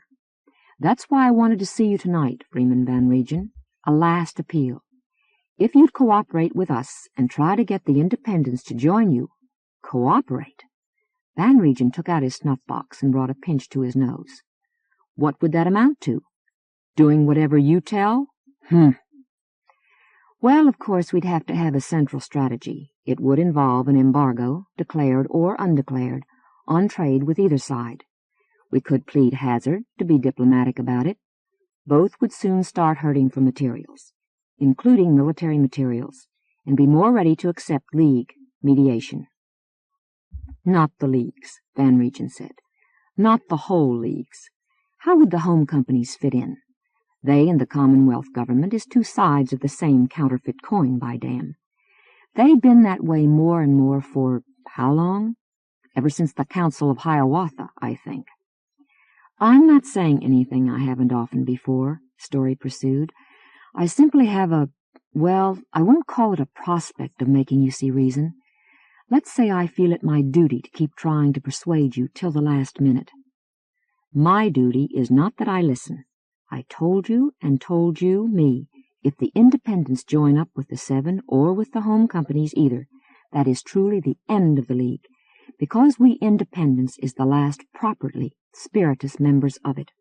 Van Regen leaned back, glass to lips, and gazed at the mighty simulacrum above him. Night had fallen on the scene, the moons hung in frost halos, and Saturn's shadow began to creep across the rings. No stars had appeared. He sighed. We was born too late, though. If I had been at the Council of Hiawatha, what I could have warned them. They made a perfectly logical decision, Story said. Van Regen nodded. Yeah, that was the deadly part of it. Not until long afterward would historians appreciate the irony of the meeting having gathered where it did. At the time, if there was any conscious symbolism in the choice of site, it expressed optimism. After all, the O'Neill colonies had not only given man his first dwellings in space, the burgeoning of wholly new industries within them had been of primary importance in a revival of free enterprise. So thoroughgoing did that revival become, in ways of thinking and living as well as in economics, that, together with the alloying of formerly disparate terrestrial societies, a whole civilization can be thought to have come freshly into existence. The Technic. After the development of the hyperdrive, man's explosive expansion away from Sol made the artificial worldlets obsolete. Yet they continued faithfully orbiting around their Lagrangian points in Luna's path but 60 degrees ahead or behind, and were not abandoned overnight. In particular, Hiawatha and its companion Minnehaha still housed substantial working populations when the Pulsatechnic League called the most fateful of its executive sessions. The problem it faced was manifold. Quite naturally, most governments resented it. Although its constitution made it simply a mutual help association, it wielded more strength than any single state. It hampered as well as humiliated governments when it gave them no part in decisions which deeply affected domestic trade, when its hard credit displaced their fiat money, when their attempts at regulation were covertly subverted or openly scorned. Nor was this a mere matter of officialdom hankering for power. Many grudges were genuine. No system that mortals devise is perfect. All break their share of lives. A poor boy or girl or non-human might rise to living like a god and controlling forces that would have been beyond the imagination of myth-makers. Efficient underlings could do very well for themselves, but those would always exist who did not have the special abilities or the plain luck. Most were not too unhappy at becoming routineers. Some were poisonously embittered. More important, perhaps, was that large percentage of mankind which never really wanted to be free. Of this, a majority yearned for security, which political candidates promised to get for them. A more active minority wanted solidarity behind exciting causes, and thought that everybody else should desire the same thing. The League had its own troubles. Sheer scale and diversity of undertakings, the overwhelming rate of information flow, were undermining administration of the larger companies. The concept of free contract was being increasingly abused, as in the establishment of indentures. Reckless exploitation of societies and natural resources was waxing. Ominous was the introduction of modern technologies to backward races without careful prior consideration. Irresponsibly, for a quick credit, regardless of whether it was desirable to have such culture loosed with things like spaceships and nuclear weapons. A parliament was finally elected in the Commonwealth that was pledged to thoroughgoing reforms, and its jurisdiction was still the League's greatest market and source of manpower. In the 1,000 days, it passed an astonishing number of radical new laws and, what counted, began enforcing them as well as a good many old ones. Therefore, the Pulsatechnic League called a grand council at Hiawatha to discuss what to do. It enacted several resolutions which founded more humane and far-sighted policies than hitherto. Where it unknowingly came to grief was in the question raised by the measures in the Commonwealth. These included a central banking commission, floors and ceilings on interest rates, income tax, an antitrust rule, compulsory arbitration of certain kinds of disputes, loans by the state to distressed enterprises, subsidies to industries deemed critical, production quotas, and much else. A few hotheads among the delegates talked about resorting to arms, but were shouted down. While members of the League had occasionally overturned difficult local governments, the League itself was not in the business of government. The decision to be made was, should it boycott the Commonwealth until the recent legislation was repealed, or should it acquiesce within the solar system? Acquiescence won. A boycott would be immensely expensive, would ruin several members if they weren't underwritten, and badly hurt the rest. It would also create an unpleasant image of saber-toothed greed versus the altruistic statesman. In vain did some speakers argue that in the long run it is best to stand firm by one's principles, and that the principle which gave the League its sole meaning and justification was liberty. Opponents retorted that liberty demands frequent compromises, and on a less exalted plane, so does common sense. The laws were not totally bad. They actually had various features desirable from a mercantile point of view, and in any case, by remaining on the scene, the League companies would stay influential and could work for modifications. And indeed, this proved to be true. Regulatory commissions soon turned into creatures of the industries they regulated, and discouraged, at first, or stifled, later, all new competition. This was much aided by a tax structure heavily weighted against the middle class. After a while, the great bankers were not just handling money, They were creating it, with a vested interest in inflation. Union leaders, with enormous funds to invest, fitted cozily into the system. If you did not enroll, you did not work, and the leaders and the managers between them set the conditions under which you must work. Antitrust actions penalized efficient management to the satisfaction of the less enterprising. Likewise did quotas, tariffs, wage and price limits, preferential contract policies. A set of ineffective but self-perpetuating welfare programs helped produce the votes useful for maintaining the corporate state. For that is what the Commonwealth became. No longer distinct from politicians or bureaucrats, the magnates of the home companies gained a powerful say in decisions about matters far removed from finance or engineering. Their natural allies became the heads of various other constituencies, geographical, cultural, professional, which were thus brought under ever closer governmental control.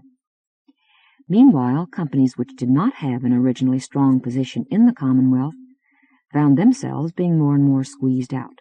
Accordingly, they concentrated on developing markets beyond its borders. They were involved in the declarations of independence of several colony planets, some of whose politics they then gradually took over. Certain of them began to make cooperative agreements, limiting competition among themselves, to the exclusion of the rest of the League. Thus, by slow stages, were born the 7 in space. Lesser companies, fearful of being engulfed, avoided joining either side, and formed no organization of their own. They were the independents. By no means did the Council of Hiawatha produce these results overnight. In fact, the period which came immediately after seemed, if anything, more dominated by capitalists than before. It was the most expansive, most brilliant time which technic civilization would ever know. At home, remedies applied to the body politic took hold quite gradually, and their side effects were still slower to become obvious. On the stellar frontier, discovery followed discovery, triumph followed triumph. Each year told of an evil conquered, a fortune made. If strife ran high, likewise did hope. The tree was growing, ever leafing, though a snake gnawed its roots. Thus was it often before on earth, in the age of the Chunchu, the age of the Delian alliance, the age of the Renaissance. But when a century had passed— "Well, never mind stale history," Story said. "We're alive now, not then. Will you join the 7 in making a peace effort?" "Join?" Van Regen tugged his goatee. "You mean take orders from you and not ask rude questions." "We'll try to consult, of course. But with communications as slow as they are, compared to the speed with which a crisis can build up, we must have a clear chain of command." Van Regen shook his head.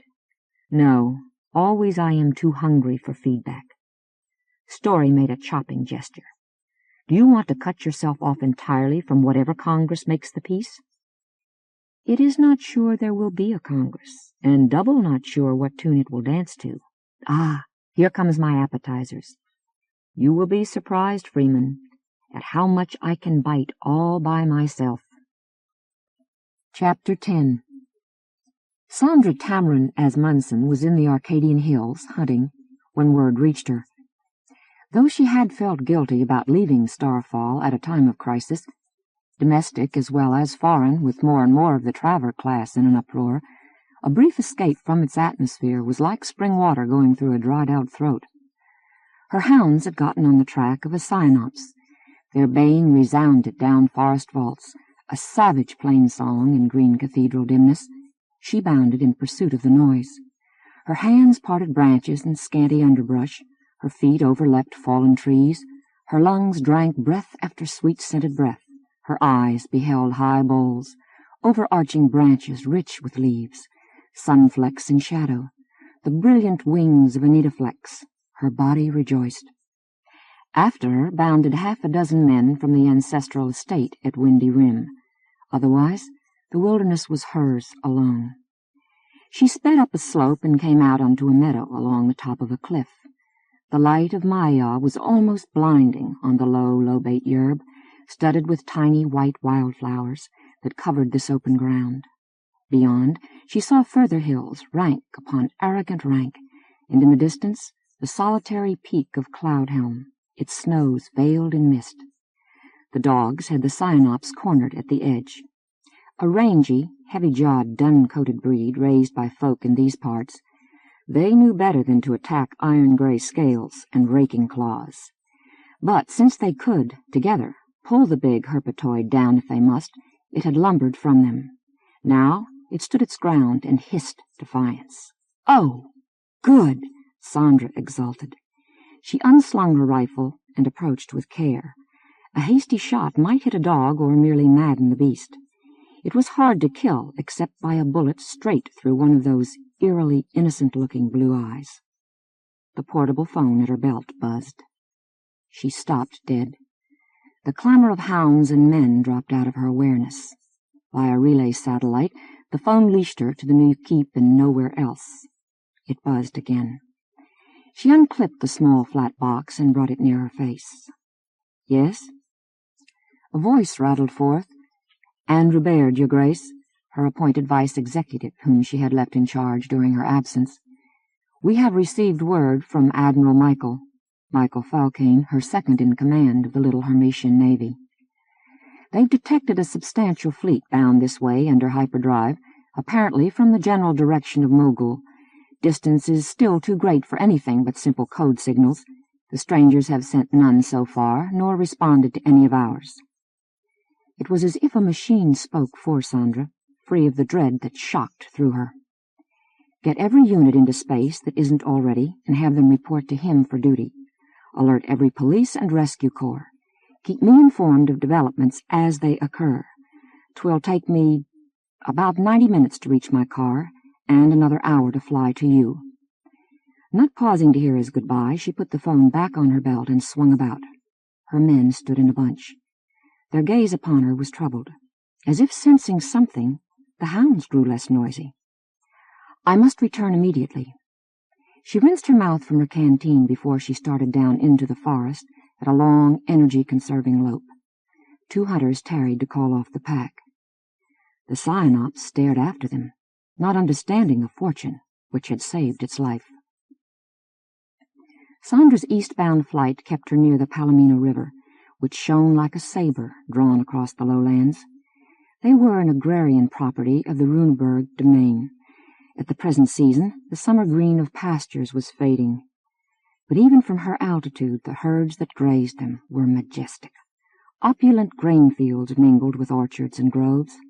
Houses belonging to follower families in charge of various sections stood snug beneath their red tiles, amidst their gardens. Afar she glimpsed the mansion of the Runebergs themselves. She had visited there, and remembered well its gracious rooms, ancestral portraits, immensity of tradition, and children's laughter for a sign that new life was ever bubbling up from beneath these things. Not for the first time, a moment's wistfulness touched her. To be born into the kindred, the 1,000 families who headed the domains. Her descent went back as far as theirs. Her forebears had also been among the first passengers from Earth. It was almost an accident that the early Tamarins had not founded a corporation to tame a particular part of this world. Instead, they had mostly been scientists, technicians, consultants, explorers, teachers, freelances. Too late to change, she thought. When the Constitution of an Independent Hermes was written, it specified that the chief executives would be of Tamarin birth, but that the Tamarins should have no domain. A lonely glory. I could have refused election, she recalled. Why didn't I? Well, pride and Pete was there, my consort, to help me. But supposing he'd not been? Well, had I refused, I'd have become like any other Tamarin who's not made Grand Duke or Duchess. I'd have had my living to earn as best I could, a traveler in all but name, and, yes, in having a vote. Defensively, as if an accuser from that class confronted her in yet another public debate. And what's so bad about traveler status? Comes the word not simply from travailleur, worker, descendant of latecomers, a hireling, or an unaffiliated businessman? I might have joined a family of the kindred by marrying into it. That would have been best.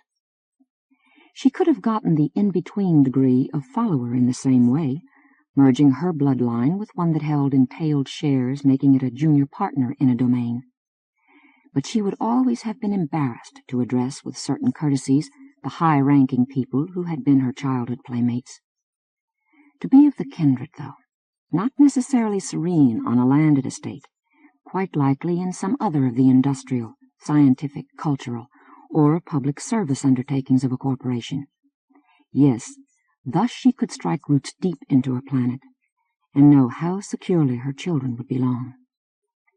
The car phone projected Eric's image. "Mother," he cried. "You've heard. Listen, I just have, and—" "Get off the circuit," she interrupted. "Baird may be calling me at any minute." Because he was betrothed and she hoped for grandchildren, she took time to add, "You might make sure Lorna gets to a safe place. I dare say you'll insist on being at the keep." "Right. I'll stand by in the Sapphire office." His countenance vanished. The wind of her speed roared around the car's canopy. Sandra straightened in her seat. No use wishing she were different from what she was. And did she really wish it anyway? Somebody had to hold the reins of the state. If only because of experience, she could probably do so better than anyone else. "Hang on," she thought ahead of her. "I'm coming." Starfall appeared on the horizon, at first a darkness along the bright sheet of Daybreak Bay. Then as she slipped downward, it became the buildings, streets, parks, quays, monuments she had loved of old. Yonder stood the Mayory in red brick dignity. Nearby lifted the slim spire of St. Carl's Church. The Hotel Zeus soared above Phoenix Boulevard. Flowers flaunted themselves like banners around Ilvander's statue in Riverside Common. Traffic was dense, and terrace cafes busy at Constitution Square. She actually identified Jackboot Lane, where stood the Ranger's Roost Tavern, that had seen her drink and talk and sing in her youth like generations before her. Pilgrim Hill stood ahead. A police car hung above Signal Station. Sandra flashed at her name and made for the ducal parking roof. The thought that all this might go out in a burst of radioactive flame was unendurable. The insignia room was large and austere, ornamented only with the devices of the kindred on its walls. They were colorful, but 1,000 of them crowded together soon became featureless in the mind. On this high floor, windows gave on sky, long evening light, a glimpse of ocean, an ornithoid winging by.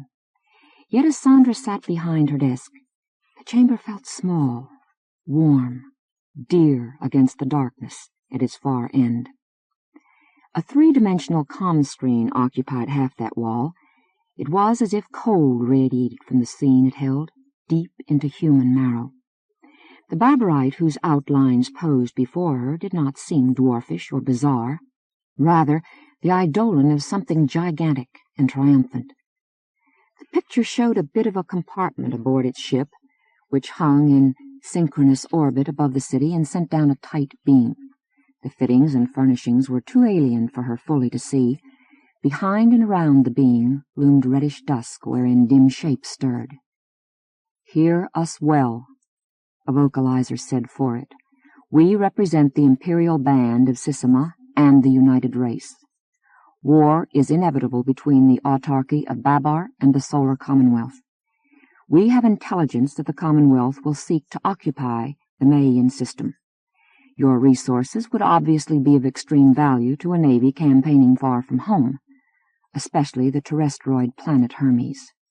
There, bases are easy to build, repairs and munitions to make, accumulated toxins to flush out of the life support systems of ships. Personnel can get rest and hospital care. Recruits can possibly be found among the populace. The Imperial Band cannot permit this." "We're neutral." Sandra's hands strained together. Their palms were damp, their fingers chill. "Your neutrality would not be respected," said the Barbarite. "It is necessary that the Imperial Band forestall the Commonwealth and establish a protectorate. Hear us well. A fleet detachment, which your admiral will have told you is considerably your superior in strength, is waiting at the outer limits of your planetary system. Its mission is to prevent Commonwealth forces from entering. You will cooperate with it. A majority of the crews are oxygen breathers who will be based on Hermes. Their correct behavior is guaranteed, but hostile actions directed at them will be severely punished. You will deal with them, as well as with the Babarite command, through our military authority. Conduct yourselves properly, and you need have no fears. The Mayan system contains no planet which Babarites could colonize. Their ways and yours are so mutually foreign that interference of one with another is unlikely in the extreme. You should instead fear Commonwealth imperialism, against which you will be shielded. Sandra half rose. But we don't want your shielding. She choked down more words like, "You filthy worm." "It is necessary that you accept," said the emotionless voice. "Resistance would cost the Imperial Band casualties, but your entire armed service. Thereafter, Hermes would lie exposed to bombardment from space. Consider the welfare of your people." Sandra sank back. "When would you come?" she whispered. "We will move as soon as this conference is over. No, wait. You realize not, I can't issue orders to a whole world. I've not dictatorial powers." "You will have time to persuade. The ships of the Imperial Band will need it to deploy, since they cannot use hyperdrive within the inner parts of the system. You can be granted as much as 4 of your planetary rotations before the surrender of your navy, and the landing of the first occupation units must be accepted." There was more. Hot protest and frosty demand, plea and refusal, bargaining over detail after detail, wrath and despair met by calm immovability. But the time was far shorter than it would have been between 2 humans. The Babarite was simply not concerned about honorific formulas, face savings, alternatives, compromises.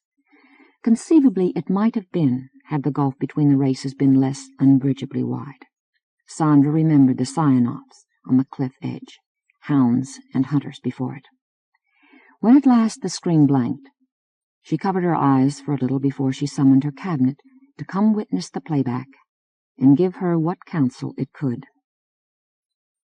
Up and down Eric Tamlin as Munson paced, from end to end of the living room in his mother's apartment. She had set the lights low and left open the French doors to the balcony, for it was a beautiful night, both moons aloft and nearly full, dew a-glimmer on lawns and the crowns of trees, cool air full of the odor of dale flower and the trills of a tilera. Beyond the garden wall, a modest sky glow from the city picked out a few steeples. The lamps of cars flitting overhead were like many-colored glowflies. Eric's boots thudded savagely on the carpet. "We can't just give in," he said for the 10th frantic time. "We'd be slaves forever." "We're promised internal self-government," Sandra reminded him from the chair where she sat. "How much is that promise worth?" She drew heavily on her cigar. The smoke tasted harsh. She'd had too many in the past several hours. "I know not," she admitted in a flat tone. "Still, I can't imagine any interest the Babarites might take in our local politics. Intend you to wait with folded hands and find out? We can't fight. Michael sent me his considered opinion that our forces are grossly outnumbered. Why kill and be killed to no good end? We can't organize guerrillas. They'd spend nigh their whole time surviving. At the present epoch, Hermes had a single continent, great land, so enormous that most of its interior was a desert of blazing summers and bitter winters. Worse, they'd invite reprisals on everybody else, and never could they defeat well-equipped troops on the ground, missile-throwing ships in orbit. "Oh, we can't free ourselves alone." Eric's arms slashed the air. "But see you not, if we lie down to be walked on, if we actually add our fleet to theirs, let our factories work for them, why should the Commonwealth care what happens to us? It might leave us under Babar as part of a bargain. Whereas, if we're its allies, No matter how minor. Sandra nodded. Believe me, the Council and I discussed this at length. I dare not tell Michael to lead our ships off. He'd be intercepted by a squadron of theirs, have to fight his way past them. Eric stopped in mid-stride. Hermes isn't responsible if he and his men disobey your orders, is it? Sandra locked her glance with his for seconds. The Admiral and I have our understanding, she said at last. What? It blazed in Eric. No untoward sentence passed between us. I'd better not say more even to you. And you're going too, he shouted. A government in exile by the Holy Trinity, yes. My duty is here. No. Sandra slumped. Eric, dear, I'm wrung dry. Plague me not. You should go join Lorna. He gazed at the big woman, who had turned her face outward to the night, until he said, All right, I see. For your part, will you help Lorna forgive me? She nodded wearily. I expected you'd go, and I'll not plead, she replied low. You are my son, and my father's. She shook her head, the ghost of a smile crossed her lips. He'd not hair off to be a dashing warrior. He'd stay put and brew trouble till the Baburites wished they'd never stirred from their planet. Her calm broke. Oh, Eric. She dropped her cigar and rose, arms outspread. They embraced hard. Nothing remained to say in words. After a while, he kissed her and departed. He did not take the ducal space yacht, but his personal runabout. It barely overhauled the Hermetian ships. They were already accelerating out of the system. Admiral Falcane did not summon him aboard Alpha Cygni, but assigned him to the destroyer North Atlantis. That proved to be sound thinking. Soon afterward, as had been easily predictable, they encountered those units of the Baburite task force which were near enough to intercept them. As yet they were too deep in Maia's gravitational well to go safely into hyperdrive. Hold vectors steady, Falcane ordered them. We'll not have more than this engagement. Fire at will. The captain of North Atlantis had allowed Eric on the bridge as a courtesy, provided the heir apparent keep absolutely quiet. That was a command more stern than chains. Presently he felt the scourge as the hostile forces closed. Around his eyes blazed the stars in their thousands. The Milky Way foamed across the girth of heaven. A nebula shone distance-dimmed, bearing new suns and worlds in its womb. The Magellanic clouds and the Andromeda galaxy glimmered in their mystery. That was one part of reality. The opposite part was the hardness which enclosed him, faint beat of driving energies and mumble of ventilators, men who stood thralls of instruments and controls, the wetness and reek of his own sweat, and a muttered, "First shot theirs. Must have been a missile from Caduceus that stopped it," as flame winked briefly afar. The kinetic velocities of both groups were too high to match in a single pass. They intermingled, exchanging fire for minutes. Then they were moving out of effective range. Eric saw a ghastly rose unfold, where a weapon from his vessel had tracked down another from the foe. Otherwise the explosions were remote, hundreds of kilometers off, and registered as glints. An energy beam striking a target did not register at all. Seated like a statue, the destroyer's captain heard the combat analysis officer report in a cracking voice. "Sir, practically every strike of theirs is concentrated on Alpha Cygni. They must hope to saturate her defenses." "I was afraid of that," the captain said dully. "The only capital ship we've got. The Baburites are more interested in stopping her than bugs like this. If we accelerated in her direction, sir, we might be able to catch a few of their missiles." "Our orders are to maintain our vectors." The captain's features remained visor blank, but he glanced across at Eric. "The important thing is that some of us escape." The officer swallowed. "Aye, sir." A few minutes later, the information arrived. Alpha Cygni had taken a warhead. No further word came from her, but flash after flash of fireball did, for her screens and interceptors were now gone, and even receding, the Baburites could pound her hulk into dust and slag. The captain of North Atlantis looked straight at Eric. "I think you're our new commander, sir," he said. "Carry on." The son of the Duchess wrestled down a scream. Battle faded out. Eventually the Hermatian flotilla dared enter hyperdrive. Detectors declared the enemy was not pursuing. Because they spent their main effort on the battleship, the invaders had taken losses of their own, making theirs temporarily the inferior force. Divisions of their armada elsewhere were too far flung to have any hope of catching up. Besides, fighting it faster than light was a tricky business of drawing alongside and trying to match phase. A kill was too unlikely to make the attempt worthwhile when Hermes had not yet been brought under the yoke. Eric rose. Each muscle felt like a separate ache. "Proceed toward Sol at the highest feasible rate," he ordered. "Have everybody stand by for a message from me." His grin was acid.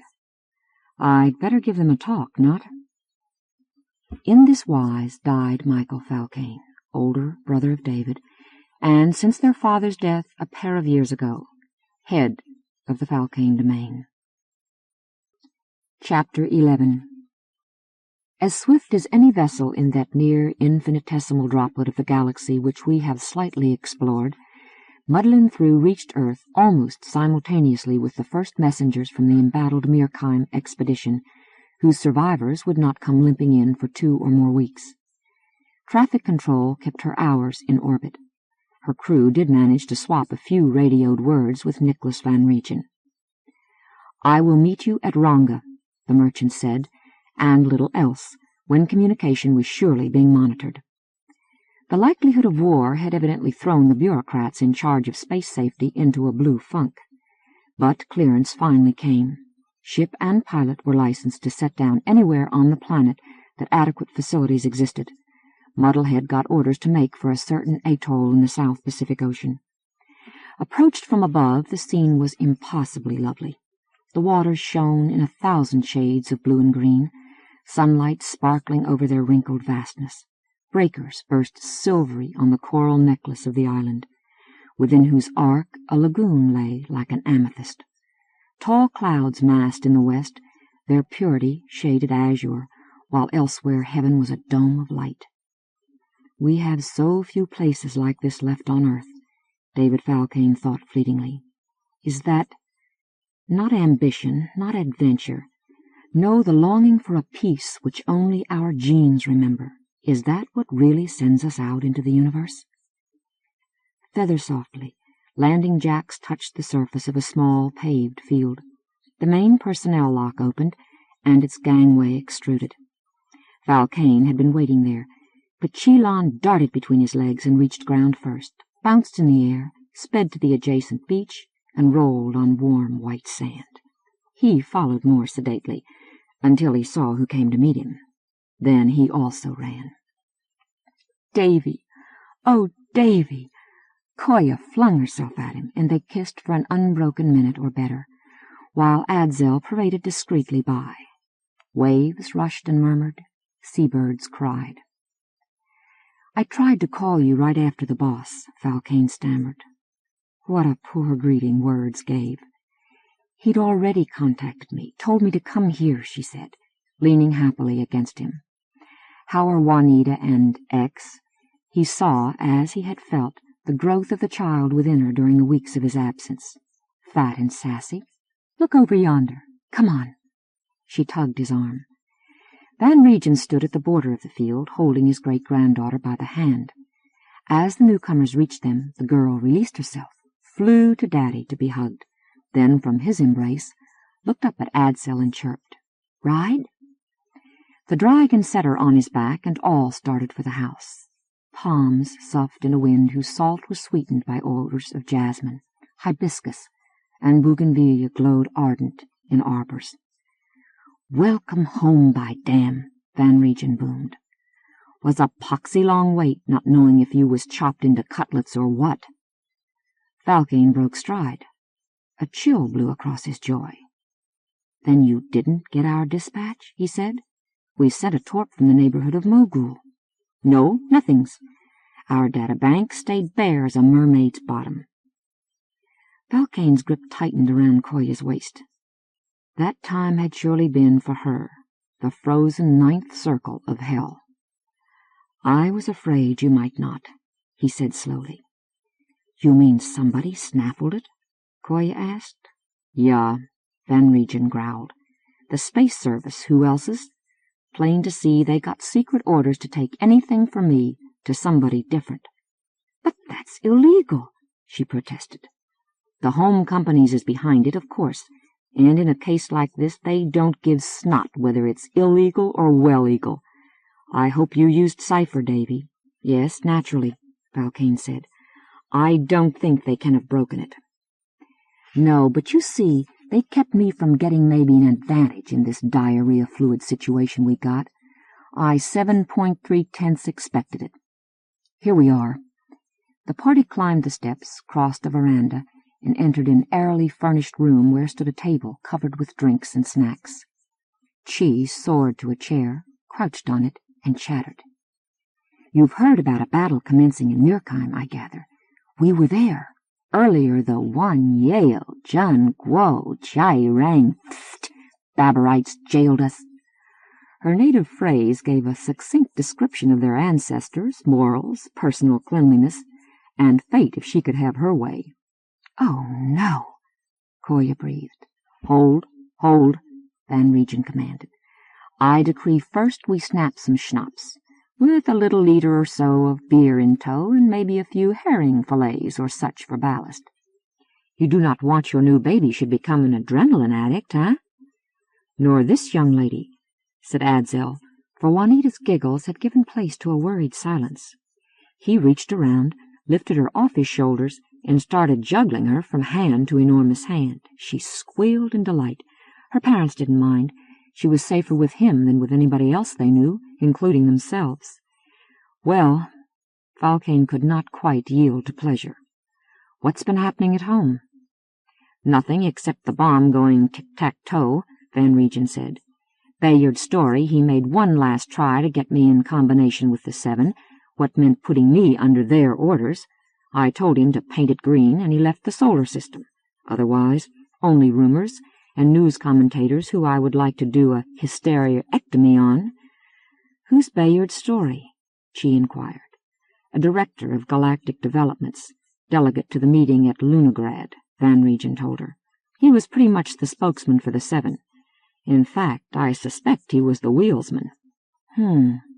"Yes, I remember now. I happened to see his arrival on a newscast," Valkane put in. "I admired his skill in giving the reporter a brief, crisp, straightforward statement that didn't say a flinkin' thing." He turned to Kolya. "No matter. Haven't you anything special to relate, darling?" "Oh, I was offered a contract by Danstrip Cargo Carriers," she answered, referring to an independent within the League. Since she stopped trade pioneering, she had worked out of her home as a high-powered freelance computer programmer. They wanted an analysis of their best strategy in case of war. Everybody is terrified of war. Nobody knows what the consequences would be. Nobody wants it. But still we drift and drift. It's horrible, Davy. Can you imagine how horrible?" Valkane brushed a kiss across her hair. "Did you take the job?" "No. How could I, not being sure what had become of you?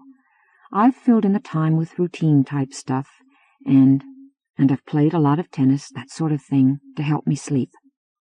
She shared his distrust of chemical consolations. In a way, Van Regen did too. He used alcohol, not as a crutch, but as a pogo stick.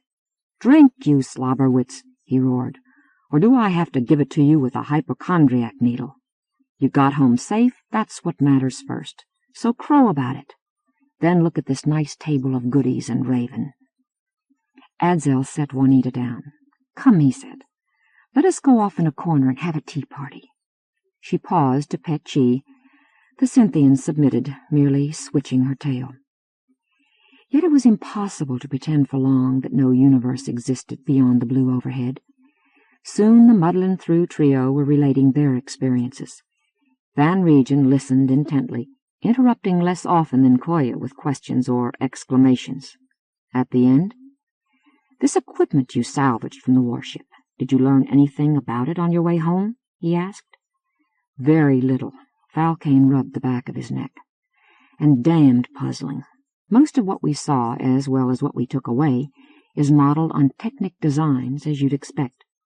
But certain transistors, we can't figure out how they were manufactured in a hydrogen atmosphere. Hydrogen would poison the semiconductors. Maybe they're produced off Babber, like on a satellite," Koya suggested. "Maybe," Falcane said, "though I can't see why. Alternative kinds of transistors exist which don't require going to that much trouble. Then there's a unit which we guess to be a containment field strength regulator. It involves a rectifier operating at a high temperature. Okay, but this particular rectifier is cupric oxide. Hydrogen reduces that stuff when it's hot. You get copper and water. Oh yes, the piece is inside an iron shell to protect it. But hydrogen leaks through iron. So what the Babberites have got is a part less reliable, more often in need of replacement than necessary. Bad engineering as a result of haste," Koya offered with a quirked smile. "Not the first time in history." "True," Falcane said, "but look, the Babberites have had off-planet help. That much was admitted to us, and we identified an oxygen breather colony on one of their moons, you recall. And there are those foreign mercenaries, also oxygen-breathing. Obviously, they hired such outsiders to help them with research, development, and production of their military machine. Why didn't the outsiders do a better job?" Van Regen stumped about, worrying his goatee and crunching bites off a Spanish onion. "More interesting is how the Babberites found those people, and how paid them as well as the other costs," he opined. "Babylor is not a rich world, nor very populous, proportional to its size, even allowing for industrial backwardness. Too much of it is desert for lack of liquid ammonia. What has it to pay with? It did do some interstellar trade in the past," Falcane reminded. "Possibly somebody made contact or, I don't know. You're right, it's tough to find an economic explanation for everything they've managed to accomplish. Or any kind of explanation for their actions, by Billy Damn.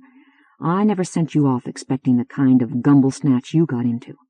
No, I thought sure the Babberites would talk at you, probably not tell you much, but anyhow's talking. The sensible thing from their viewpoint should be, if they're going to butt heads with the Commonwealth, they stay friends with the League, or at least not make it also an activated enemy. Nigh? They seemed, from what microscopic contact we had with them, they seemed contemptuous of the League. They certainly know it's divided against itself. How can they be so cockadoodle sure of that? Do we savvy the ins and outs of their politics? And why not try to take advantage of our divisions? For instance, they might get the Seven and the Independents bidding competitive for business with them, if they treat the representatives halfway decent. Could you simply have run into an overzealous official? Koya wondered. Falcane shook his head. From what smidgen we know of the Babberites, hardly, he replied. They don't appear to be organized that way.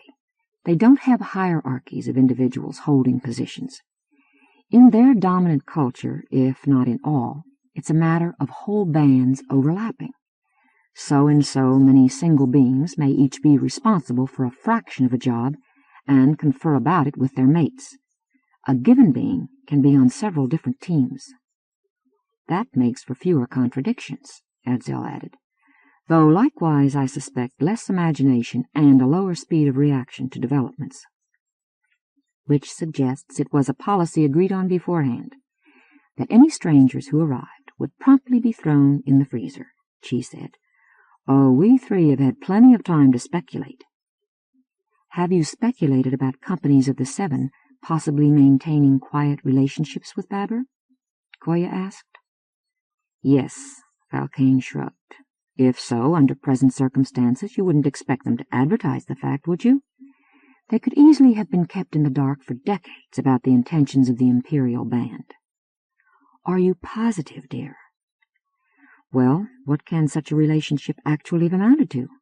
occasional visits by one or a few agents to a strictly limited region of a planet with more than 22 times Earth's area, a much bigger proportion of it dry land at that. Still, she murmured, the section where significant action has been taking place isn't necessarily huge. A phone chimed. Kai, you! Of every tyranny you humans have ever saddled yourselves with, that thing has got to be the most insolent. Nobody knows I am here but my top secretary, said Van Regen. His bare feet slapped across the tatami to the instrument. When he pressed accept, it announced, Edward Garver wishes to speak to you personally, sir. What shall I tell him? What I would like you to tell him is not anatomically possible, Van Regen grunted. Put him on. The rest of you stand back from the scanner. No sense handing out free information. Square shoulders, bald head, and pug-dog face sprang into simulacrum. You're on Ronga, I believe, where your snoop ship is, said the Commonwealth's Minister of Security without preamble. You got told about her, huh? Van Regen replied, quiet as the center of a hurricane. I issued standing orders the day I learned she'd left. Garver hunched forward, as if to thrust himself past the vitriol. You've been a special interest of mine for an almighty long while. Falcane, still more perhaps Adzel, who had once been arrested after a certain incident, remembered. Since the years when he was Chief Law Enforcement Officer of the Lunar Federation, Garver had hated Van Regen. His terms in the Commonwealth Parliament had put a fresh edge on that. It was an oddly pure passion. Because of the particular encounters they chanced to have had, he saw the merchant as an archetype of everything he abominated about the Pulsatechnic League. I want to know where the crew have been, what they've done, and why, he said. I'm calling personally so you'll know I mean this. Personally. Go ahead and want as much as you feel like, Van Regen beamed. Wallow in it. Scrub your tummy with it. Blow bubbles. Try different flavors. Behind his back he crooked a finger. Falcane, in turn, gestured to Chi and Adzel, who went quickly out. The younger man stayed by Koya. His partners could remove the log and babarite apparatus, to which the health inspector had paid no particular attention prior to their descent, from muddling through before a search party arrived with a warrant. Another log would remain, which had been faked as a matter of routine. He'd better brief his wife and his grandfather-in-law fast. No more of your apishness, Garver was rasping. I presume you know about the babarite attack on our ships. It means war, I guarantee. Parliament will meet by multi-way phone inside the next hour, and I know what the vote will be. I do too, Falcane thought sadly, while silent tears started forth in Koya's eyes. Not that we should do nothing about the killing of our men, but this haste? Well, the home companies see a vital interest in Mirkheim. Let the Commonwealth possess it, and that will be their foothold in space against the Seven. And the war will purify us, Garver said. It will give the government powers over free enterprise that it never had before. You can't consider the home companies free enterprises any longer. No, they're part of the power structure. He loathes us because we've never either joined or toadied to the coalition of cartels, politicians, and bureaucrats. To him, we represent chaos. Garver checked himself from orating. With iron joy, he went on. Meanwhile, as of an hour back, the Premier has declared a state of emergency. Under it, my department takes authority over all spacecraft. We'll be commandeering Van Regen, and no ship will move without our permission. I've called you like this in the faint hope that'll make you comprehend the gravity of the situation, and what'll happen to you if you don't cooperate. How sweet of you to tell me, the merchant replied expressionlessly. Was there more? Okay, pippity-pip. He switched off. Turning to the rest, he said, I would not give him the satisfaction. He jumped up and down. The floor thundered. He pummeled the air with his fists. Sh! And Beardif, he bellowed. God throw him in Satan's squat pot. His parents was brothers. May he wish to become decent. Make us a 4-letter angular Saxon language just for him. Gah! Adzel, re-entering the house, dropped his load to cover Juanita's ears. She scuttled past him, carrying the log reel in search of a good hiding place for it. Coy and Falcane caught at each other. A whine rose outside as two central police vehicles came over the horizon and turned downward for a landing. Chapter 12. Was this truly Earth? Eric could sit still no longer. The program he watched was interesting, doubtless banal to a native, but exotic to him. However, he was too restless. He flung himself off the lounger, strode across his room, halted at a window. Evening was stealing across Rio de Janeiro Integrate. From his high perch, his gaze swept over the flowing lines and rich tints of skyscrapers, bold silhouettes of Sugarloaf and Corcovado, bay agleam as if burnished, Niterói Bridge, an ethereal tracing. Cars torrented along streets and elevated roads below him, wove an intricate dance through the flight lanes above. He touched a button to open the window and filled his lungs with unconditioned moist heat. No traffic noises actually reached him, but he had a sense of them, the unheard throb of a monster machine, almost like the pulse of a spaceship. The sheer existence of such a megalopolis came near being frightening now that he stood brow to brow with it. His right hand's grip on his left wrist tightened. I am not nobody, he defied the immensity. I led a score of warcraft here. The door chimed. He spun on his heel, heart irrationally jumping. "Come in," he said. The door swung itself wide. A man, small and dark as most Brazilians apparently were, stood there in a fanciful uniform holding a package. "This came for you, sir," he announced in accented Anglic. The Hotel Santos Dumont employed live servitors. "What?" Puzzled, Eric approached. "Who'd be sending me anything?" "I don't know, sir. It arrived by conveyor a few minutes ago. We knew you were still here and thought you might like to have it at once." "Well, thank you." Eric took the parcel. It was in plain pack wrap and bore only his name and address. The man remained for a moment, then left. The door shut behind him. Damn, Eric thought. Should I have given him money? Haven't I read about that as a terrestrial custom? His face heated. Well, though, he laid his present on a table and tugged the unsealer. Inside were a box and an envelope. The box held a freshly folded suit of clothes. The envelope held 2 sheets. On the first was written, "To His Excellency Eric Tamarin Asmunsen, in appreciation of his gallant efforts. From a member of United Humanity." Who? Wait, it did get mentioned while I was with those politicians and officers yesterday.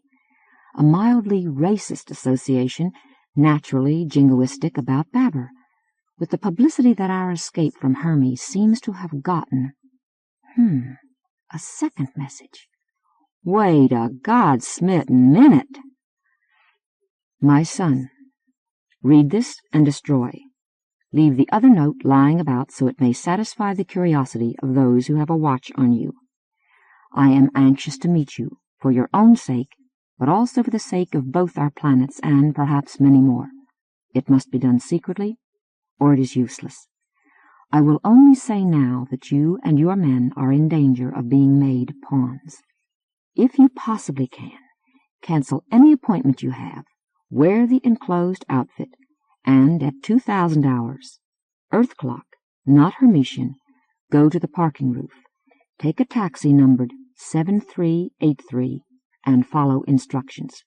If you can't tonight, make it the same time tomorrow. Long live freedom, and damn the ideologies. Your father, seismograph scrawl, N. Van Regen. For a minute that stretched, Eric stood where he was. Old Nick himself hammered through him. You hear stories about him throughout space as if he were already a myth. Of course I intended to look him up, but... His blood began to sing. After the grinding voyage, the wary reception, the strenuous drabness of 2 conferences with highly placed earthlings, conferences that were more like interrogations, the interview before a telenews camera, and now this? Why not? He was invited to dinner at the Hermetian ambassador's home in Petropolis. He might have been housed there, except for lack of guest facilities. The embassy had a very small budget, because hitherto it had had little to do. Hence the Commonwealth government was treating him to these quarters. Quite possibly they were bugged. Certainly he was separated from his crews, who had been sent to dwell in, what was the name? Cape Verde base? Yet why should he suspect the Commonwealth? He had everywhere met politeness, if not effusiveness. Could be I'll learn tonight. He phoned, pleading fatigue, and postponed his engagement a day. Room service brought him sandwiches and milk. Earth's food and drink had subtly peculiar tastes. Afterward he changed into the new garments. They were flamboyant, sheening blue velvet tunic and culottes, white iridon stockings, scarlet shimmerlin cloak. Even here, where colorful garb was the rule, he'd stand out. Shouldn't he be inconspicuous instead? Somehow he outlived the wait. Dusk fell. At the designated time he stepped from a grab shaft out onto the roof. The muggy atmosphere had not lost much heat. The city's horizon-wide, shattered rainbow of lights seemed feverish. Several cabs stood in line. Opposite them, a man leaned against the parapet as if admiring the view. Is he a watcher? The sleek teardrop vehicles bore numbers on their sides. Eric's was in the middle of the row. How to take it without making obvious that that's the one I want? Ah, yes, I know. I hope. He paced back and forth for a bit, cloak a-swirl behind him, like a person not sure what to do. Then, passing 7383, he feigned the impulse that made him lay a hand on its door. It opened. He got in. A shadowy shape crouched on the floor. "Quiet," muttered forth. Aloud, to the autopilot, "Palacete de Amour." The car took off vertically, entered the lane assigned it by the traffic monitoring system, and headed west. The man crawled up. "Now I can sit," he said in Anglic. "They're following us, but that far off they can't see through our windows." He extended a hand. "I'm honored to meet you, sir. You may as well call me Tom." Eric accepted the clasp numbly. He was looking at himself. No, not quite. The clothes were identical, the body similar, the head less closely, so though it should pass a cursory inspection. Tom grinned. "Partly I'm disguised, hair dye, mask flesh here and there, etc.," he explained, "and a standout costume which draws attention from me to itself. Gait's important, too. Did you know that you Hermetians walk differently from any breed of earthling? Looser jointed. I've spent the past day in crash course training." "You are a man of Van Regen's?" Eric asked. His mouth was somewhat dry. "Yes, sir. He keeps several like me on tap. Now please listen close. I'll get off at the Palacete while you hunch down the way I was doing. I'll give them a satisfying look at me, hesitating before I go in. Meanwhile, you tell the car, to the yacht. It isn't really a cab, it just looks like one. It'll take you to him. At 0600 tomorrow morning, it'll bring you back to me. I'll step in, we'll let you off at your hotel. As far as the Secret Service is concerned, you spent the night at the Palacete." What am I supposed to be doing there?" Tom blinked, then guffawed. "Having a glorious time with assorted delicious wenches after your long journey. Don't worry, I'll leave behind me a goodly tale of your prowess. At times like this, I enjoy my work. Nobody will mention it to you. That's bad form on Earth. Just be prepared for a few smirks when you tell people you're tired because you slept poorly." Eric was spared the need to respond, since Tom said, "Get down," as a garishly lighted facade came in view. A minute later, they landed. Tom got out. The vehicle took off again. The episode felt unreal. Eric brought his face to a pane and stared. The city fell behind him, the bay, the coast whereon he glimpsed kilometers of magnificent surf. He was over the ocean. Luna stood low ahead, near the full, casting a witchcraft of brilliance across the waves. In its presence, not many stars were visible. Was that bright one Alpha Centauri, the beacon for which men steered when first they departed the solar system? Were those four the Southern Cross, famous in books he had read as a boy? The constellations were strange. Mayo was drowned in distance.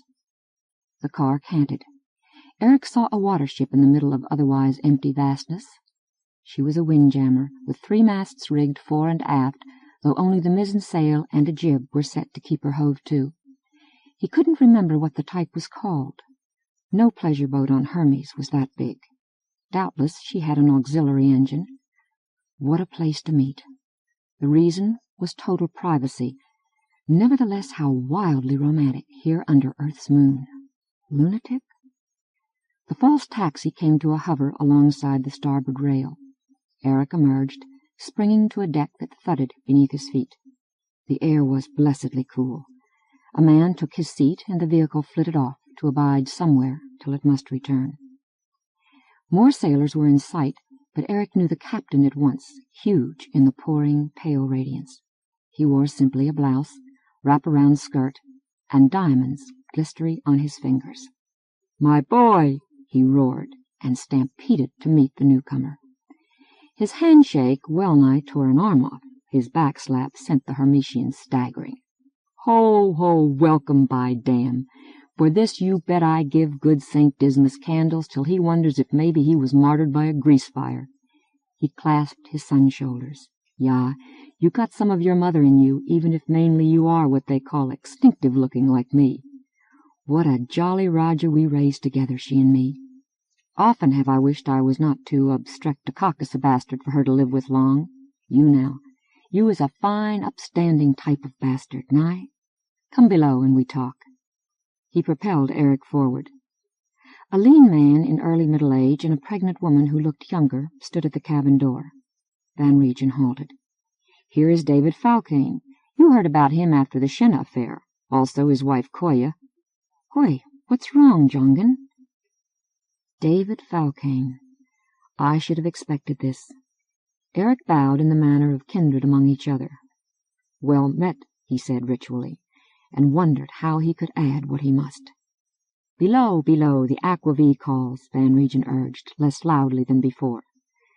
The ship's saloon was mahogany and mirror-like brass. Refreshments crowded a table. The quartet settled themselves around it. Van Regen poured with more skill than was obvious from his slapdash manner. "How was Lady Sandra when you left her?" he asked, still quieter. "Bearing up," Eric said. "Prost!" Van Regen raised his liquor. The rest imitated him, sending the chilled caraway spirit down their gullets at a gulp, following it with beer. Across his tankard, Eric studied faces. Koya's was delicately molded, though somehow too strong to be merely pretty. David's was rakish in shape, rather grim and mean. No, hold. I'd better think of him as Falcane. Most earthlings seem to use their surnames with comparative strangers, like Travers, not the first name like kindred, and he's been long off Hermes. Van Regen's visage, sharply remembered from documentary shows a decade ago following the Shenna business, was the most mobile and least readable of the 3. What do I actually think of him? What should I? Sandra had never spoken much of her old liaison. She wasn't regretful, she just didn't care to dwell on the past. And she had married Peter Asmundsen when Eric was 4 standard years old. The stepfather had won the child's wholehearted love. That was why Eric had never considered seeking out Van Regen, nor given him a great deal of thought until lately. It would have felt almost like disloyalty. But half the genes in yonder gross body were his. And be damned if he wasn't enjoying this escapade. Falcane spoke. Abruptly, Eric recalled the tidings he bore, and lost enjoyment. "We'd better get straight to work. No doubt you wonder about the elaborate secrecy.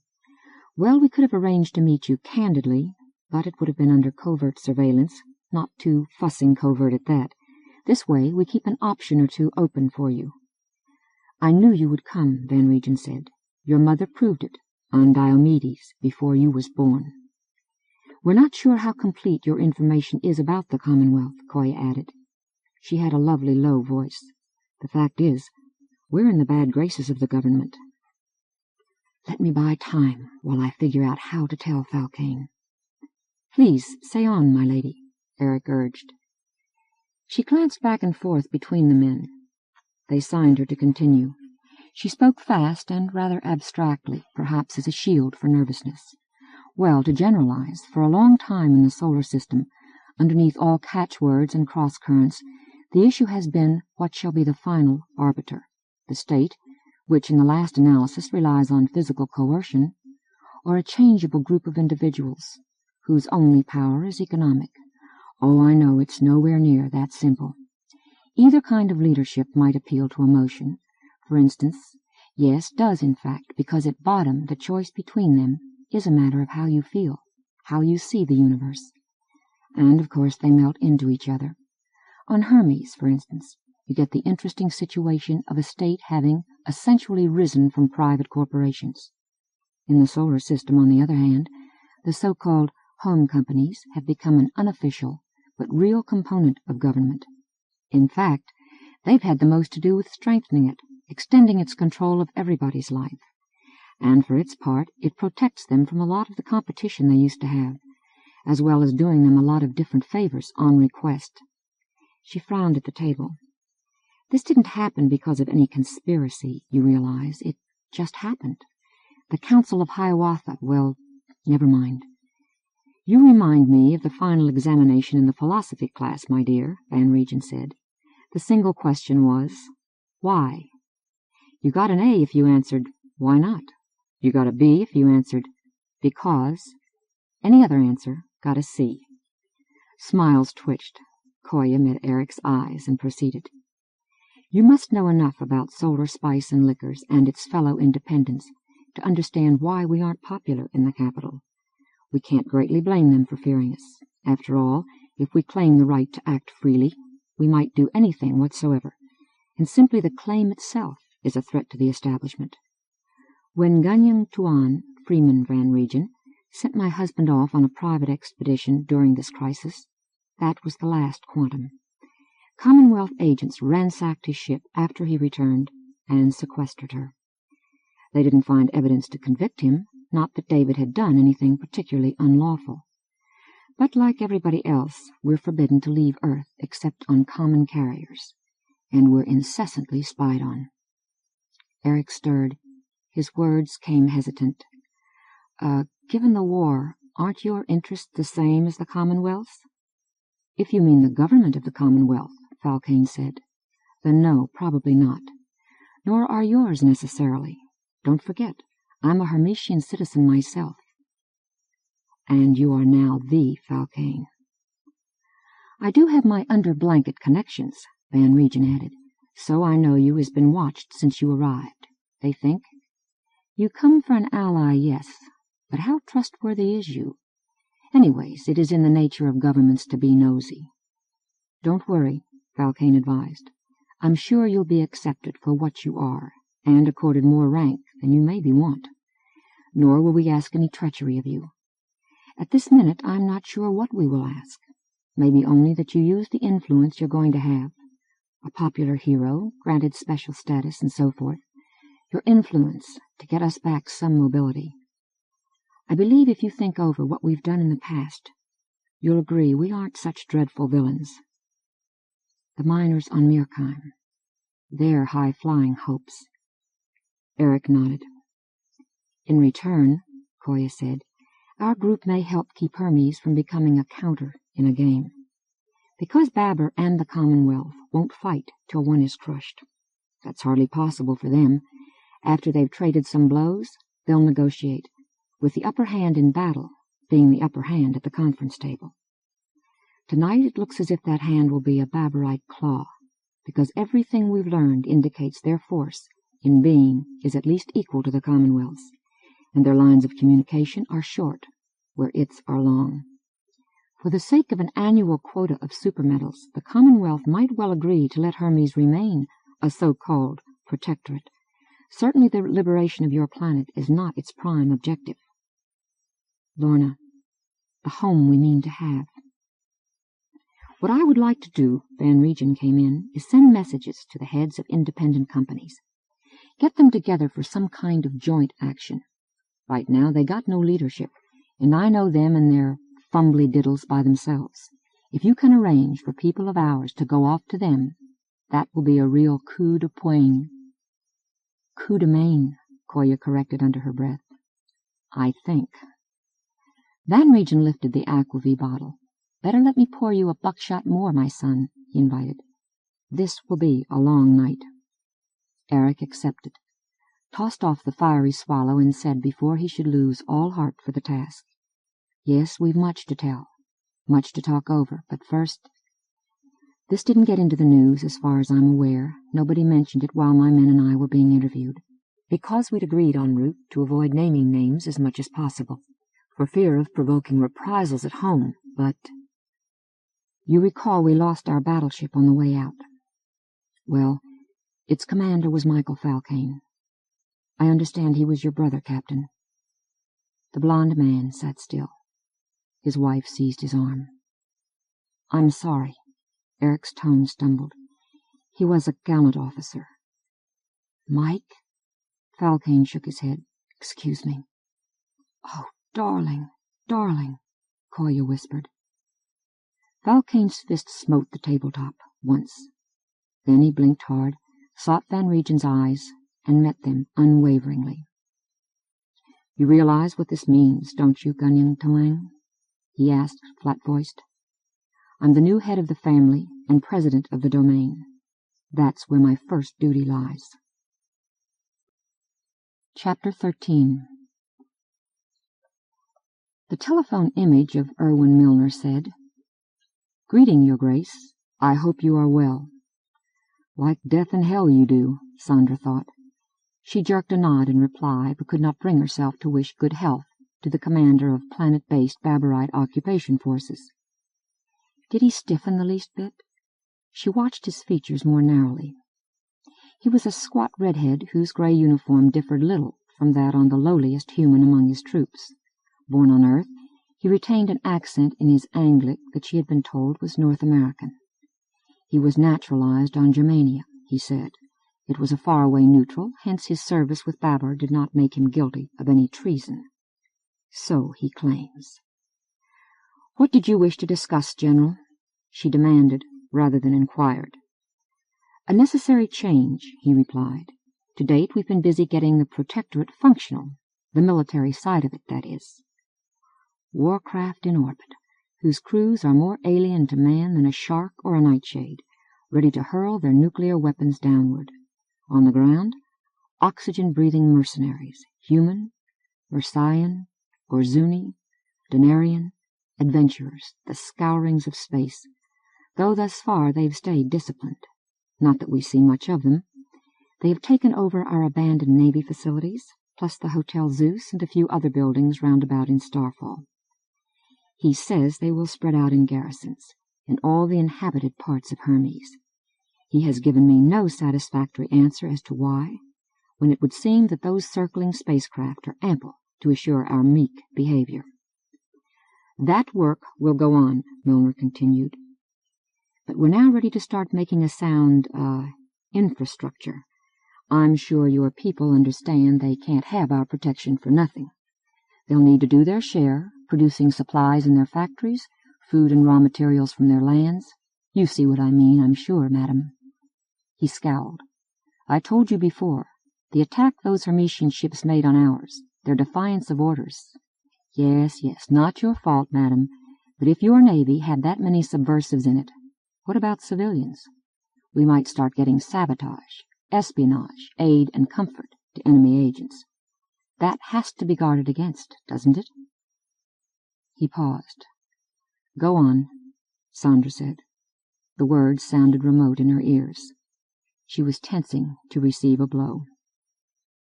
The first several days of the occupation had gone with eerie smoothness.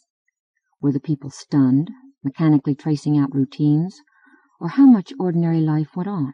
Education, recreation, love-making, even laughter. She herself had been astonished to find she could still enjoy a meal, be concerned when her favorite horse developed a limp, take interest in some unusual triviality on the newscast. Of course, no doubt it helped that few dwellers on the planet had glimpsed an invader, and she liked to think that her speeches had had their effect. First, on a conference hookup, to the World Legislature, the presidents of the domains, afterward on television to everybody. We have no other choice but our useless deaths and our children's. We yield under protest, praying for eventual justice. Our forebears entered wildernesses whose very life forms were mostly unknown to them, and many suffered or died. But in the end they overcame. In this hour we must be worthy of them. Prudence, patience, endure. We'll have to organize for the long pull, Milner told her. Now, I'm a plain soldier. I don't know the ins and outs of your society here. But I do know there isn't another like it anywhere that humans have settled, so we're bringing in a high commissioner. He and his staff will work closely with you to ease the transition and make what reforms are required. He's Hermetian-born, you see, madam. Benoni Strang by name. Strang? Not one of the 1,000 families. Possibly a follower, but I doubt it. I'm sure I'd remember. Then he must be. He arrived today and would like to meet with you informally as soon as possible, Milner was saying. You know, get acquainted. Let you see that it's his world, too, and he has its best interests at heart. When would be a convenient time, madam? They are very polite to the prisoners, not? Waiting, she wandered alone save for one of her hounds across the top of Pilgrim Hill to the old keep. Its stone massiveness housed nothing these days but records and a museum. Nobody else was in the formal gardens surrounding it. The stillness made her footsteps seem loud on the gravelled paths. Flower beds and low hedges formed an intricate design anchored to occasional trees. Most blooms were gone. Colors other than green were only in crimson dale flower and small whitefoot, in shrubs where skyberries ripened vivid blue, in the first yellow on leaves of birch, and purple on leaves of phalaron. May shone muted through a hazy sky. The air was mild, with a slight tang. Trekking wings passed overhead. Autumn is gentle around Starfall, despite its latitude. Hermes tilts less on its axis than Earth. Under the hill gleamed the river. The city stretched eastward in roofs and towers to the bay. Westward it soon gave place to ploughland and pasture, and Cloudhelm's ghostly peak. She saw little traffic and heard none. The world might have been keeping a Sabbath. But nothing ever really stopped work, least of all the forces of disruption. Soon she must go back inside and haggle for the liberties of her people. She remembered that it had been just this season and just this weather when she and Pete rode into the trouble at Whistle Creek. Pete. Her mind flew back across 22 Hermetian years. This was a little after they met. That hour was still in the future when he would ask for marriage, or she would. They were never quite sure which. They were, though, seeing a good deal of each other. He had suggested she join him for some outdoor sport. She left Eric in her mother's care and flitted northeast from Windy Rim across the Apollo Valley to Brightwater in the foothills of the Thunderhead Mountains. It did not belong to him. The Asmundsens were followers of the Runebergs, whose domain had property in these parts as well as on the coastal plain and elsewhere. However, the Asmundsens had been tenants of the estate called Brightwater for generations, managers of the copper mining and refining which were the area's sole industry. Pete was content to let his older brother handle that, while he went into business for himself, exploring the planets of the Mayan system and developing their resources. Naturally, the domain took a share of the profits, but then it had put up the original investment, after he persuaded the president and advisers that his idea was sound. The family made Sandra welcome, at first, with the formalities due a person of her rank, but soon warmly and merrily. Having seen different cultures in her travels, she noticed what she would earlier have taken for granted, the absolute lack of subservience. If they had by birthright a single vote each in domain affairs, while every adult Runeberg had 10, what of it? Their rights were equally inviolable. They enjoyed hereditary privileges, such as this use of a lucrative region. They were spared tedious detail work vis-à-vis neighbor domains. If any of them came to grief, it was the duty of the presidential bloodline to mobilize what resources were necessary to help. Indeed, They stood to the Runebergs, much as the Runebergs stood to whatever head of state the legislature elected from the Tamarins. Her awareness growing keener as time passed, Sandra often wondered whether she envied more the kindred or the followers. On the day that she was to recall long afterward, she and Pete took horse for a ride to Whistle Creek, the industrial community. There they would visit the planet and have a late lunch before turning back. The route was lovely, a trail along ridges and down into vales whose forests were beginning to add gold, bronze, turquoise, amethyst, silver to their green, along hasty brooks, across meadows which had heaven for a roof. Mostly they rode in a silence that was more than companionable. But for an hour Pete unburdened himself to her of certain cares. Grand Duke Robert, old and failing, had begun by seeking his opinion on interplanetary development questions, then lately was progressing to a variety of matters. Pete did not want to become a gray eminence. Sandra did her awkward best to assure him that he was simply a valuable counselor.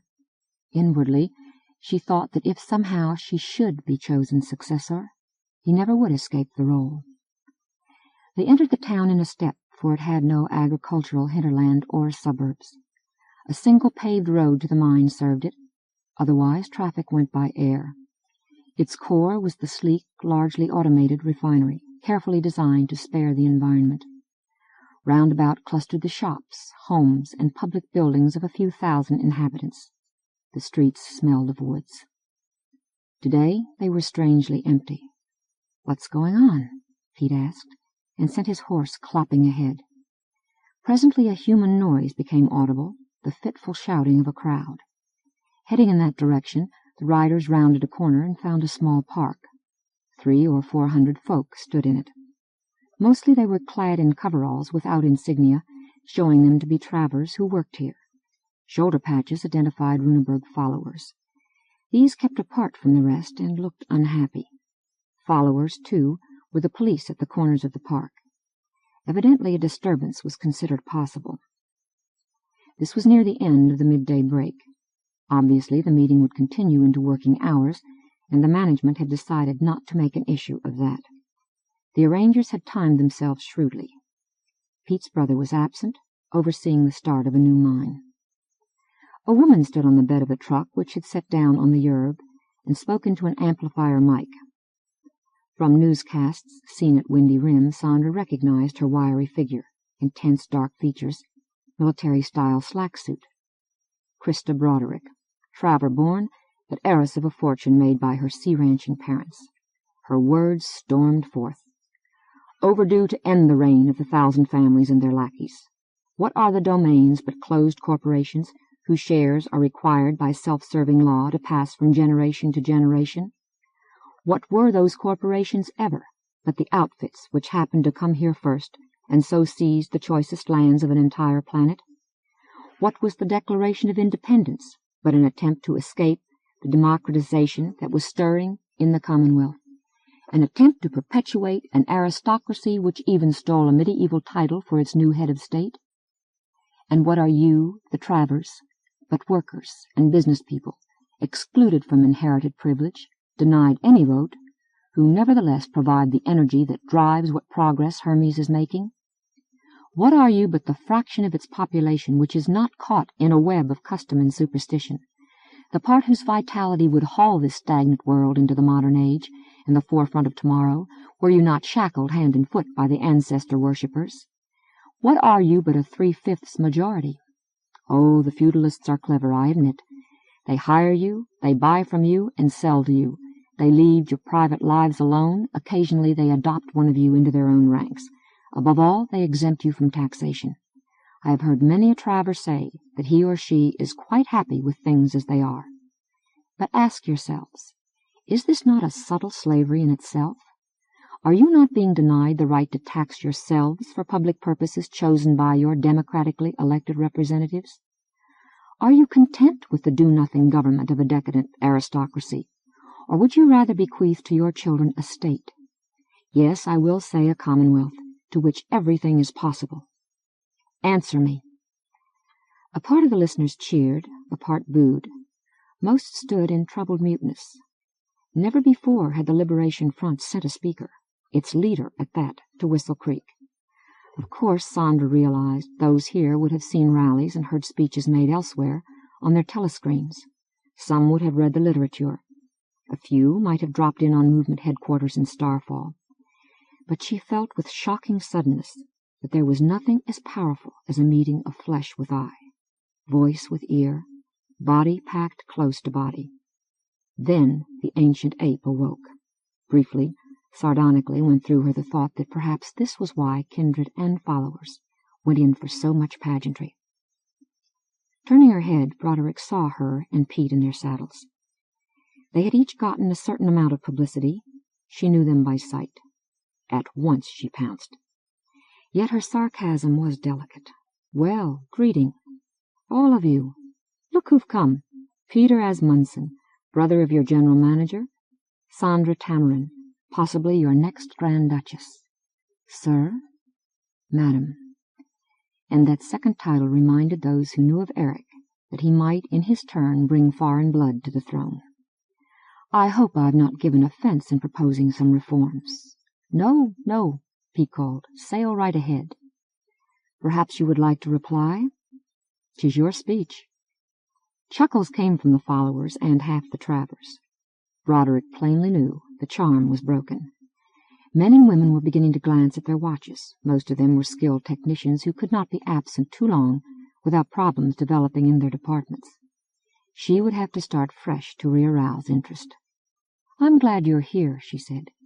"Very few of your class can be bothered to debate the issues the Liberation Front is raising. Thank you for showing public spirit. Do you wish to respond?" Expectant gazes turned toward the pair. Dismayed, Sandra felt her tongue locked tight.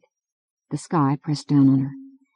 Then Pete brought his horse forward a pace, sat there with light shining on his blond mane and in his blue eyes, and said in a deep drawl that carried from end to end of the park, "Well, thank you, but we're only visiting. Anybody interested in a thorough discussion of the pros and cons of this subject should fax the Quadro 12th issue of the Starfall Weekly Meteor. After that, you can find any number of books, recorded talks, and what have you. I might say this, for whatever it's worth.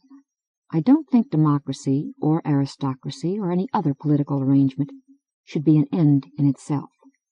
Such things are simply means to an end, not? All right, then ask yourselves if what we got isn't at least serving the end of keeping Hermes a pleasant place to live. If you're feeling restless, well, belike most of you know I'm in charge of an effort to exploit the other planets instead of over-exploiting this one we inhabit. 'Tis tough and often dangerous work, but if you live, you've a goodly chance of getting rich, and are bound to have the satisfaction of knowing you did what not many persons could have done. We're chronically short of labor. I'll be delighted if you mail me your applications." He paused. "My brother will be less delighted." "Carry on," he said into their laughter, and led Sandra away. Later, when having skipped lunch they were riding back through the woods, he apologized. "I'm sorry. We'll have to try another time. I'd no idea this would happen." "I'm glad it did," she answered. "It was interesting. No, more than that." "I learned a little something," Sandra Tamarin Asmundsen remembered, "including, maybe then, maybe a bit later, that I loved you, Pete." During the years between, the Liberation Front had gained strength. Much of her reign had gone into a search for compromises. Principally, Travers now had a vote in choosing municipal officers. Broderick and her kind were still maintaining that this was a mere sop, and they seemed to make ever more converts. What will Benoni Strang be like? Received in her confidential conference room, he proved a surprise. Medium-sized, slim, the rather handsome features of his rectangular face ornamented by a neat mustache and a suntan, his slightly grizzled brown hair sleeked back, he spoke as smoothly as he moved. His clothes were of rich material, soft in hue but cut in the latest terrestrial mode. He bowed to her as courtesy required a traver do. A member of the kindred would have shaken hands with the Duchess. A follower would have saluted. "Good greeting, Your Grace. I thank you for the honor you do me." The words were traditional, though Hermetian intonation had worn away. He must have spent long years separated from the Strangs whom a city directory listed as being of his class. Her throat tightened, as if to keep her heart from jumping out. Traitor, traitor. Barely could she make herself say, "Be seated," and take her own carven armchair. He obeyed. "It's a wonderful feeling to be back, madam. I'd well nigh forgotten how beautiful this area is." "Where else were you?" "I must find out everything about him I can. For this purpose, I may have to smile at him." "Many places, madam. A checkered career. I'll be glad to reminisce if you wish. However, I suspect today you'd rather get straight to the point." "Yes. Why are you working for the Baburites?" "I'm not really, madam. I hope to do my best for Hermes. It was not always kind to me, but it is the world of my fathers." "Invaded." Strang frowned as if wounded. "I sympathize with your distress, madam. But Babur was forestalling the Commonwealth. Intelligence discovered that the general staff of the enemy had a plan, the preliminaries already in train, to take over this system." "So you say," Sandra thought. Yet she could not help wondering. "You can hardly blame Babur for acting," Strang continued. "And from your viewpoint, isn't it the lesser of two evils? It doesn't want to rule you. Couldn't possibly. The idea is ridiculous. At most, some kind of post-war association for mutual defense and trade may prove desirable. But the Commonwealth has always deplored the fact that several colonies broke loose from it." "True enough. Our forebears did because they were evolving societies, interests, philosophies in their new homes, too strange to Earth, Luna, or Venus to fit in well with laws and usages developed for those worlds. The Commonwealth didn't resist independence by force of arms, but many of its citizens believed that it ought to." "Madam," Strang said earnestly, "I've been a xenologist, specializing in subjovian planets and Babur in particular. I know that race and its different cultures better than any other human. No boast, a plain statement of fact. In addition, as I said, I'm a Hermetian, yes, a Hermetian patriot. God knows I'm not perfect, but I do think I'm the realistic choice for High Commissioner. That's why I volunteered my services." "Not on any quick impulse," Sandra scoffed. "This whole operation must have been planned far ahead." "True, madam. In a way, all my life. Since I was a boy here in Starfall, I was conscious of things deeply wrong, and thinking how the wrong might be set right." Fear brushed Sandra and made her snap. "I've lost more time out of my own life than I like to reckon up, listening to the self-pity of the Liberation Front. What's your tale?" Cold anger flared back at her. "If you haven't understood yet, probably you never will. Have you no imagination? Think of yourself as a child, crowded into a public school while kindred children were getting individual tutoring from the finest teachers on the planet. Think of having dreams of accomplishment, of becoming somebody whose name will survive. And then finding that all the land worth having, all the resources, all the key businesses, belong to the domains, to the kindred and their followers, who stifle every chance for a change because it might upset their privileges and make them use their brains. Think of a love affair that should have led to marriage, was going to, till her parents stepped in because a Travers son-in-law would hurt their social standing, would keep them from using her to make a fat alliance." Strang broke off. Silence filled the room for half a minute. Thereafter he spoke calmly. "Madam, quite aside from justice, Hermes must be reorganized so it can aid in its own defense. This archaic, half-feudal society is flat-out too cumbersome, too unproductive. Most important, too alienating. The naval mutiny and flight to Earth showed that not even your government is safe from the insolence and insubordination of an officer corps drawn from the aristocrats. You have to win the loyalty of the Traver majority for practical as well as for moral reasons. But why should it care what becomes of kindred and followers? What stake has it in the planet as a whole? Production can no longer be divided among domains. It has to be integrated on a global scale. So do distribution, courts, police, education, welfare, everything. For this, the domains have to be dissolved. In their place, we need the entire populace. And after the war, it'll be an altogether new universe. The Pulsotechnic League won't be dominant anymore. The Commonwealth won't be the most powerful state. Leisured negotiation won't be the single way of settling disputes between nations and races. Hermes will have to adapt or go under. I want the adaptation to start immediately. We're going to have a revolution here, madam. I hope you and your upper classes will willingly assist it. But be that as it may, the revolution is going to happen. Chapter 14. Hanny Lennart, serving the Commonwealth at a credit a year as Special Assistant Minister of Extrasolar Relations, declared across a continent and an ocean, "You appreciate what a difficult position your coming has put us into, Admiral Tamarin Asmundsen. We welcome your offer to join your strength to ours. However, you admit that your government, which we still recognize, did not order you here." "I've been told that a few times," Eric replied to the phone as dryly as he was able. Within him raged, "Will you say something real, you mummy?" She did, and the end of suspense almost kicked the wind out of him. "I am calling informally to let you know without delay that I've decided to support the position taken by your ambassador. That is, the Hermetian government is under duress, and therefore only those of its agents who are at large can properly represent it. I expect this will get cabinet approval." "Thank you. Much," he breathed. "It will take at least a month," she warned. "The cabinet has a host of urgent problems. There's no hurry about your case, because our fleet won't move till it has reasonably good intelligence of Babarite forces and their dispositions. We don't want a second Mirkheim." "According to the news," Eric ventured, "quite a lot of your citizens don't want the fleet to move at all. They want a negotiated peace." Lennart's sparse brows drew together. "Yes, the fools. That's the softest name I can give them. Fools." She grew brisk again. "Pending acceptance of my proposal concerning you, I have the authority and obligation to rule on your temporary status. Frankly, I'm puzzled why Ambassador Runeberg objects so hard to your being considered internees. It's a mere formality for a short period.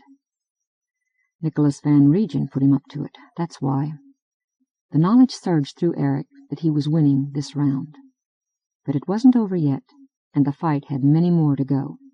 His mind and tongue began working at full speed.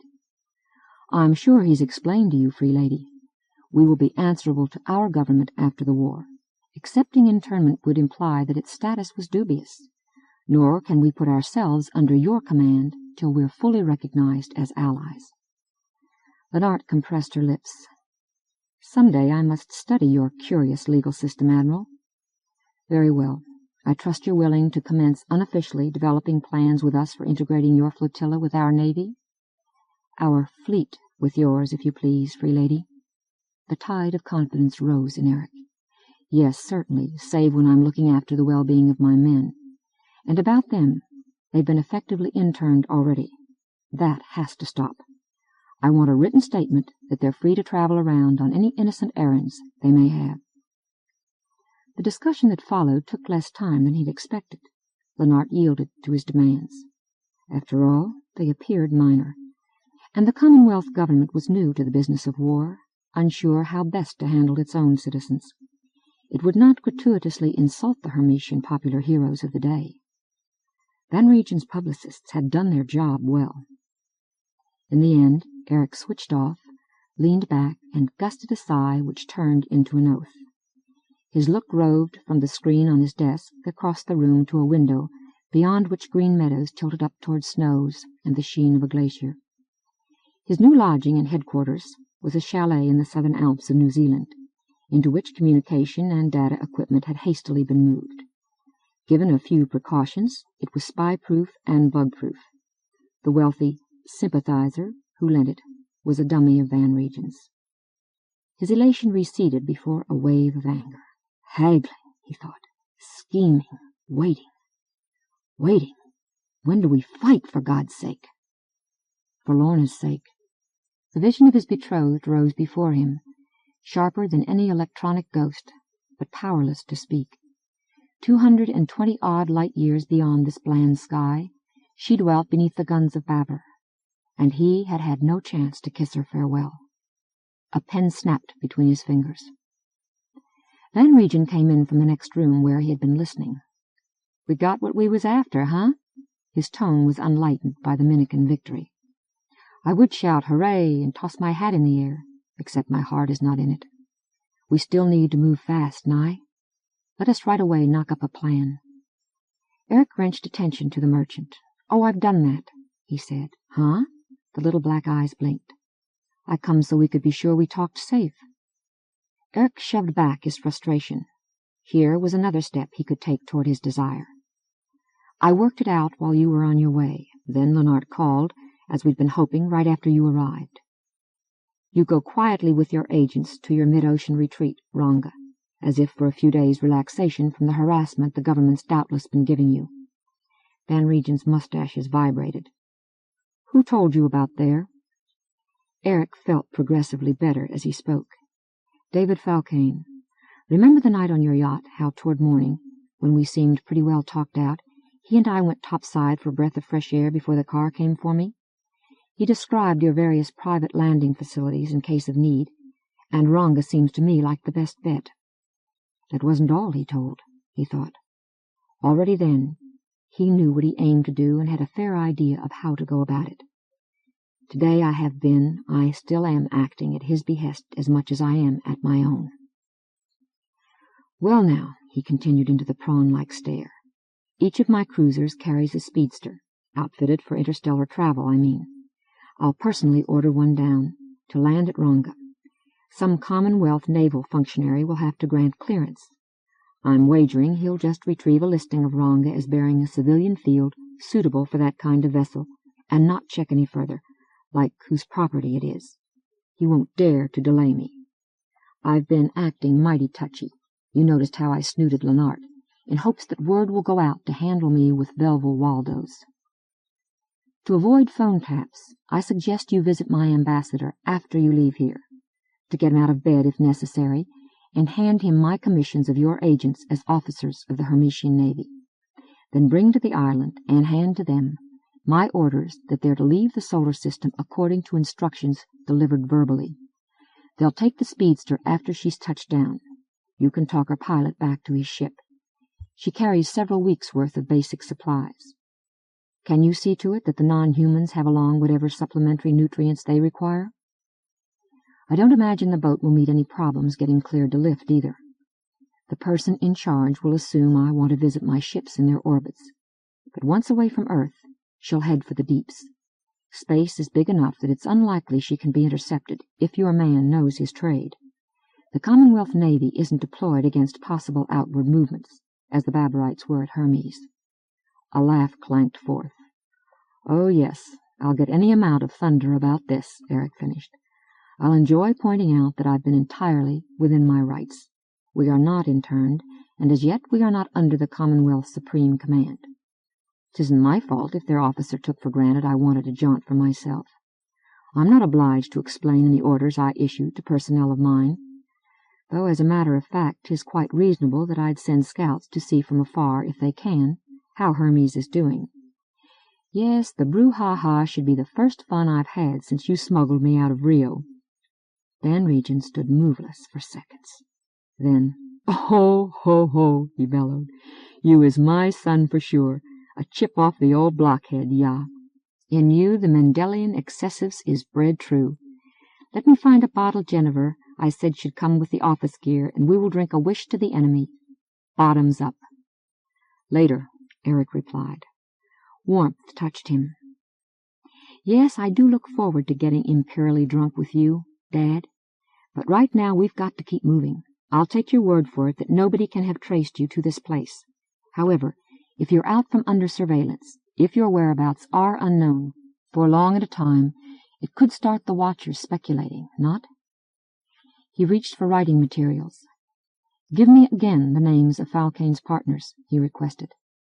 Van Regen started where he stood. "Falcane's? David?" No, boy. I got others standing by." Eric was surprised. "Of course you're reluctant to send him back into danger. But have you anybody more competent? No. Van Regen began ponderously pacing. Ach, I admit I hate seeing Kolya try not to show she grieves while he is gone. Never the least I would send him except, well, you heard, that night on the boat. He will not go arrange a getting together of the independent company heads like he is supposed to. He does not lie to me about that. Give him a chance. He goes to Hermes. Why, yes. Should I object? Tombs and torment, Van Regen spluttered.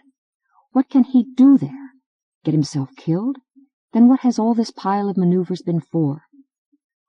I'm assuming he didn't boast when he told me that dawn on your yacht.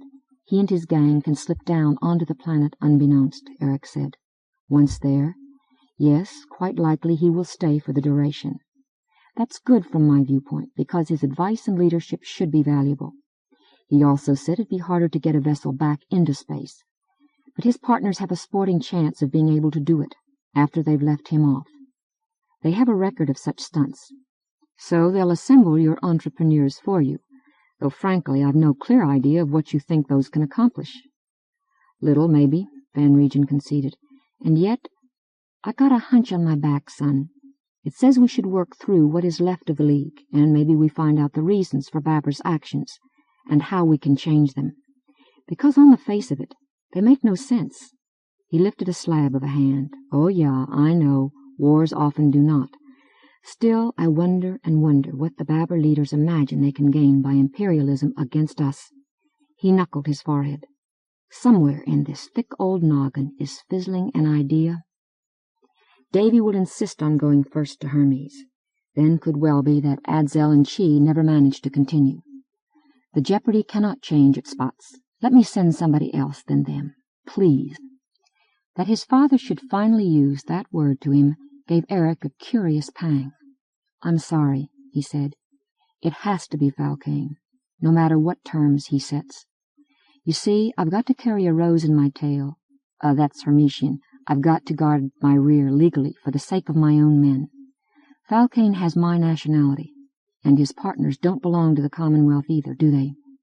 Then I have a right to commission them. Have you any equally qualified spacers on tap that's true of? Suddenly Van Regen looked shrunken. No, he whispered. He's old, passed through Eric. Weary, and here at last, forsaken. He wanted to clasp the bent shoulders, but he could merely say, Does it make such a difference? At most we'll set up a liaison, first with my home, later with your colleagues. We hope 'twill prove useful. He made his next words ring. The issue, though, will depend on how well we fight. Van Regen gave him a long regard. You do not see, do you, boy? He asked low and harshly. Win, lose, or draw, much more war means the end of the Commonwealth like we has known it, and the League, and Hermes. You beg the saints we do not have to fight to what we call a decision. He was mute for a little. Maybe we is already too late. Okay, let us go ahead the way you want. Burnt orange shading to molten gold and far-flung coral, sunset lay extravagant over the ocean. Light bridged the waters from horizon to surf. High in the west stood Venus. Beneath a lulling of waves, Ranga was wholly quiet. The day's odors of blossoms were fading away as air cooled. Adzel came along a beach that edged the outside of the atoll. On his left, a stand of palms glowed against eastern violet. On his right side, the scales shimmered. Chilan rode him. Her fur seemed gilded. They were spending their last hour before they returned to space. She said into a silence that had held them both for a while, After this is done with, if we're still alive, I'm going back to Cynthia. For I. Adzel rumbled an inquiring sound. I've been thinking about it since the trouble began, she told him. Or did she tell herself? And tonight, the beauty here disturbs me. It's too much like home, and too much unlike. I try to recall the living forests of Deolai, mallow trees in flower, and wings around them, everywhere wings. But all I see is this. I try to remember folk I care about, and all I have left is their names. It's a cold way to be. I'm glad your appetite for wealth is sated, Adzel said. She bristled. Why in chaos was I confessing to you, you overgrown gruntosaur? You wouldn't know what homesickness is. You can pursue your silly enlightenment anywhere you may be, till you've run the poor thing ragged. The great head shook, and that, meaning no, was a gesture learned among humans, not seen in any land on Woden. I am sorry, Chi. I did not mean to sound smug, simply happy on your account. She calmed as fast as she had flared and gave him a purr. He continued doggedly. I thought in my vanity that I was indeed free of birth ties.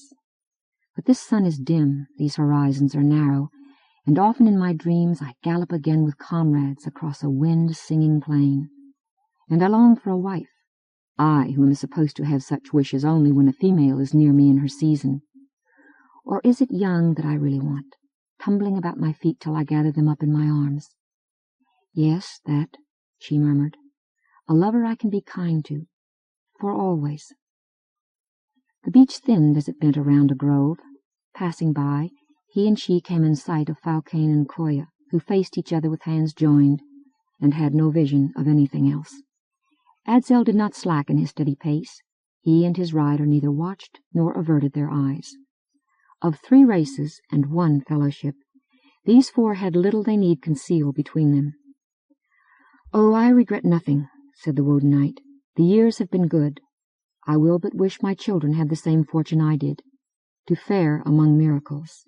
I likewise, she answered, though I'm afraid. I'm afraid we've had the best of what there was. The time that is coming— Her voice trailed off. You are not compelled to endure the future today, Adzel counseled. Let us savor this final adventure of ours for what it is. The Cynthian shook herself, as if she had climbed out of a glacial river, and leaped back to her olden style. Adventure? She snarled. Crammed in a hull half the size of muddling through with none of our pet amusements? Not even a computer that can play poker. Chapter 15. At first Hermes was a blue star. It grew to a sapphire disk, marbled with white weather, darkened where its single huge continent lay. Elsewhere a shining of seas, sun-brightened or moon-shimmery. Later it filled half the firmament and was no longer ahead, but below. Here was the danger point. Her crew had ridden Streak in on a hyperbolic orbit, entering the Mayan system from well off its ecliptic plane, nuclear power plant shut down, and life support apparatus running at minimum activity off electric capacitors. Thus, if any radar from a Guardian Babarite ship fingered her, she would most likely be taken for a meteoroid from interstellar space, a fairly common sort of object. But now, lest she burn in the atmosphere, Falcane must briefly apply thrust to give her the precise velocity required. Readouts glided before his eyes.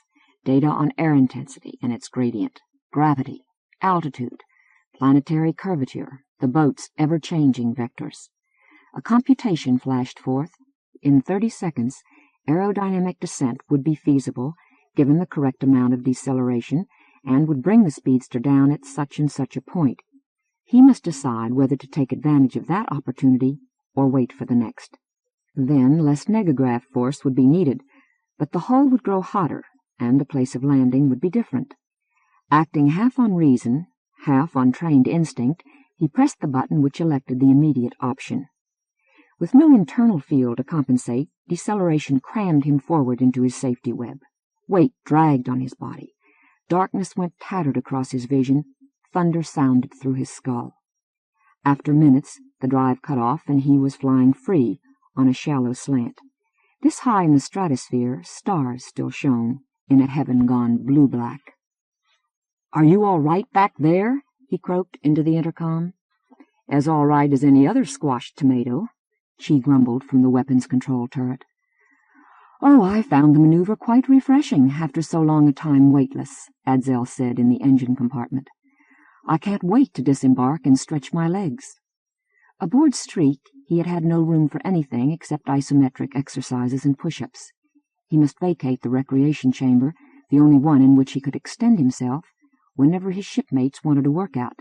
Either that or risk becoming a backstop for a handball. "You may get in more jogging than you really want," Chi said dourly. if somebody's detector registered our power output. We were over the middle of the Corybatic Ocean, Falcane reminded her. The odds should favor us. Oops, here we start bouncing. The boat struck the interface of stratosphere and troposphere at a small, calculated angle. Like a stone skimmed across water, she rebounded from the denser gas. Shock drummed through her structure. For a while she flew on, almost free, rising higher toward space, then curving downward to strike and leap again, again, again. Each pass was deeper in the atmosphere, at a lower speed. The sky outside turned blue by day, starry only as she rounded the night side. A wail of cloven air swelled to a hurricane roar. Land and sea began to fill more view than heaven did. At last she was mere kilometers above the surface, acting now as a lifting body. Falcane tapped a button to demand her geographical coordinates, computed from the continuous signals of navigation satellites. Eagerly he compared a map in his hands. He was over Greatland, bound for a set-down in the Thunderhead Mountains. Below him stretched the sunlit desert of the continental interior, red soil rising in fantastic wind-sculptured yardangs, scantily begrown with yerb, empty of man. If he hadn't been observed yet, he doubted he would be, so he could use the engine to bring the vessel quite near Hornbeck, ancestral home of the Falcanes. Chi's voice was a sword-cut across his hopes. Yeo Lang! 2 aircraft from northeast and southeast converging on our track. You sure? Falcane almost shouted. Radar and... Yes, by all doom and hell, neutrino emission, nuclear power plants. I don't think they're spaceable, but they're big, and you can bet they're well-heeled.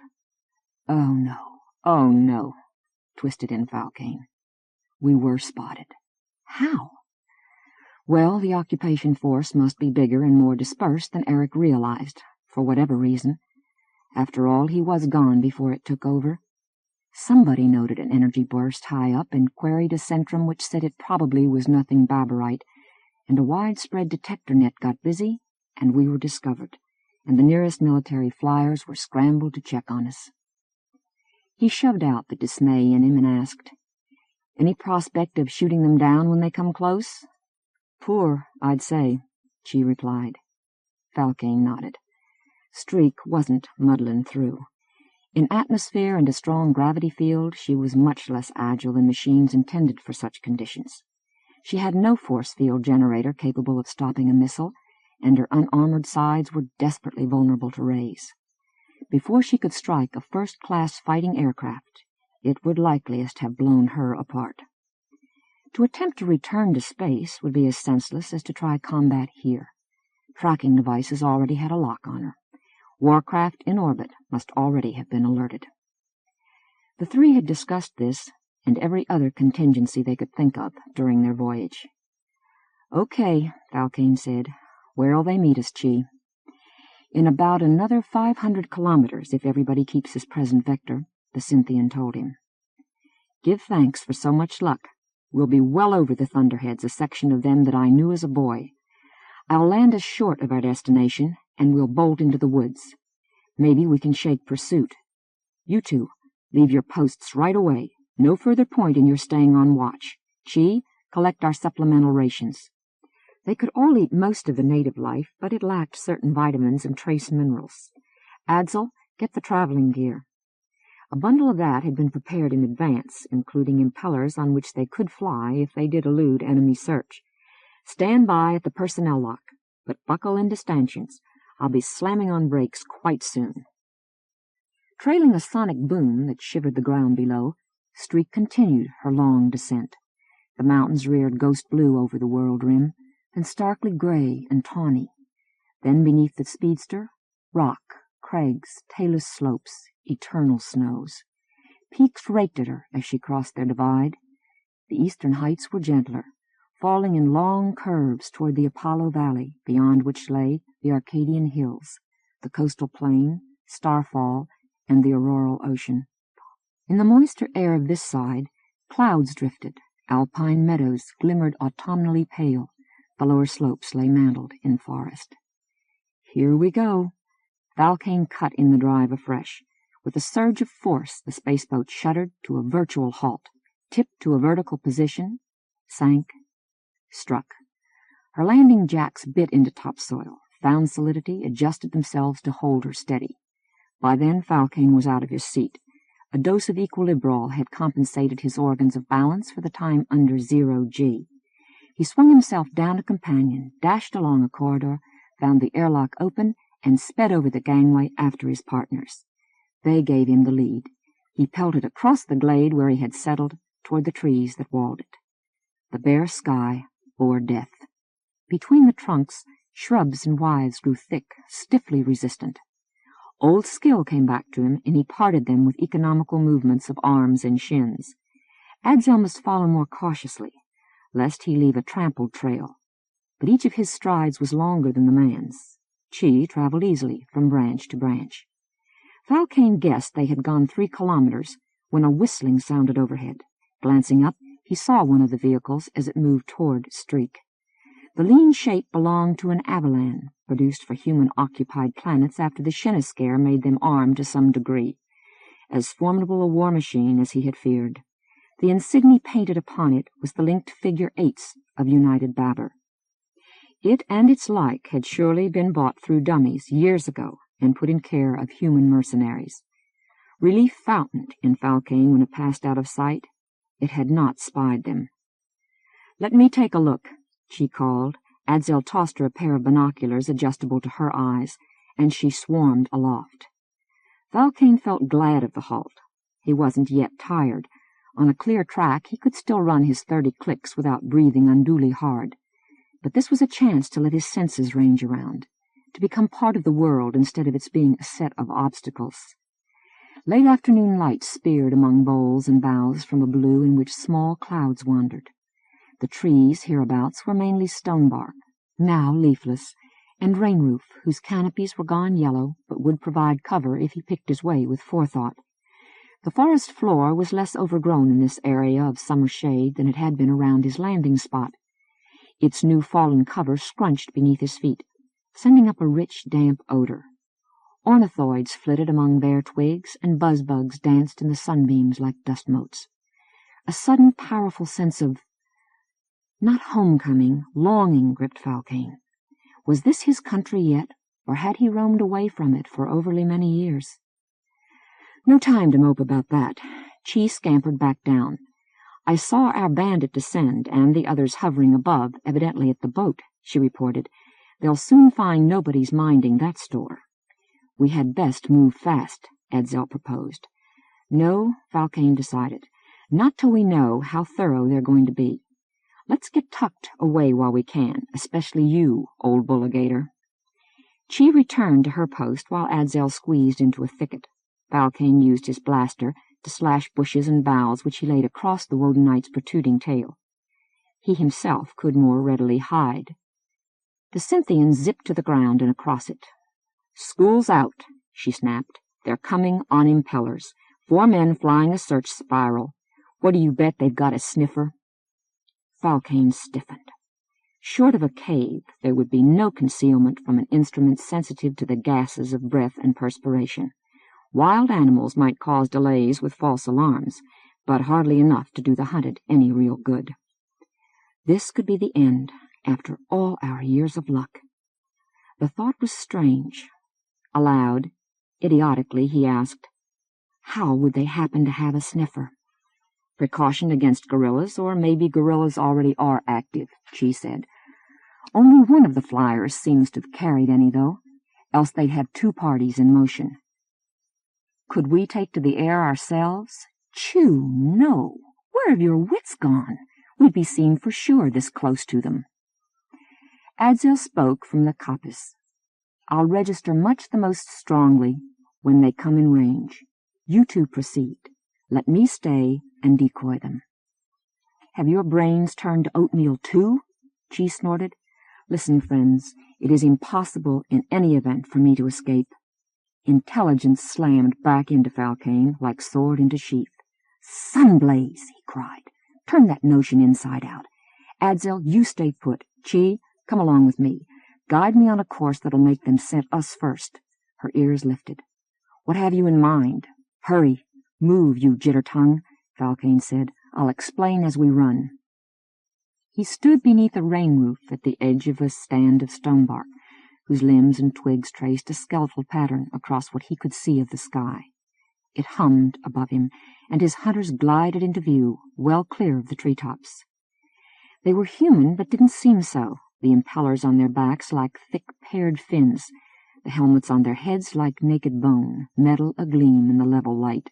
Otherwise, they wore unfamiliar gray uniforms, and 3 of them carried energy guns whose long barrels bespoke heavy destructive capacity. The leader, who flew lower than the rest, bore a box with scanners and intake valves on its front, meters on its rear. Yes, a sniffer. That man pointed. A bolt raved from the weapon of another, scything dazzlingly across limbs that fell off and crashed downward in bitter-smelling smoke.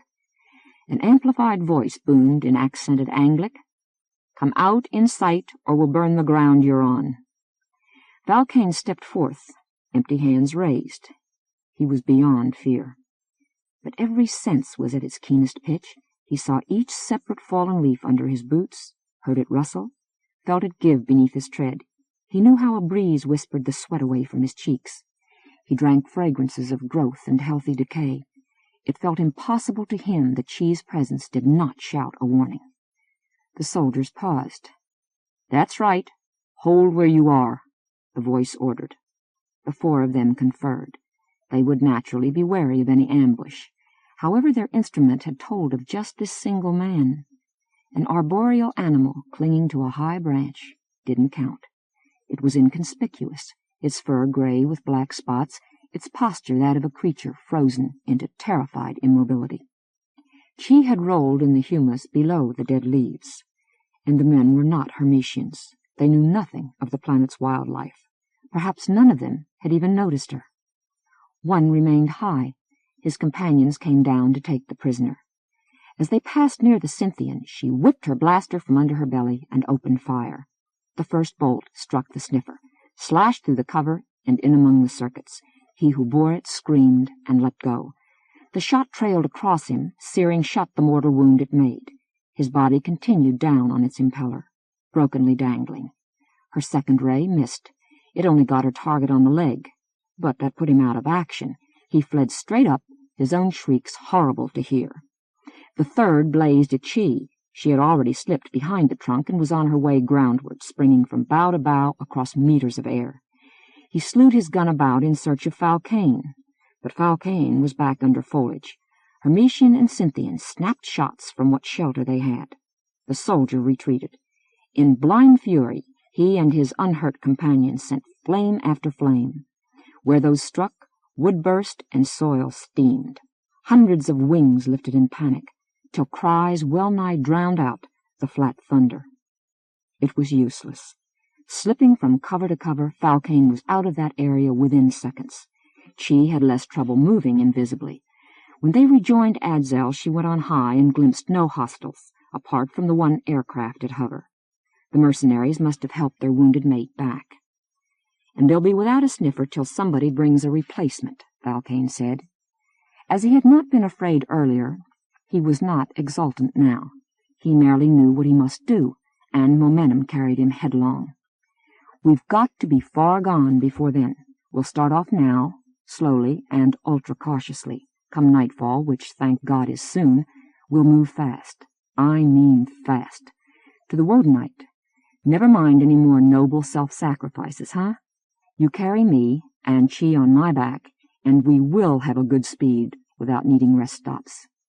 Yes, he thought, the old team is still working rather well, and pointed to a landmark glimpsed between trees, an unmistakable snow peak. "Steer yonderward. That way are my people." Chapter 16. Hornbeck occupied a plateau jutting from a lower flank of Mount Nivis. North beyond, a forest climbed the heights, up to where whiteness forever gleamed. In the west also the horizon was ridged, but to east and south vision met just sky at the end of ploughlands. The grey stone manor house stood a little apart from a thorp of lesser dwellings and other buildings. Here was the origin of the Valkane domain, in timber and iron. Though its enterprises had since spread planet-wide, here was still its heart. Walking along a road that wound among the fields, he saw them empty at this season, stubble and bare brown soil, except when cattle in pastures cropped the last earthside grass which autumn had left. The day was clear, windless and cool. So great a silence filled it that the scrunch of his boots on gravel seemed mysteriously meaningful. Far overhead a steel wing hovered, alert for prey. No cars flew by to trouble it, nor did any move across the ground. The whole settlement had withdrawn, sending few messages to the outside world, and those curt, sending few of its members there, and those, close-mouthed, on the briefest of errands, inviting no visitors, as if in preparation for onslaught, which it would soon undergo, in a form more dangerous to it than physical attack, Falcane thought. He and his mother had come forth, this morning after his arrival, to talk together away from last night's loving turmoil. But for half an hour they walked speechless. After the years that had passed, he could not be sure what she was thinking. He himself found he could not dwell on plans. His body was too busy remembering. Athena Falcane finally took the word. She was a tall woman, still handsome and vigorous, white hair falling thick past her shoulders. Like her son, she wore a coverall ornamented by the family patch, but she had added a necklace of Phaleron amber. "David, dear, I was too happy to see you again, too horrified at the risks you've run, and then realizing you did come through them safe. I couldn't say this ere now. Why are you really here?" "I told you," he answered. "Yes, to take over from Michael, as is your right." "And my duty." "No, David, you know better. John and Vicky, her remaining 2 children living elsewhere, and their spouses are perfectly competent. For that matter, I was essentially in charge after your father died, Michael being away so much with his naval work. Or have you grown so far into us that you don't believe we can cope?" Falcane winced and rubbed his face. It was gaunt from days of hard traveling, living off the country. His party had not dared fly. "Never," he replied. "But with my experience—" "Could you not have applied that more usefully in space, helping organize the war effort?" The glance she sent on high, where ships patrolled, was like a shaken fist. "I doubt it," he said roughly. "Do you suppose the Commonwealth government would have any part of me? As for Van Regen, well, maybe I've made a bad mistake, or maybe not. But look, Hermes has always been at peace. The rough and tumble of history is unreal to you, to everybody living on this planet, no more than a set of names and dates we learn as children and forget afterward because they mean nothing to us. I've seen war, tyranny, conquest, upheaval among scores of races. It made me visit sites on Earth, from Jericho and Thermopylae to Hiroshima and Vladivostok, only there were more of them in between than anybody could have time for. I know something about how these horrors work. Not much. The League's got plenty of people as well informed as I am, or better. But I can claim more understanding than most Hermetians." He gripped her arm. "Before I go on, please let some air into this vacuum I've been talking in," he craved. "Tell me what the situation is. I heard mention of a social revolution sponsored by the occupation authorities, but no details. Everybody yesterday was excited, and, Lord, it did get to be one hoorah of a sentimental occasion, didn't it? Plus the cursing of traitors who've stirred up the Travers. It can't be as simple as that." "No, 'tis not," Athena agreed. "Maybe you can see a pattern, different from what I fear I see." "Tell me." "Well, I'm a light year from having all the facts, and I may be shading those I do have according to my own biases. You should talk to others. Consult news records." "Yes, of course," Falcane laughed sadly. "Mother, I'm 50 years old. That's 45 Hermetian." Her smile responded in the same mood. "And I can't feel, I suppose I can believe, but I can't feel it's been that long, since the doctor laid you down on my stomach, and I heard what a fine pair of lungs you had." They walked on. The road was interrupted by a plank bridge crossing the Hornbeck itself. They halted at the middle and leaned on the rail, looking down through the water to the stones on the bottom, which it made ripply. The current clucked. "Well," she said in a low monotone, "you know the Baburites came into this system and announced we were their protectorate. They meant to take our few warships, but Michael led those out." "Michael," she said again after a second, in pride and mourning. Wyvern flies danced above the brook, golden on gauzy wings. "I imagine Lady Sandra needed a moonful of nerve then," she continued. "The fleet gone, her oldest son with it. What an excuse to depose her. She must have stood up to those creatures and made them see that she alone could maintain a government, that otherwise they'd inherit anarchy on a planet about which they were nigh totally ignorant. Which was true. Her purpose is to save our lives, our way of living, as many and as much as she can. If she has to compromise, well, I at least will thank her for whatever she can keep." Falcane nodded. "You're wise, Mother. Listening to some of those hotheads last night, help me tell them there's nothing romantic about war and politics." Athena sent her gaze toward a glacier which gleamed under the snows of Mount Nivis. Soon afterward, the Baburites brought in oxygen-breathing mercenaries, mostly human, she said. "Happens I've a little information about those, because the Duchess asked me to get folk I could trust to make inquiries, since businesses of our domain would inevitably be dealing with the occupiers, and Lady Sandra knew I've always been close to our chief followers. The humans and non-humans are both a motley lot, recruited over a period of years, from the broken, the embittered, the greedy, the outlawed, the immoral, the heedless adventurous." Falcane nodded. Expanding through space with the speed and blindness of a natural force, technic civilization had bred many such. Recruitment alone must have required quite an organization, backed by plenty of resources, he said. "'Tis plain," Athena answered. "I suppose their upper echelon officers knew part of the truth, but the ranks weren't told. The story they were handed was this. A consortium of investors who wanted to stay anonymous was quietly preparing a freelance army, crack troops who'd hire out at high prices wherever they might. That might be on behalf of societies which found themselves meeting a threat like the Shenna, or it might be to assist would-be imperialists venturing outside of known space. There was a strong hint that the Ymirites in particular were interested in that and would find oxygen-breathing auxiliaries useful on smaller worlds, for instance, to exact tribute in the form of articles manufactured to order." Falcane let a corner of his mouth bend upward. "I almost have to— No, I do have to admire their audacity," he said. "Ymir was a natural choice, however. It's a favorite object of superstition." "Because we know hardly a bite about it," he recalled. "Our name for a giant planet, dwarfing Babur, whose inhabitants are traveling and colonizing through space, but apparently uninterested in any close contact with us, or else have decided we're too hopelessly alien." "I wonder why you, the League, got no inkling of all that recruitment," Athena said. "The best estimate I can make from what reports of conversations I've gathered, and yes, between us, interrogations of a few kidnapped soldiers, some small guerrilla activity has begun. We disown it publicly, but word does filter back to us." She drew breath. "Never mind. Mainly my folk have counted the occupying troops as well as possible. They number about 1 million. Other information suggests that about as many more are being held in reserve." Falcane whistled. "And yet, it's quite understandable why no intelligence of it reached us," he told her. "A couple of million individuals collected piecemeal in tens of thousands of places on dozens of planets. They don't amount to a particularly noticeable statistic. Intrigues are forever going on anyway.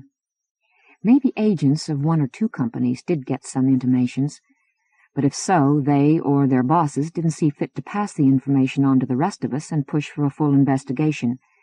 Communication between members of the League is not what it used to be. Space is too big, and we too divided." Athena sighed. "I've gathered that. Well, the soldiers were warned they'd be in isolation for years, but the accumulating pay was excellent, and apparently some fairly lavish recreational facilities were provided, everything from beer halls and brothels to multi-sense library service. And of course the planet where they were sent had its natural wonders to explore. Grim though 'twas, marginally terrestroid, hot, wet, perpetually clouded. Clouds? Valkane said. Oh, yes. So nobody who wasn't cleared for top secret could figure out where it is. Its name among them was Pharaoh. Conveys that aught to you? No. Maybe 'tis outside of known space altogether. I doubt that. Explorers keep expanding known space and might well come upon it. I'd guess Pharaoh was visited once and is down in the catalogues with a number, not a name, as a not particularly interesting globe compared to most others. Okay. The Army lived and trained there, till lately it shipped out and found it was working for Babur against the Commonwealth and possibly against the League. Has that shaken morale? I really know not. My folk, like all true Hermetians, haven't gotten exactly intimate with them. My impression is that most of them still feel entirely confident. If anything, they're glad to lash out at a technic civilization that kicked them aside. Surely the Mercians among them are. If any individuals do have qualms, military discipline keeps them quiet. That's a highly disciplined outfit. Athena bowed her head. I'm afraid I can't tell you more about them, she finished. Valkane laid his hand over hers where it rested on the rail and squeezed hard. Judas Priest, Mother, what are you apologizing for? You've missed your career. You should have been in charge of Nick Van Region's intelligence corps. Meanwhile, he could not help thinking what an epic the gathering of the host was. Somebody very high-powered had been at work. Let's go on, Athena said. I need to exercise the misery out of me. Valkane flinched as he matched his pace to hers. Yes, it must be a foretaste of hell having to sit helpless day after day while— Am I correct in thinking the Baburites originally promised no interference in our domestic affairs? More or less. And then, once they were firmly based here, they reneged, and they've been pouring in additional troops stationed over the entire planet to deter revolt. Right. They planted a high commissioner on us who's going ahead mostly as he pleases. If Lady Sandra gives him not a minimum of cooperation, 'tis plain he'll depose her and put us completely under martial law. But the poor brave lass stays on, with Christ knows how many struggles, in hopes of preserving some representation for kindred, followers, and loyal travelers, some part of our institutions. At the same time, by remaining Duchess, she does give a certain cachet of legitimacy to his decrees. Well, who am I to criticize? I'm not there on the throne. Tell me about this High Commissioner. Nobody knows much. His name is Benoni Strang. That means naught to you either, not? Well, he claims being Hermetian, travel-born and raised. I did manage to have birth and school records checked, and they bear that out. Bad experiences early in life seem to have turned him into a revolutionary. But instead of becoming a liberation fronter, he went off-planet, got a scholarship from Galactic Development to study xenology, and nobody here heard a word about him for the next 3 decades, even his relatives, till suddenly he reappeared among the Baburites. He's very familiar with them, belike as much as is possible for an oxygen breather. But he's also been in top-flight human circles. He's sophisticated. Valkane frowned across the fields. A loperjack padded from a hedge and over the stubble, small, furry shape, whose freedom was untouched by ships and soldiers. And he's taking this chance to get revenge, or to right old wrongs, he'd say. Same thing. Does the Liberation Front cheer him on? Not really, Athena said. Their leader, Krista Broderick, made a televised speech after the commissioner proclaimed his intention of putting through basic social reforms. She welcomed that. Quite a few Libbies promptly resigned, declaring their Hermetians first. And later, he's made no effort to enlist her organization as such. He's bypassing it entirely. She's grown resentful. Censorship won't allow her to denounce him openly, but her public silence indicates how she now stands. His Travers supporters are moving to form a new party. I'm not surprised at Strang's action, Valkane observed. He wouldn't want a strong native group for an ally. He'd have to give it a voice, and the voice wouldn't always echo his. If you plan to restructure a society, you start by atomizing it.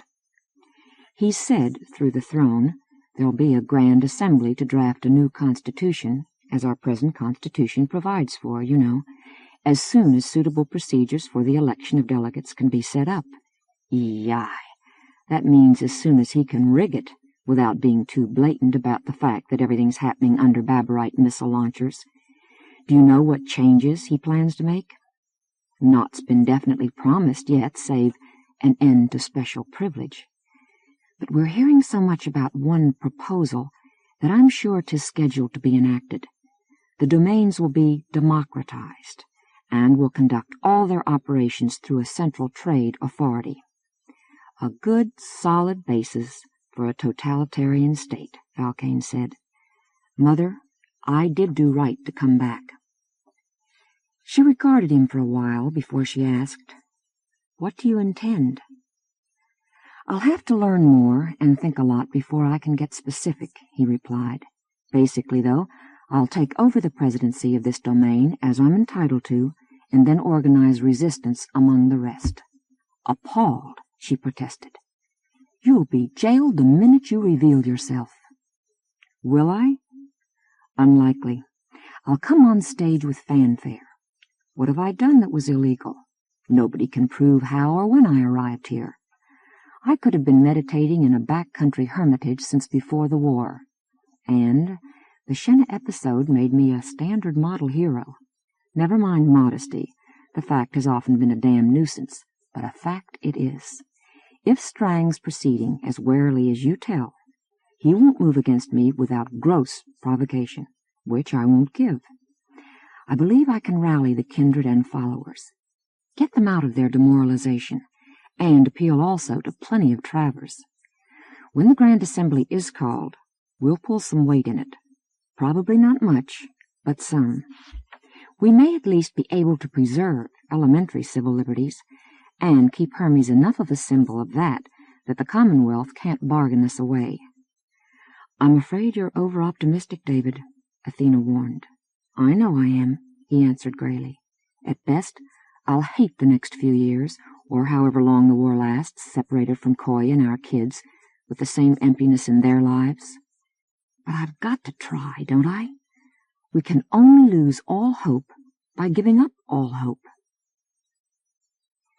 Valkane had left Adzel and Chi in the woods before he hiked the last several kilometers to the manor. Among his earliest concerns was to get them safely tucked away without too many people learning about them, even at Hornbeck. Athena had been able to arrange it immediately. When the Babarites made known their intention to occupy, Duchess Sandra had distributed among trustworthy households those supermetals personnel she had evacuated from Mirkheim. Athena took charge of Henry Kittredge, the ground operations chief. She sent him to a hunting lodge off in the wilderness.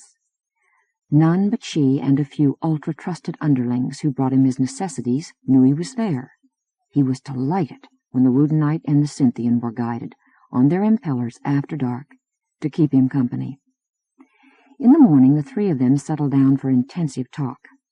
Kittredge sat on the porch of the log cabin, Chi perched on a chair beside his. Adzel lay at ease on the ground outside, with his head rearing above the rail. Sunlight streamed past surrounding trees, turning vivid what leaves remained, yellow, russet, white, blue. Animal life made occasional remote drummings and flutings that drifted through speckled shadows. Otherwise the air was quiet, pungent, a little chilly. Books, music tapes, television, Kittredge said. Chatter whenever somebody brought me more grub. It got lonesome. Worse, it got boring. I've caught myself wishing something would happen. Anything, good or bad. Could you not take recreation in the forest? Adzel asked. I've never dared go far. I might get lost or come to grief in 100 unpredictable ways. This planet is too unlike mine. Chi flicked ashes off her cigarette at the end of its holder. Vixen has a human habitable hemisphere, she said, including woodlands. But not like these, except in superficial appearance, Kittredge replied. Hell, you know that, as many worlds as you've seen. Wistfully. Me, I'd settle for just seeing Vixen again, and never stirring my butt off it any more. Nor the rest of you, I presume, Chi muttered. I sympathize, Adzel said gently. Home is home, no matter how stern. Vixen's a better place to live than it was, Kittredge said with an upsurge of pride.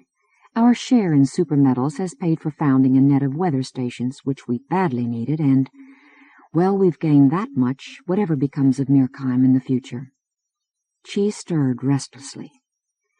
It may make a difference in determining what gets done with Mirkheim if Adzel and I can continue our mission, she declared. Have you any notion of how we might get a ship? Kittredge shrugged. Sorry, none. No doubt it'll depend on how things are going elsewhere. You must have some idea about that, Adzel urged. You've spent considerable time here watching broadcasts, and must also have talked to Hermetians at length, viva voce. Kittredge raised his brows. Talked how? Never mind him, she advised. He gets that way occasionally. Well, I'm a total foreigner to this planet, Kittredge said, and you too. What do you know about it?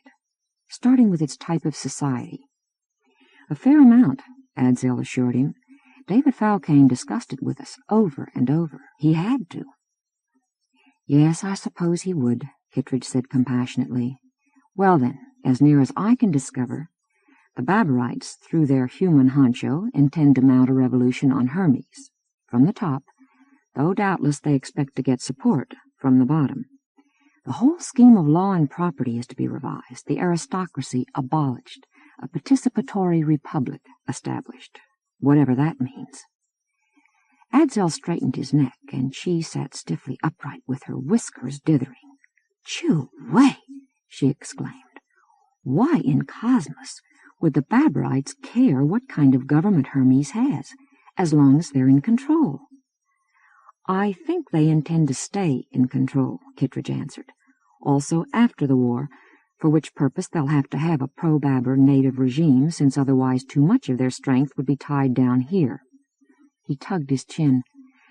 I figure this takeover of theirs is not just to forestall the Commonwealth's doing the same thing. Which was a poison-blooded lie from the first, she snapped.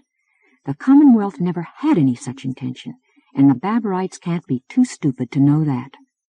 Are you sure? Quite sure. Van Regen would have gotten at least an intimation and told us. Besides, we come straight from the solar system. We've seen what disarray the war effort is in. There, military unpreparedness, political uproar, a substantial party howling in terror for peace at whatever cost. The Commonwealth is not and never has been in shape to practice imperialism. Then why, in the name of all that's crazy, did the Baberites invade Hermes? And why do they want to keep it in the empire they'd build around Mirkheim? That is a mystery, Adzel said, among other mysteries, largest of which is the reason for Baber's launching a campaign of conquest in the first place. What does it hope to gain? As a world, a softened species, it can only suffer a net loss by replacing peaceful trade with armed subjugation. Napoleon himself remarked that one can do everything with bayonets except sit on them. Of course, there may be a small dominant class on Baber which stands to make a profit. Row! Oh! He bounded to his feet. She snatched for the blaster she wore holstered. A car had appeared above the trees. Easy, easy, Kittredge laughed, getting up himself. It's lugging in extra supplies to feed you two. Adzel eased. She did so more slowly as she inquired, Isn't that a bit risky? An occupation patrol might notice. I asked the same question, Kittredge assured her. The Lady Falcane said the families always let its servants use this lodge when they're off duty, if it's not otherwise in demand. Nothing unusual about them flitting here for a few hours. The car landed in the open before the cabin, and the pilot got out. Kittredge recoiled. I don't know him. Chee's hand snaked toward her gun. I'm a friend, the stranger called. Lady Athena sent me. I've brought your food. He approached, short, stocky, weather-beaten, plainly clad, with a slightly rolling gait. My name's Sam Romney, from Longstrands. Introductions were made and hands shaken. Kittredge fetched beer, and everybody settled down. I'm a fisherman, Romney related, an independent ship owner, but I've done most of my business with the Falcanes. We've gotten pretty close, And, in fact, a lad of yours from Mirkheim is currently being supercargo on a herder of mine out at sea. The Hornbeck pantries can't supply a bonzer your size, Adzel, not without making a conspicuous hole on the shelves. So last night Lady Athena sent a messenger asking me to come with a lot, explaining roughly how matters stand. She also thinks, and I believe she's right, she thinks it might be useful, when nobody knows what'll happen next, it might be useful for you to have outside contacts. Perhaps, she muttered, coiled herself on a cushion, and started a fresh cigarette. Whatever harm had been done was done. Adzel gave the newcomer a searching look. "Excuse me," he said, "but are you of the Traver class?" "Sure am," Romney replied. "I do not mean to impugn your loyalty, sir, but I had been given to understand that considerable conflict exists on Hermes." "The Travers on this matter can be trusted," Kittredge pointed out. "Otherwise I'd have been clutched weeks ago." "Yes, of course, the phenomenon of the faithful retainer is reasonably general," Adzel said, "and obviously Captain Romney is on our side. I merely wonder how many more like him there are." The seaman spat. "I don't know," he admitted. "That's one hell-wicked thing about having the enemy amongst us. We can't speak our minds out loud any longer. But I can tell you this. Plenty Travers never swallowed that Liberation Front crock, like me. I begrudge not the kindred and the followers an atom. Their ancestors earned it, and if they maintain it not, they can still lose it, fair and square. Besides, once a government starts dividing property up, where does it stop? I worked hard for what I have, and I mean for my youngsters to have it after me. Not a cluddle of Zeds who can't be bothered to do anything for themselves save fart in unison when their glorious leader says to." He took out a pipe and tobacco pouch. "Also this," he continued. "Several Libbies have told me, because you know people will talk now and then regardless, confidential-like, several Libbies have told me they're not happy either. They want not change pushed down everybody's throats by those creepy crawlies, and Bowder's using a traitor like Strang to do it makes the whole affair stink worse. And they, the Libbies that is, they've not been invited into any conferences. Strang's given them a glop of praise for the, what's he say, the noble ideas they've long upheld. He's given them a few fine words like a bone thrown to a yellow dog, but that's been it." Having stuffed his pipe, he applied fire before he ended. "Oh, we've got a fair-sized minority of yellow dogs, who are overjoyed at the prospects before 'em. I'll say to her credit, Christa Broderick, the Libby leader, Christa Broderick's not among those. But what means that, save that the only thing she has left to lead is a powerless rump of the old organization? Maybe the Duchess will keep some small voice when the Grand Assembly gathers. But not Broderick. No, not Broderick." Adzel met Chee's eyes. "Partner," he said, "I suspect we had better make sure that before he reveals himself, or does anything else irrevocable, David talks with Lady Sandra." Chapter 17. The image of Benoni Strang stated, "I am calling you about Elvander's birthday, madam." For a moment Sandra could not brace herself. She had had to do that too often. Until now she sat back and waited in weariness for the next blow. Then thunder resounded outside. She heard anew the trumpet of wind and march of rain. It was as if Pete rode by. She straightened in her chair and replied coldly, "What of it? The date is still a month off." "We're wisest to be beforehand, madam," Strang said. "My request is that you announce there will be no public celebrations of the holiday this year, in view of the emergency, that demonstrations of any kind are forbidden." "What? On our planetary day?" "Exactly, madam. The danger of emotions avalanching is too great. Citizens may quietly observe it at home if they wish, but we can't allow any large private parties either. Churches must be closed." No real surprise, Sandra thought. Yet her earliest memory was of her father holding her high above a crowd on Riverside Common, to see the fireworks cascade upward off a barge draped in flags. The water was alive with their light. "What if I don't issue your proclamation?" she challenged. Strang frowned. "You must, madam, for the sake of your people. Riots which could lead to actual attempts at overthrow, the military would have no choice but to open fire." He paused. "If you do not issue the order, I will. That would seriously undermine your authority." "What authority?" "Nevertheless, this polite, grisly game we play, you and I, is all that postpones—" "What?" "A massacre would lose you much of your support," she warned. His mouth tightened beneath the neat mustache. "Your use of an emotional word like that shows that an incident might necessitate extreme measures on the part of my office, madam." "Oh, I'll cancel the festivities. Belike nobody would be in a mood for them anyway. Thank you, madam. You will consult with me on the wording, won't you?" "Yes. Good day, Commissioner. Good day, Your Grace." Alone, Sandra rose and sought an open window.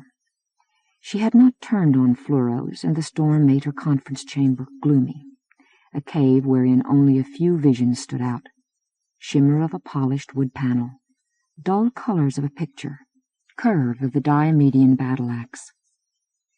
Freshness blew in, though, loud and raw. Rain struck the garden like spears and hid sight of the world beyond its wall. Lightning flared, making every bare twig on the shrubs leap forth under a sheet-metal sky.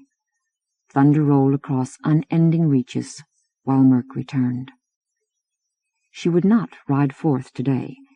She had been doing that every morning, taking her best-beloved horse over Pilgrim Hill to Riverway, along the Palomino to Silver Street, thence to Olympic Avenue and back, a distance of several kilometers, always alone, to let the people see her, for whatever comfort that might give on either side. Folk often bowed deeply or kissed their hands to her, but too few would be out in this weather to make the gesture worth the effort. "I want to, however. I am parched with wanting. Though not through Starfall, west instead, on Canyon Road into the countryside, at a gallop straight against wind and rain. Gallop and gallop without stop, hoofs smashing skulls of Strang and his men, then beyond them into the hills, the mountains, the deserts, a leap off the horizon, and out among the stars." A buzzer sounded. She untied her fists, strode to the intercom, and pressed accept. "Yes?" "Madam," said the voice of her entry-keeper, "Martin Schuster is waiting to see you." "What?" She came back to herself. "Oh, yes, send him in, whoever he is. I know only that Athena Falcane sent me a message asking me to receive him in private, which is why I happened to be here when Strang," her gullet clenched, called. The door opened for him and closed again. He was like her in being tall, blond, and middle-aged.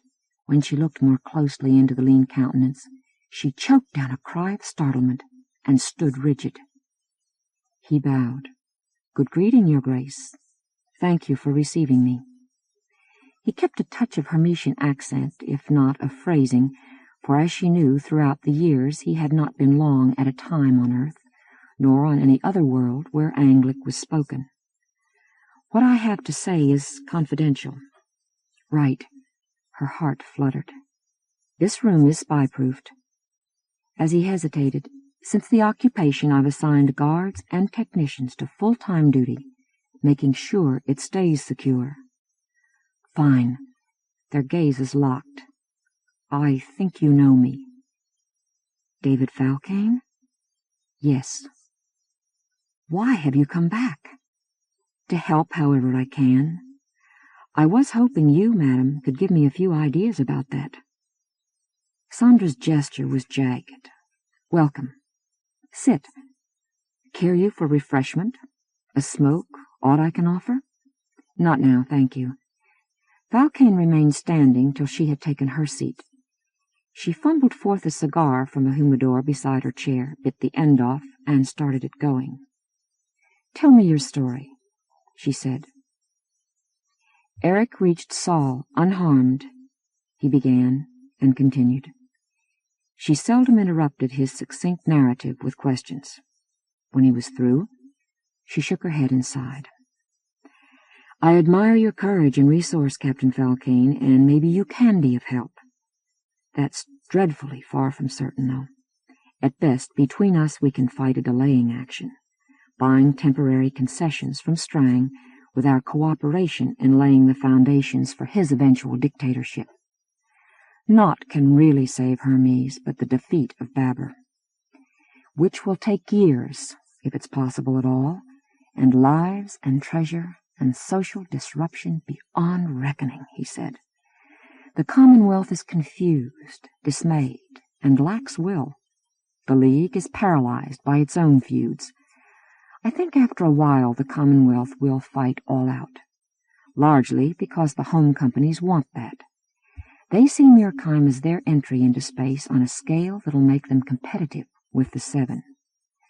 But they can't conjure up a determined populace and a powerful navy overnight. Meanwhile, Babur will, who can tell what? Yes, madam, I doubt we on Hermes can count on rescue from abroad. What would you advocate, then? She drew savagely on her cigar. The smoke bit her tongue. Political maneuvers, as you've been carrying out, and I may be able to join you in. Simultaneously, covert organization of armed resistance, to operate out of our enormous hinterlands. We just might make the cost of supporting Strang more than it's worth to Babur, which has little to gain here. Whatever the real reason was for Babur overrunning us, won't that continue to obtain? She argued against all her dearest wishes. And never underestimate Strang. He's surely foreseen that we may try what you suggest, and taken steps. In his evil way, not that he sees himself as evil, he's a genius. Falcane stared past her, out the rainful window. You must know him better than anybody else on this planet, he said. That's not well. He's as dedicated as a machine, and no easier to get near. I wonder if he ever sleeps. Why, shortly before you came in, he called me personally about banning public events on Elvander's birthday. He could have told an aide to make the arrangements, but no, he had to see to it himself. Falcane smiled a little. I must study him, try to get a notion of his style. I'm told he makes no speeches and hardly ever delivers a statement in his own name. True, he's no egotist, I must admit. Or, rather, he's interested in the substance of power, not the show. I don't even know what he looks like. Well, I can play back our conversation. Sandra was vaguely relieved to rise, walk across to her phone and punch the button. She wasn't sure how to respond to this man, home-born but far-faring, famous but a stranger, who had come to her out of the storm. The screen lit, the familiar, well-hated features appeared. Strang said, Good morning, Your Grace. Ah! The yell ripped at her eardrums. She whirled and saw Falcane on his feet, crouched, crook-fingered. Can't be, he roared, and then a whisper. Is. I am calling you about Elvander's birthday, madam, said the recording. Turn it off, Falcane asked hoarsely. Judas Priest! He looked around him as if seeking among the shadows. What else can I say? Judas Priest!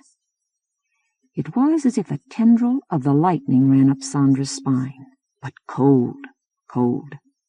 She went stiff-legged back to him. Tell me, David. This... He shook himself violently. Does Strang have a twin brother? A double? Anything of the kind? No, she halted. No, I'm certain not. He began to pace, hands wrestling behind his back. A piece of the puzzle, a keystone, an answer? He mumbled.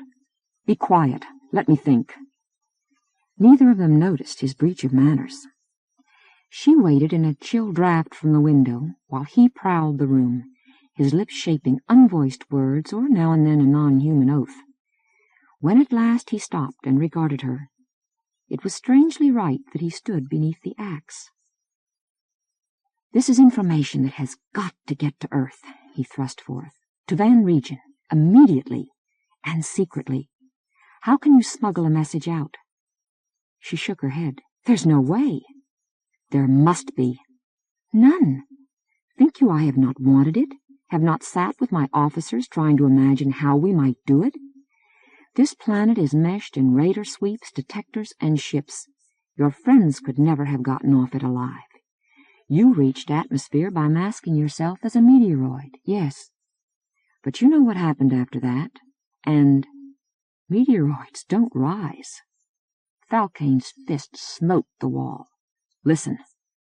What I've learned could determine the whole course of the war, if we get it to Van Region in time. That's worth virtually any sacrifice we can make." She took hold of his arm. "Why?" He told her. She stood long silent.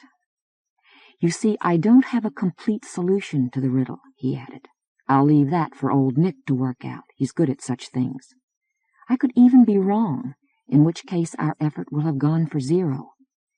But you see why we must make the effort, don't you?" "Yes." She nodded blindly. "A wild gamble, though. If aught goes awry, we've lost more than our lives."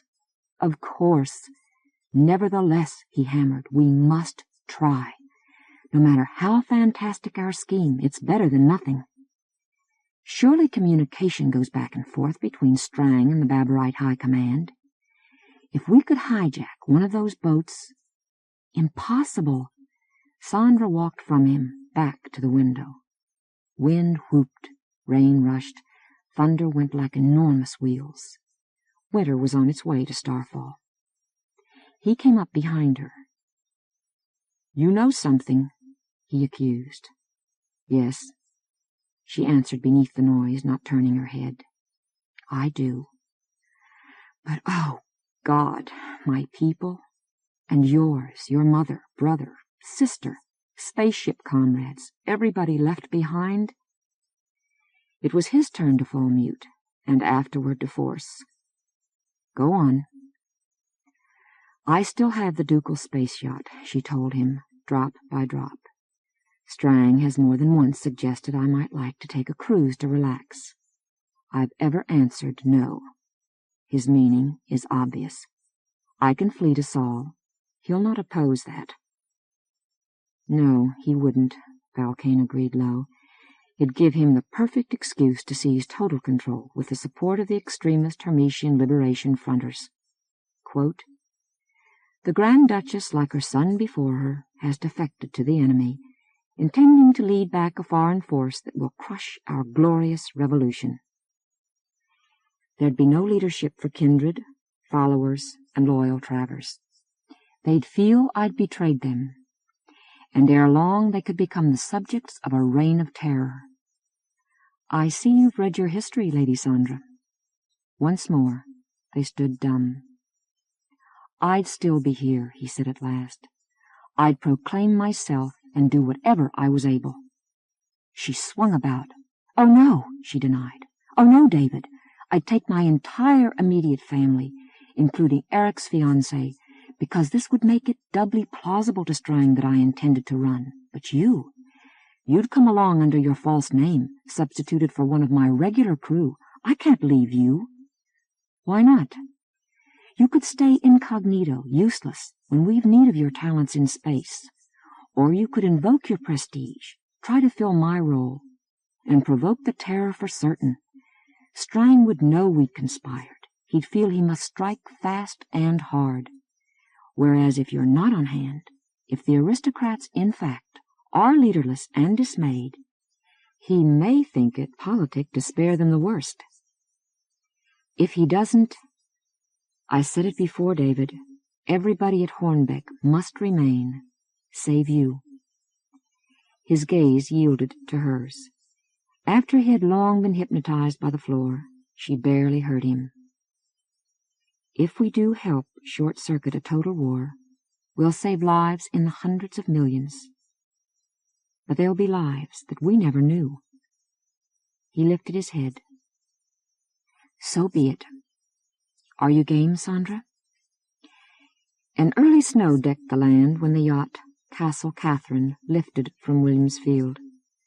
Beyond Farracrete, cradles, buildings, and machines, the country lay blue-shadowed white, altogether hushed, rolling away westward to the panther forms of the Arcadian hills. Above, heaven was unutterably blue. Breath smoked from nostrils, footfalls rang loud. High Commissioner Benoni Strang had provided Her Grace with an honor guard of his soldiers. They presented arms while she and her crew passed by them. She touched her brow in return salute. All proceedings were correct. Likewise was the paperwork which had led to this day. Her Grace had expressed a desire to visit the outer planet Kronos, enjoy the beauty of its rings, mountaineer and back-ski on its moon Ida. Clearance was naturally granted. She, her children, Lorna Stanton, and her men boarded. Nobody paid the men any special heed, though it was alive on their faces that they knew where they were really going. The gangway retracted behind them, the airlock shut. Soon engines hummed, negagravity took hold, the hull rose like a snowflake borne on a breeze, until it was so high that it gleamed like a star, and then blinked out.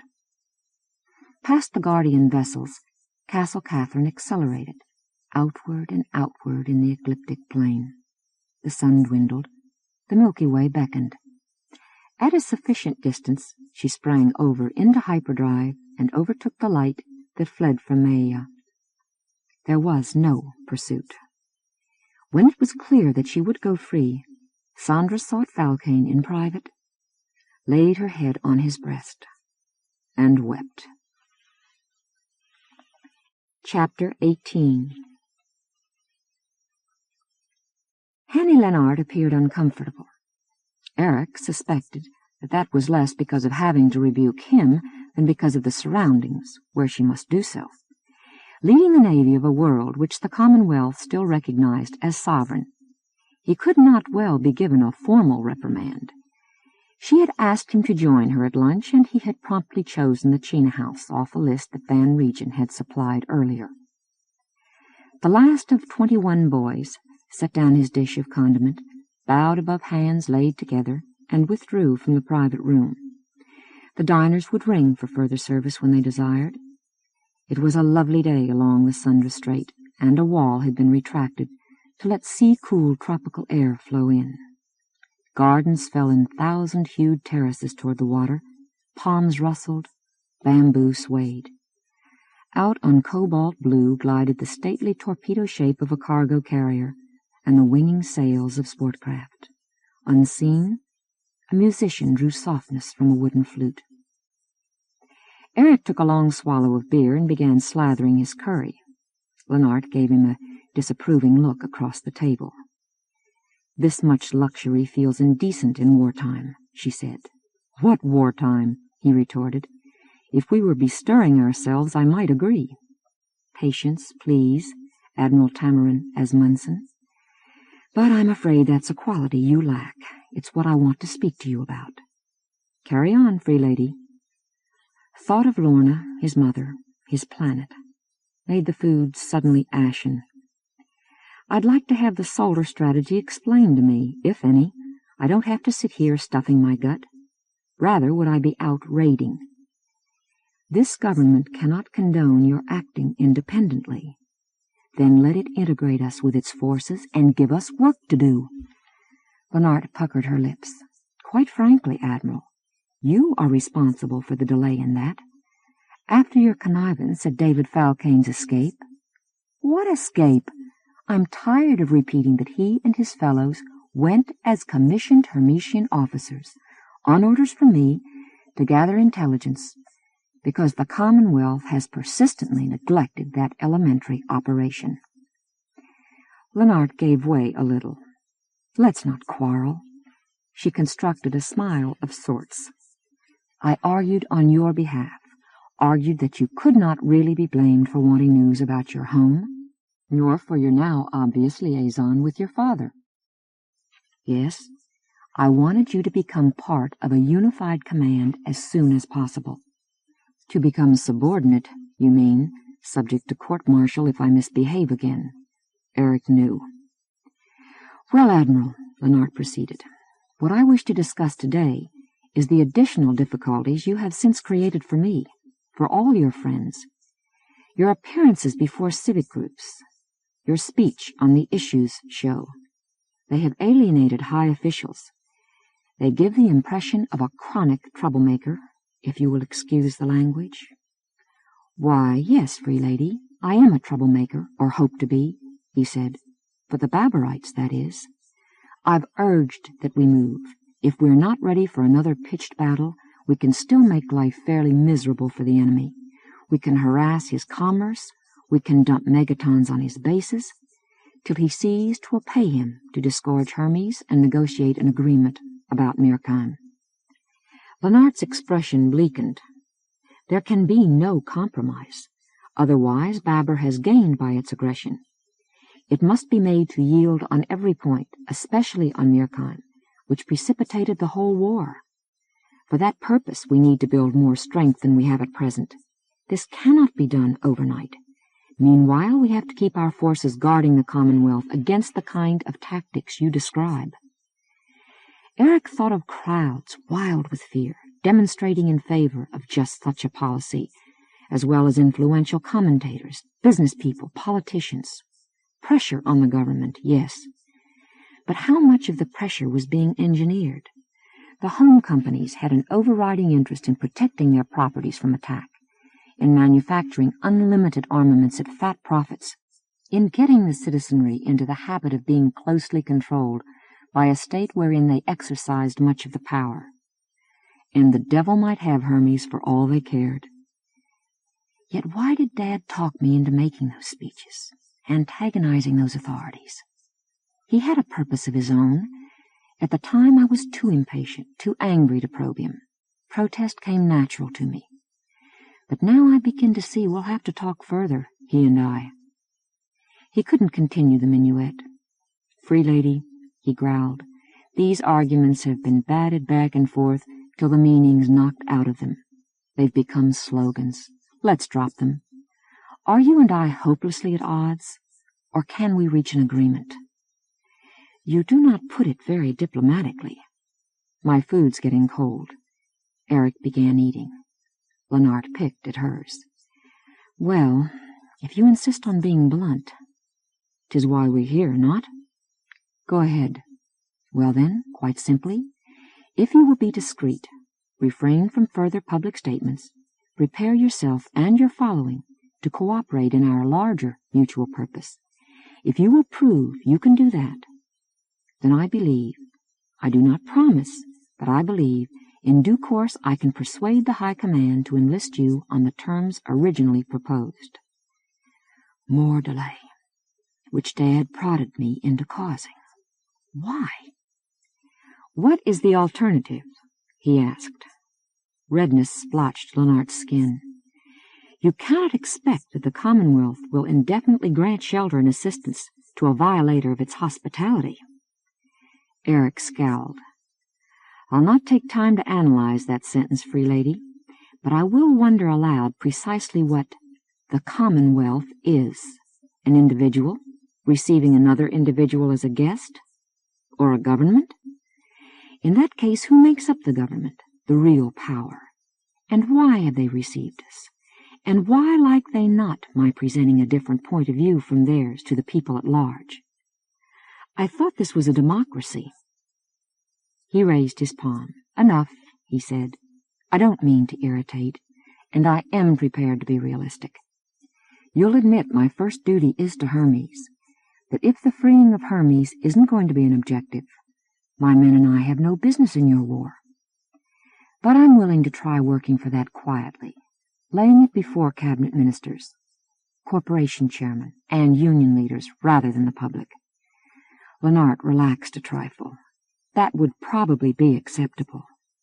One small thing, Eric continued. Your Navy has sequestered a spacecraft belonging to my father's company. I want her released to me, assigned to my force. She was surprised. Why? No great matter. She's my father's, and I feel under some filial obligation to him. Actually, it was Koya who begged me to insist on this. Muddlin' Through isn't really Van Regen's. She's David's. Though, did old Nick put her up to that bit of sentimentalism? Muddlin' Through does have more capabilities than most ships. Lennart clutched her fork tightly. That's another matter you and I must handle today, she said. We on Earth knew of your parentage, but hoped Freeman Van Regen would have no attraction for you. You had never seen him. At first those hopes seemed fulfilled, but suddenly you were collaborating with him, doubtless after furtive contacts. We are quite disappointed. Why? Should I have disowned him? Was I ever required to file reports of all my comings, goings, and meetings? Is he not a citizen in good standing of the Commonwealth? Only technically, Admiral Tamron Asmundsen, only technically. His has been a pernicious influence, which is to say, he's taken a forefront position in combating the growth of statism. Also, from time to time, he's cut the home companies out of juicy deals. You can explain why at your leisure, free lady, Eric said, resigning himself. First, though, what about yon vessel? Blame my request on my primitive colonial hankering for tangibles. Lennart pondered. You would have custody, not he? That's right. I'd arrange for her commissioning in the Hermetian Navy, which will bring her under the Commonwealth when our forces are integrated. If. I see no major objection. It's not my department, but I could make a recommendation. In return, yes, I stop stumping. Eric filled his mouth. Now the food tasted good. Lennart would lecture him during the whole meal, but he needn't pay close attention. Instead, he could daydream about bringing Lorna here. Sometime. Nicholas Falcane was born in his great-grandfather's mansion in Delfenburg, which was then passing through the Coral Sea above the wrecks of an ancient battle. Labor was long, for he was big and his mother slender. Since her man was away, she denied admittance to everyone save the medics, who noted that she often had half a grin on her face, as if telling the universe to put down its pride. Afterward she received her new child gladly. She was nursing him when Van Regen hurricaned into her room. "Hello, hello, haroo," the old man boomed. "Congratulations. Is that the pup? Ah, a whopper. He has the family looks, I see. Never mind which family. Adams, maybe. They are all crumpled red worms at this age. How is you?" "Restless," Koya complained. "They won't let me out of bed till tomorrow." "I got some conosolium," Van Regen told her in a stage whisper, and slipped a bottle of brandy from under his jacket. "Well, I don't know." "Oh, he may as well start learning early." "Thanks, Gunning Tuong." She took a hearty swig. He studied her, pale features in which the eyes still seemed too large, dark hair spread across the pillows. "I am sorry I did not come sooner. I could not get free of business." "It must have been important." "To the other Osco, a little trader what supplies me with a particular off-planet spice. Jula, you ever heard of it? Tastes like chocolate soap to me, but they like it on Cynthia. The war, the ban on travel. He was threatened with bankruptcy. I could not just give him a loan over the phone because of the tapioca brain antitrust laws. Better he should crawl broken to the government and beg for a crust, nigh. So we met and talked personal, and things is now hunky-dinky." "That was good of you." No, buy's a bad time and a worse time coming. If we do not stand together, we will have to stand for anything. Never mind such fumbly diddles. How you do, Bellybird?" She had long ago accepted the fact that he would never stop using the nickname he had bestowed when she was a baby. "I'm fine. My parents called an hour ago. They said to give you their regards." "Swat my regards straight back at them." Van Regen took a turn about the chamber. Sunlight, slanting inward, cast wave reflections on the wall behind him. "They is nice people," he said, "but like their whole generation, they do not understand an image is not enough. We has been too intellectual too long here on earth." Koya kept silent. Nicholas tugged lustily at her breast. "Ach, my apologetics," Van Regen said. "I should not have criticized. Everybody does his or her foolish best. But the touch of a hand, especially when Davy is gone from you." He poked a finger toward the infant, who, temporarily sated, rolled his head that way and blew milk bubbles at him. "Oh, already he has got the art of making political speeches." "Davy," Koya whispered. Aloud, "No, I will not bawl, no matter how he's been cheated. But Gunung Tuan, what do you think may be happening to him?" Van Regen tugged unmercifully on a ringlet. "How can I tell, a futtersnipe like me? Too many unknowns, darling. Too many unknowns." She half lifted the arm which was not holding her child. "Haven't you thought your way toward any answer? Provisional? Yes, but an answer?" Van Regen grimaced, banged his great bottom down on a chair, and took a long drag on the bottle he carried, which afterward he offered to Koya. She signed refusal, intently watching him. "We got a mystery here," he said. "Some parts is plain to see or ugly to see. Others—" He gave a shrug like a mountain shedding a snowpack. "Others make no sense. We got many paradoxes, and no paradoctors. You heard me talk about this." "Yes, but I've been so concerned about Davy, and later this kid here. Talk, please. No harm done if you repeat things. I need to be able to imagine I'm somehow working on Davy's behalf." "Okay," Van Regen sighed. "We go down the list." He ticked points off on his hairy fingers. Item: How did Babber arm for war, and why?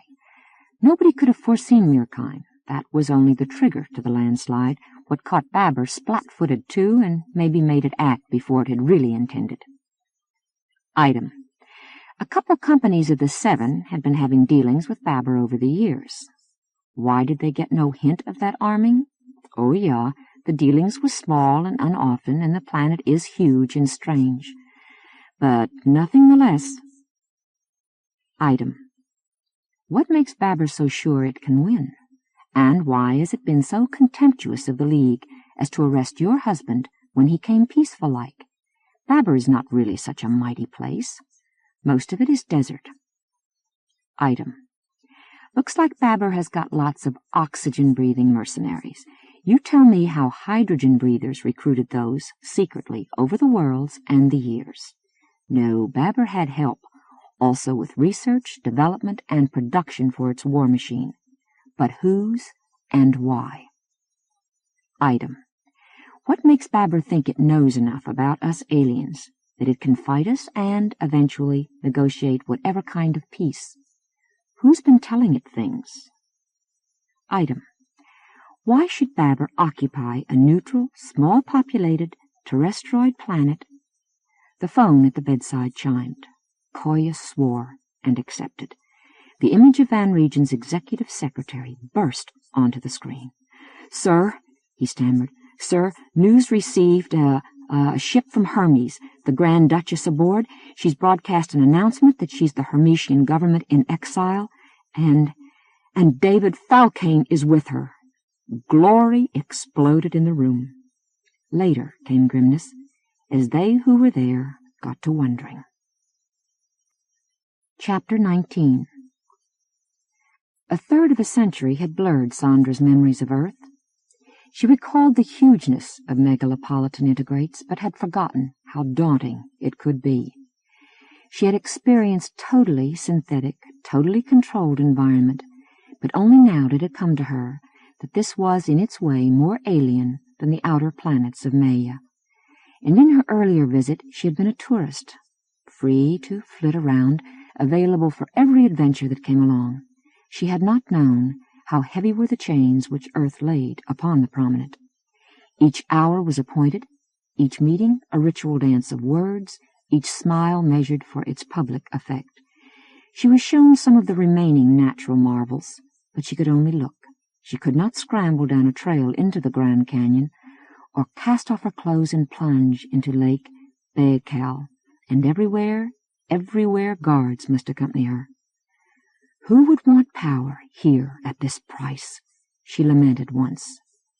David Falcane had grinned wryly and replied, "The politicians don't have that much. They put on a show, but most of the real decisions are made by owners, managers, bureaucrats, union chiefs, people who aren't conspicuous enough to need all that protection or all that secretarial prearrangement of their days. Of course, the politicians think they lead." So it was immensely good to be back among her own, aboard her flagship, the cruiser Kronos, cramped and sterile though the interior was. Orbiting independently around Sol, the Hermetian flotilla counted as Hermetian soil.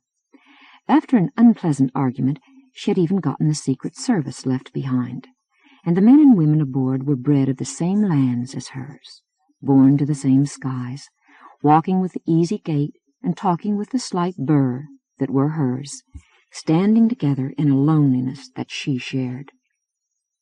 Yet her heart stumbled. This day she would again meet Nicholas Van Regen. No matter that that was in her territory. To prevent electronic eavesdropping, if nothing else, she felt half afraid and raged at herself for it. Eric, waiting beside her, should have been a tall comfort, but was instead almost a stranger. Flesh of this stranger she must receive, reluctantly come from Earth and his Lorna. The spacemen in their white dress uniforms, their double line flanking the airlock, had also gone far into her. For what were they thinking behind their carefully smoothed-out faces? Ventilation muttered, touching her with a coolness that said her skin was damp. The inner valve opened. There he stood. Her first thought was an astonished, "How homely he is!" She remembered him bulky and craggy rather than corpulent, and he did not belong in the lace-trimmed Cylon blouse, iridon vest, purple culottes he had donned for this occasion. Behind him, in plain gray tunic and slacks, Falcane was downright cruelly contrasting. "Why, he's old," Sandra knew, and her embarrassment dropped from her. The stranger was no longer her son, but that girl who had once been headstrong. "Good greeting, gentlemen," she said, as if they were anybody with whom she meant to confer. And then Van Regen, damn his sooty heart, refused to be pitiable, but grabbed her hand, bestowed a splashing kiss upon it, and pumped it as if he expected water to gush from her mouth. Good day," he bawled. "Good nights, too. Cheers and salutations. Your gracefulness and may joy puff up your life. Ah, you is a sight for footsore eyes, getting better and better with time like a fine cheese. I could near as damn thank the Baberites for making you come shine at us. Except they brought you trouble. For that they will pay through the noses they isn't got, but we will make them buy from us at a 500% markup. Nigh?" She disengaged herself. Cold with indignation, she presented the captain and ranking officers of the ship. Eric took over the making of formal excuses to them, since they were not invited to the wardroom for drinks before dinner. They had already been apprised of that. Van Regen's message had asked for a conference in secret. Mechanically they accepted the courtesy due them, their attention mainly on the merchant, the living legend. Could this be he? And what hope for Hermes might he have in his pocket? He took Sandra's arm when she let off their son and Falcane. She resented the familiarity, but couldn't think how to break loose without a scene. He dropped his voice. "I would say, we are war Aranak."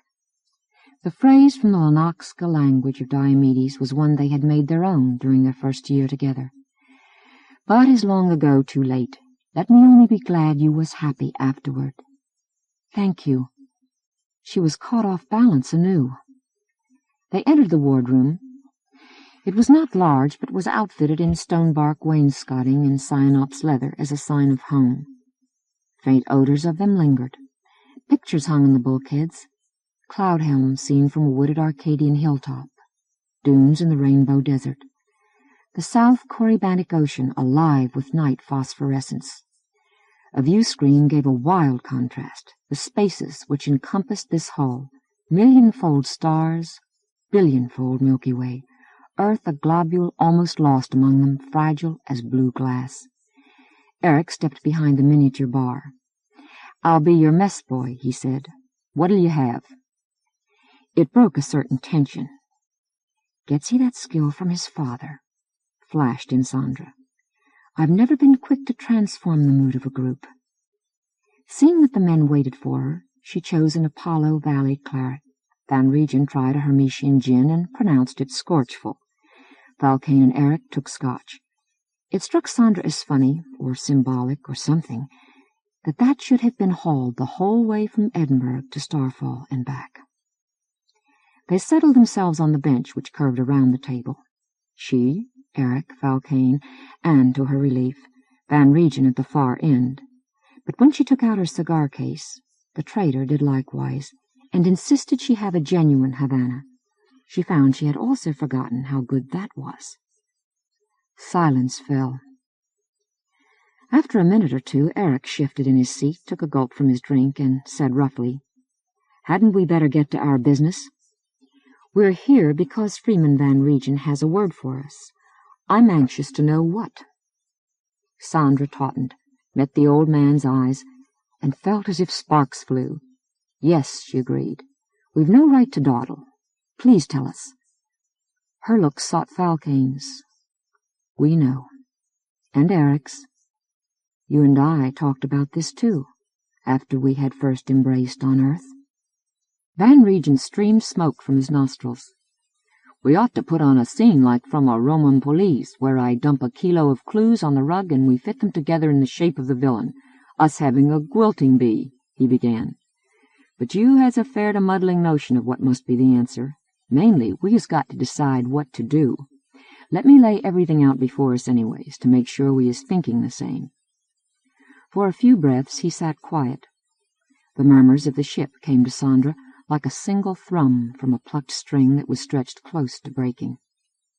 Van Regen said, "Bayard's story of galactic developments, leader of the delegates of the Seven in space to our council in Lunagrad, is Benoni Strang, High Commissioner of Babur on Hermes. There is the fact that makes all the rest tumble into place." "I suppose not, in spite of the pictures and other evidence Mother brought, I suppose not that could possibly be wrong," Eric ventured with a caution she recognized as new to him. Van Regen shook his head. "No, resemblance is too close. Besides, the identity does explain so much else." "Especially the help Babur's gotten," Falcane put in. His tone was that of a judge handing down a sentence. "Armament, military and political intelligence, recruitment of mercenaries, direction of the entire campaign thus far. By the Seven." "Not as a whole, surely," Eric protested, as if the shock had just now reached him. "Oh, no," Van Regen said. "That secret could never have kept. It would have spoiled and stunk up the galaxy. Did any except a few top managers know, and, of course, the human technicians they engaged and held strictly isolated. Surely, too, not many Baburites is been told." He laid a fist on the table, big, hairy, knobbly, with power in it to smash. "Makes no difference," he stated. "Policy, orders come from the top down. The Baburites treat the League with contempt because their supreme chiefs know the League is broken from within." But what an enormous effort, Eric wondered. Research, development, construction, decade after decade, till a whole giant plane was ready to launch its hordes. How could they ever stay unknown? Why, the cost would show up on the accountant's tapes. "You underestimate the size of operations on an interstellar scale," Falcane told him. "No underling, even a highly placed underling, can keep track of everything a big company does. Spread over several companies, the expense could easily be disguised as statistical fluctuations. It was never overwhelmingly great. Babur undoubtedly supplied most labor. Raw materials came from there as well, and from uninhabited planets and asteroids. Once the basic machine tools were built, comparatively little of the Seven's original capital was tied up. Various persons must have been getting paid fortunes to get them to live a goodly chunk of their lives cut off from their own civilization. But a fortune to an individual is small change to a major corporation. He added slowly, "We had an important clue to the whole thing quite some time ago. The Baberite warships seem to have electronic systems, certain of whose parts can't be manufactured there, others of which deteriorate in the hydrogen atmosphere. They aren't obliged to. They could do better. We put it down to sloppy engineering, the result of haste, and quite likely the lords of Baber still believe that's the case, if anybody on that planet with scientific training has been given time to stop and think about the matter. But actually, the Seven would want to have a hold on their allies, something to keep them subordinate till the objectives of the Seven have been achieved. Why not leave them in chronic need of vital replacement parts which are supplied from outside?" "The revelation of Mirkheim precipitated action," Sandra said. "'Twas simply too mighty a prize to let slip. But what is the real goal of Baber and the Seven alike? Why go to war at all?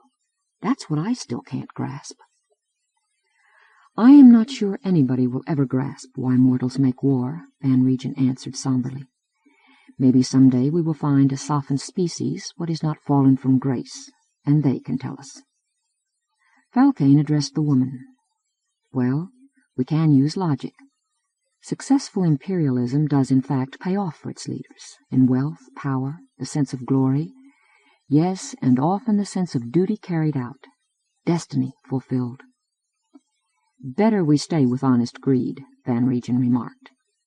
"In the case of the Baberites," Falcane continued, "we can't be certain till a lot of intensive xenological research has been done, unless we can get hold of Strang's files on them. But we do know they resented being shoved aside in the scramble for a place on the frontier. Influential ones among them may well have decided that nothing but force majeure would win their species its due. And don't forget, Baber was united rather recently by the conquering imperial band. I suspect the wish to go on conquering acquired a momentum, as it's done in most human cases. Also, again like human history, I suspect the rulers saw foreign adventures as a way of giving their empire a common purpose, of securing their grip on the lately acquired lands. Be that as it may, Baber was ripe to be coaxed and helped into overrunning its stellar neighborhood. I wouldn't be surprised but what Benoni Strang was the man to whom the idea first occurred, and who persuaded the masters of the Seven to undertake it. He seems to have started his career as a scientist on the planet." Sandra nodded. Before her rose a vision of her enemy, the fire, beneath his armor of courtliness, the often far-away look in his eyes, and words he had now and then let slip. "And the motives of the Seven?" she asked, though she and Falcane had talked this over for hours while they fared sawward. "I already tried to list a few reasons why humans run amok," he reminded her. "There is this, too," Van Regent added. "The home companies has become near as damn the government of the Commonwealth. At least the government does nothings they don't want and give everythings they do want. I, an independent, see the threat in that, but I am not hungry for power myself. I simply want people should let me be to play my little games. The owners of the Seven feel different, else they would not be organized as they are. They must dread the day when the home companies do actively move out into space. Against that, what better than to be operating a strong government of their own? Except nothing exists ready-made out there, so they have to build an empire. Then they can afford to let the whole conspiracy be known." "In alliance with Baber, yes, it makes a creepy kind of sense," Eric said. "The two races would not likely fall out with each other. They don't want the same real estate, save the kind that Mirkheim represents, and they could agree to divvy that up. Meanwhile, Hermes, under totalitarian rule, would be the human power base in those parts." He slammed the table. "No!" he shouted. "That is agreed," Van Regent said. "What we is here today for is to grind out what we can best do. Is everybody clear on what the situation computes to? Okay, we roll up our sleeves and get down to the nutty-gutty." Sandra sipped her claret as if its taste of vanished sunshine could give strength. "You do not want to inform the Commonwealth," she foreknew. "Positive not," Van Regent replied. "They see the weakness, they strike, they win, and who gets Mirkheim? the home companies. They'd moved to utterly crush the 7, Falcane supplied. I don't believe the empire in space that they'd win would be less vicious, or more likely to set Hermes free. Oh, they'd make Babur withdraw, but the temptation to impose a caretaker government which would build a corporate state in the Commonwealth's image and be properly subservient in its foreign relations, they could scarcely resist that. Van Regen turned toward Eric. "That is why I got you to stall the co-option of this force into Sol's," he explained. "I only had a hunch then it was best you keep your freedom of action. Now we know it is." This, too, had been in Sandra's mind for endless days, yet voicing it still felt like stepping onto a bridge which her tread must cause to break behind her. "You propose we leave, to carry out our private campaign." "Ja. Not direct attacks on Babur. We hit holdings of the 7. They got little defense for those. We can give them choice. Either they pull away support from their allies, so both must make peace with us, or else we ruin them." "Let's not be over-hasty," Falcane urged. "For instance, it'd be worthwhile, it'd save lives in the long run, to alert as many Independent League members as possible and get them to join their fighting craft to ours." "Then they'll want a part in writing the peace," Eric objected. "Yes," Falcane said. "Don't you think it's best if they do? That way we might salvage a little stability, a little decency." In the meantime, Sandra thought, the agony of Hermes goes on. But I myself dare not speak against it. I've not the wisdom to know a better way. Does anybody? Again they stood in Delphinburg, David and Koya, and from a balcony of Van Regen's house looked across a nighted sea. In the room behind them their children slept. Before them was a shadowy drop down to the yacht harbor where boats lay phantom-like at piers. Beyond, under a high wind, waves rushed to break in whiteness, rise, and march onward. Above arched a moonless sky where the stars fled among ragged clouds.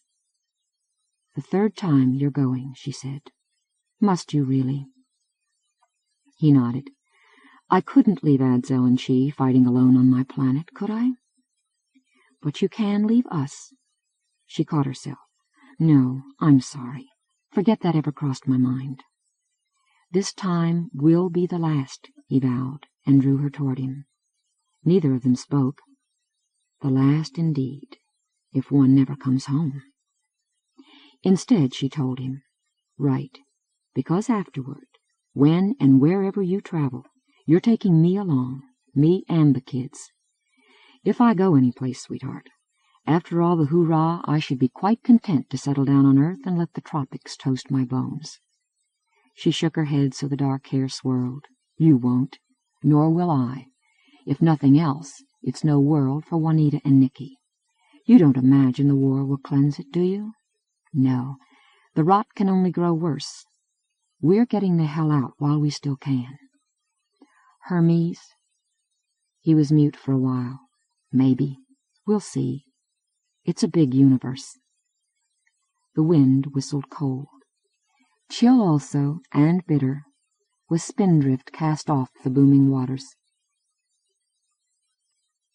Chapter 20. Abdullah Enterprises, of the 7 in space, guarded its centrum of Hopewell against possible banditry from without and sabotage from within. But the former seemed so unlikely that a single corvette orbited the planet, whose successive crews had never encountered a worse problem than filling the time until they were relieved.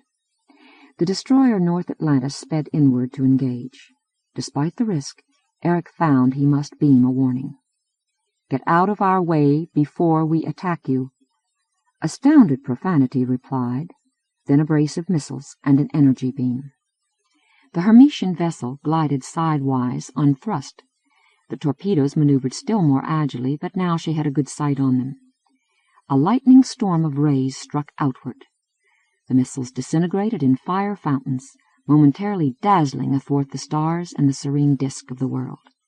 She did not reply in kind, for Eric wanted to conserve munitions not readily replaceable. Instead, he ordered her conned near the foe until he was in range for energy weapons. "Kill," he said, and nuclear-powered flame leaped forth. The corvette accelerated to escape. With less mass, she could change velocity faster. North Atlantis followed doggedly, smashing or warding off missiles, absorbing blast cannon shots in armor plate, unleashing fresh bursts of her own whenever the shifting configurations of battle brought her close enough. After hours, the survivors aboard a ruin knew they could not break free and signaled surrender. "My compliments on your gallantry," Eric responded, "though you might ask yourselves if your cause was worth it. You may take lifeboats to Hopewell. I advise you do not bring them down at Abdullah City." He already knew from communication what had happened there. Accompanying him on his voyage, Muddlin Through had left him to his warfare, and herself entered atmosphere. Valkane uttered the broadcast words that he knew would bring him into peril of his life. "Attention, attention. Your owners have conspired with the rulers of Babur to bring war. The Free Hermetian Navy is about to demolish your company installations. Evacuate immediately." Aerial vehicles swarmed aloft, but Muddlin Through was not the specialized speedster through the void, well-nigh helpless above a planet, which Streak had been. Trade pioneers must be prepared for trouble in any environment. The spacecraft descended in great spirals, from which again and again she swooped to dodge a missile or blaze at an opponent. Before Valkane, as he sat in the pilot's chair, land and sea revolved crazily. Clouds streamed past through day-bright azure. Fighting machines flashed across vision like wind-flung raindrops. This was no space combat, which computers alone could direct. Movements were too fast, actions too unforeseeable. He meshed his intuition with Muddlehead's logic, sank his personality into his ship, and steered. Engines growled, air outside shrilled. His nostrils caught a thundery tang of ozone. "Hoo and ha!" Van Regen's voice bawled from the weapons control turret. Gleefully he tracked, sighted, fired, manning the entire system, sending vessel after vessel to its meteoric grave. "Ho, ho, ho, casting bullseyes at me, is you? Smack right back at you with a wet loincloth. Ha-ha, that was a near miss at us. Good shooting, boy, only not quite good as this, by damn. Woo-hoo, Brocken and brimstone. Here goes another." In the end, Muddlin Through hung alone, and there was silence in heaven about the space of half an hour. Underneath her stretched a land that had been rich. Miners, builders, industrialists had ripped and befouled it till its river coursed poisoned among dumps and slag heaps, pavements and waste outlets, bearing death to the sea. Few human colonists of Hopewell had protested. This was not Earth. They still had plenty of room. Nobody need make his home in the place that ground forth prosperity. Besides, the local government belonged to Abdullah Enterprises. In the middle of the desert it had created, the Centrum raised splendid towers above many-colored sleeknesses. Looking down, Valkane thought, "This was a grand era in its way. I, too, will miss it." Cars fled in flocks. At his height, they were like midges. He must make an effort to remember that each one bore fear, bewilderment, crushed hopes, longing for loves who were elsewhere, and terror on their behalf. War scrubbed such peculiarities out of consciousness. He had not heart to speak further to this world, but let a recording repeat itself. "Free Hermes is striking at the Seven, Babur's allies. Our campaign will end when the war against the Commonwealth and the occupations of Hermes and Mirkheim do. Convey our message." He reflected that some day his wife and children might be likewise fleeing. For when would civilization in the future know safety? His time allowance was generous. Nothing had stirred for 15 minutes when he ordered a torpedo released. 50 kilotons sufficed. A fireball blossomed and lifted. Smoke and dust roiled after to rise in a monstrous pillar that spread out in an ice-fringed toadstool cap. Reverberations toned through the spaceship, and when sight came back, a crater lay in the land, from which a few twisted frameworks lifted, like dead men's fingers. "Take orbit at 10 radii," Falcane directed, "and we'll wait for North Atlantis to finish her business." After Hopewell was once more a blue and white loveliness among the stars, he met with his shipmates, Van Regen and engineer Tetsuo Yoshida. The merchant was still gleeful. "Halloo, haroo," he chortled. "How I feel youthed. We had what Aristotle called a cathartic. Yeah, and gives me an abysmal appetite. Suppose I quick roast a nice Virginia ham with sweet potatoes and Caesar salad. And what would you two like for lunch?" "Later," Falcane said. "I'm not hungry." Van Regen considered him. "Your conscience is panging, huh? But that is silly, boy. We has vented a lot of beast in us by bashing what well-deserved bashing. Is it a sin if we enjoy? Me, I wish we could make more raids." Yoshida lifted his brows. "I would not object personally," he said.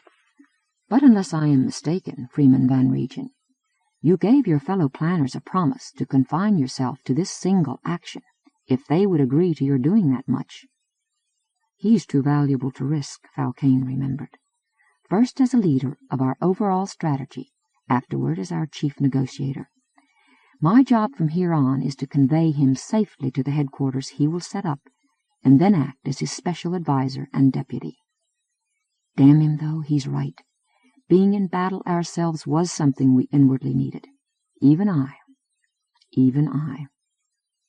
"Ja, is true," Van Regen grumbled. "So we got weeks, maybe months, where we do hardly nothing but sit snuggled in our own fat. You got ideas how we can put our minds to some good use in between happenings?" "Poker," said Muddlehead. Experts agreed that it would take considerable time and money and no few lives to start Mirkheim producing afresh. However, immensely precious stocks of metals and supermetals lay already cast in ingots, awaiting shipment out. The Babarite Occupation Force received instructions to let the Stellar Metals Corporation have this on a profit-sharing basis. Stellar, in turn, contracted with Interstar Transport to carry it to the numerous markets. In the deeps of space, ships which had been lurking and watching drew alongside the freighters, matched hyperdrive phase, and signaled a wish to send people aboard. Suspecting no evil, the captains did. But those who entered, grinning, were armored and armed. In each case they took swift possession. Crews were sent off in lifeboats, bearing word that Free Hermes was confiscating both cargo and carrier. The losses to Timebinder's insurance were staggering, and also to Stellar and Interstar, for their coverage extended to less than half of these values. Men landed in wilderness areas of the planet Ramanujan and flitted inconspicuously to rendezvous in the city Maharaja. On an appointed night, they converged on a cluster of towers, which were the core of XT systems. Overpowering the guards, they set explosives to wreck equipment which would take years to replace and destroy data stores which could never be replaced. Prisoners whom they released afterward said they had identified themselves as a commando of Free Hermes. XT had been at a nexus of the global economy. As such, it had made the government its servant. Now massive unemployment came, bankruptcies, dislocations, civic upheaval. The cry arose for legislators whose loyalty was to Ramanujan, and Parliament dissolved on a vote of no confidence. Sanchez Engineering was engaged in an ambitious project on barren, but mineral-rich, Saint-Jacques, which would make its resources readily available to the humans dwelling on its sister world, Espérance. The leaders of the colony, who were nobody's hirelings, had written a stiff penalty for non-fulfillment into the contract. Suddenly the technicians called a strike, alleging that the war posed too great a hazard. In vain did the directors of Sanchez reveal what detectives learned, that the union bosses had taken a whopping bribe. No legal proof was available, at least not without disastrously prolonged litigation, and if this went against them, the persons accused need only withdraw themselves from Espérancion jurisdiction. "The answer's easy," said their spokesman around his cigar to the board chairman of Sanchez. "Use your influence to end the fighting." but at best the corporation would remain gravely injured. Galactic Developments owned a moon of Germania, which it had made into an entrepot for that stellar neighborhood. There, after a short, sharp battle, landed ships whose crews efficiently looted the treasures before lifting back into space and bombarding the installations. They did not even pretend to be Hermetian. They were from the Independence, Sinbad Prospecting, and the Society of Venturers, out to punish the Seven for an unholy alliance with Babber. The Germanian Space Police made no move throughout.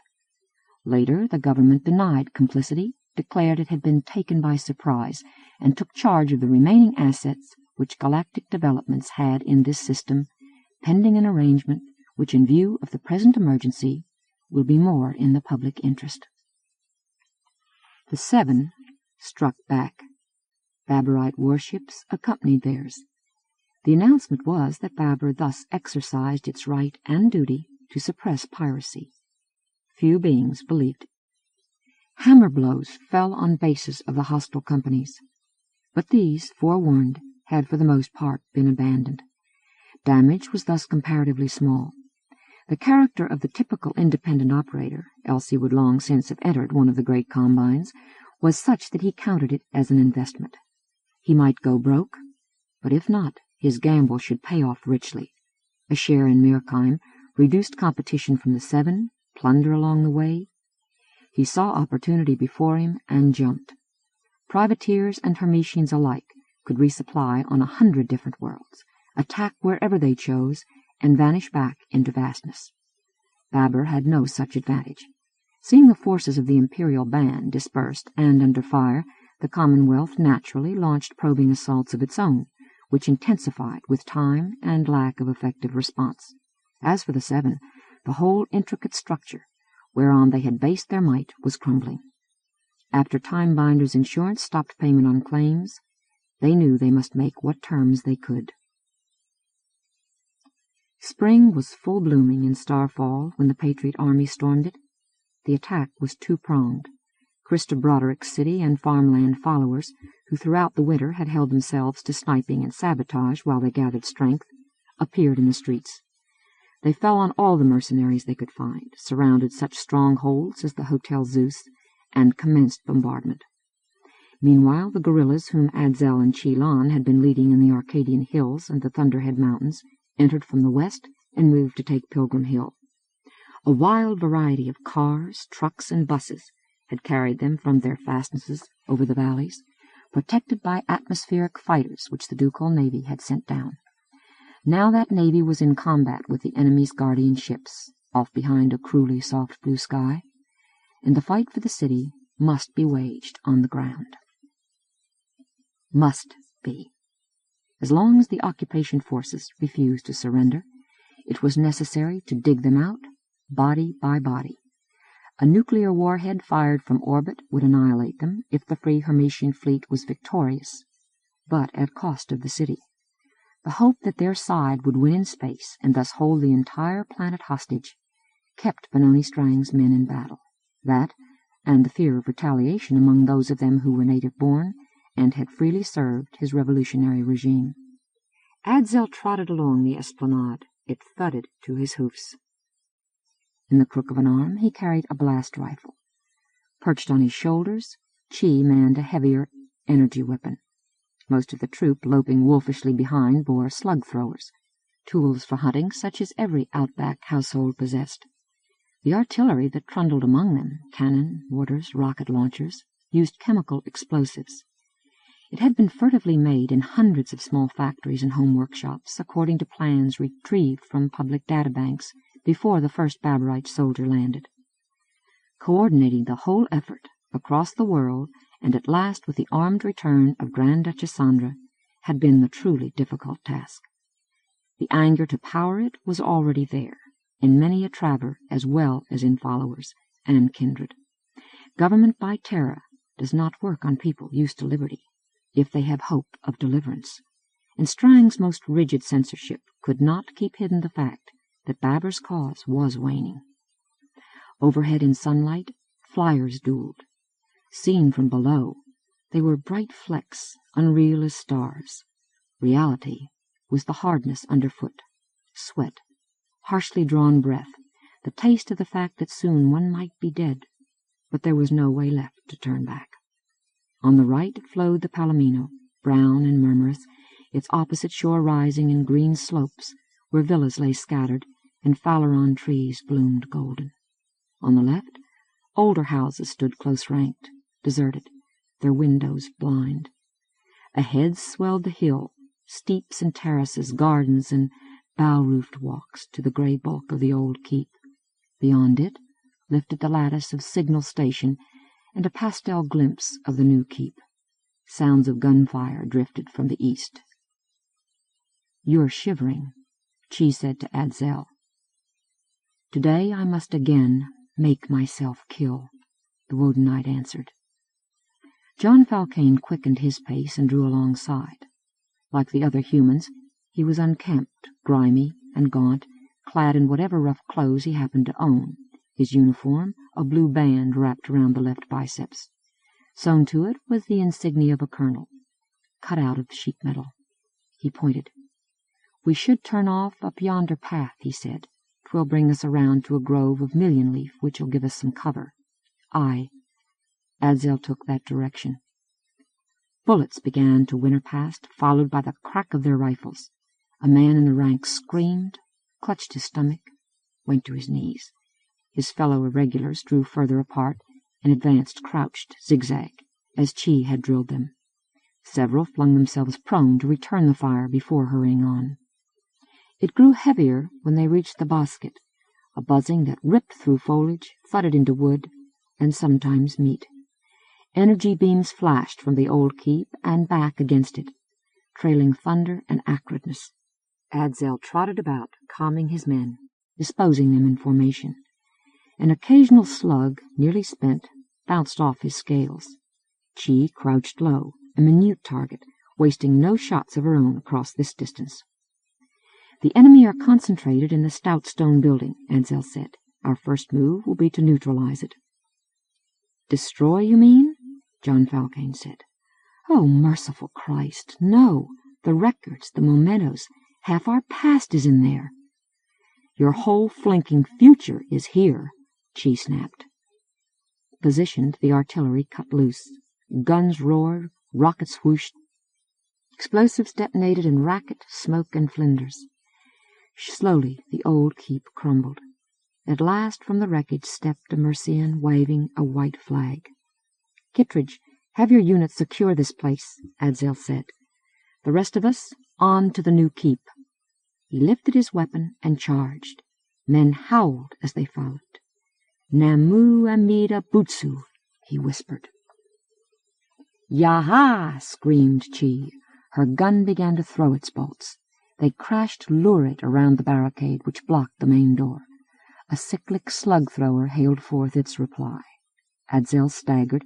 Chi swiveled her weapon past the right side of his torso and centered her fire. Flame geysered. A burning man climbed over the barricade, mindlessly shrieking, fell on the turf outside, and sprattled like an overturned beetle, still burning. Adzel recovered and pounded onward. He reached the rude fortification. Timbers, tables, sandbags, rocks came apart beneath his flailing hoofs. He leaned across and laid about him with his clubbed blaster. From his back, Chi sent narrow beams, finically aimed. Surviving defenders broke and fled. Adzel pursued them down echoing corridors. A squad dashed from a side room. His tail sent them tumbling. "Come on, you sons," John Falcane shouted to his troops. "Is he going to do it all?" They entered like a tidal wave. Grim small battles ramped throughout the edifice. From its rotunda the attackers recoiled. There every entrance had an obstruction, behind which men crouched, shoulder to shoulder, firing. Strangs Hermetians. Dead lay thick in the halls after that charge. The wounded begged for help, which nobody could bring. In a room where councillors had met, Adzel and Chi gathered their officers. Blood smeared the Wodenite scales and dripped from between them. Scorch marks dulled his flanks. The dragon head was blackened by smoke. "I think we should offer them amnesty if they will lay down their arms," he said. John Falcane spat. "When my sister's husband died under their arrest, God knows how? Never." "Besides," she observed, "if I'm not much mistaken about human affairs, you'll have trouble enough after this war without them in your body politic." Assent rasped forth. "Very well," said Adsel. "However, I refuse to send unsupported infantry again. And if we destroy the structure from outside, as we did the old keep, we'll exhaust ammunition that will be needed in the lower city, not to mention killing disabled people of ours. Suggestions?" She bounced in her saddle. "Yes," she said. The enemy occupied the galleries beneath the dome, but not the outside of it. The Scythian climbed that and planted a shaped charge, which blew a hole. Perched on the edge, she sprayed the interior with fire. The soldiers in gray uniforms must seek shelter away from their breastworks. Adsel led a rush across these, and fighting became hand-to-hand. The Wodenite himself found Benoni Strang dying of a gut shot, recognized him from pictures, and bent down to learn what he could and give what comfort he might. Cradled in those great arms, the man looked dimly upward and gasped. "Listen. Tell them. Why should you not tell them? You're not human. It's nothing to you. I brought everything about. I, from the first. For the sake of Hermes. Only for the sake of Hermes. A new day on this world I love so much. Tell them. Don't let them forget. There will be other days." The ducal navy was victorious in its home space because, while it had considerable help from the independent merchants, Babur had recalled much of its Hermetian force to the Sun Mogul. This was after the Seven had, piecemeal in chaos, withdrawn as allies. Thereafter the defeat of Babur would have hinged only on time and determination, and the lack of replacements for rapidly deteriorating parts of ships would have made the time fairly short. The Imperial band did not surprise Van Regen when they declined a Finnish fight. 30 years before, they had shown the intelligence to cut their losses on Suleiman. Nevertheless, he admitted gaining astonished respect for them when they sent messengers directly to him. Had they all along known that much about technic civilization? The meeting took place near Mirkheim, between a pair of ships. Kronos came battle-ready from Hermes, bearing him and Sandra. David Falcane and Eric Tamarin as Munson stayed behind in command of the United Fleet, prepared, if need be, to exact vengeance. The Baburite vessel humbly bore no weapons. They orbited amidst uncountable diamond suns while images passed back and forth between them. The little being stood foursquare before the scanners and spoke into a vocalizer. To Sandra it no longer appeared ugly. And was it just her imagination that found sorrow in the flat syllables? "We were used. We understand that we ourselves were among those who used us. Let you and we make peace." "What of the Commonwealth?" she replied. "It mounts its onslaught, but as yet it is not strong." "Hold on," said Van Regen, and switched off sound transmission. He turned to the woman. "The Booger speaks right. The home companies would fight a total war if possible, so they may gain what the Seven has lost. But if we, Hermetians and Independents, stop fighting, if we use our influence against more war by anybody's, hint that we and Babur together will resist, the public wish to go on spending lives and money should puffle away on Earth and Luna till not even the Commonwealth government can continue." Troubled, she said, "I can't believe in suddenly putting ourselves on the side of these creatures, after what they've done." His words came wetted. "Can you instead believe in more people killed? And is not a question of getting buttock to buttock with the Baburites, what would freeze ours and sizzle theirs anyway, is simply a question of we stop hostilities quick, on terms everybody can live with, and then lean on the Commonwealth to squash its unconditional surrender, clabberbrains." Sandra paced around the bridge. How her muscles longed for a horse, a surf, a trail among glaciers. The view screen gave her mere immensities. Van Regen sat like a spider, puffing a churchwarden pipe whose reek stung her nostrils. In the view screen frame, the non-human shape waited patiently. "What should we propose today?" she asked. "We has talked about it before often enough," he answered. "Now that we see how anxious Baber is to make a deal with us, I say let's pick these quid-bits out of our chaffing. The Commonwealth government can never recognize the independents as rightful agents, no more than it could ever really recognize the League. Himmel!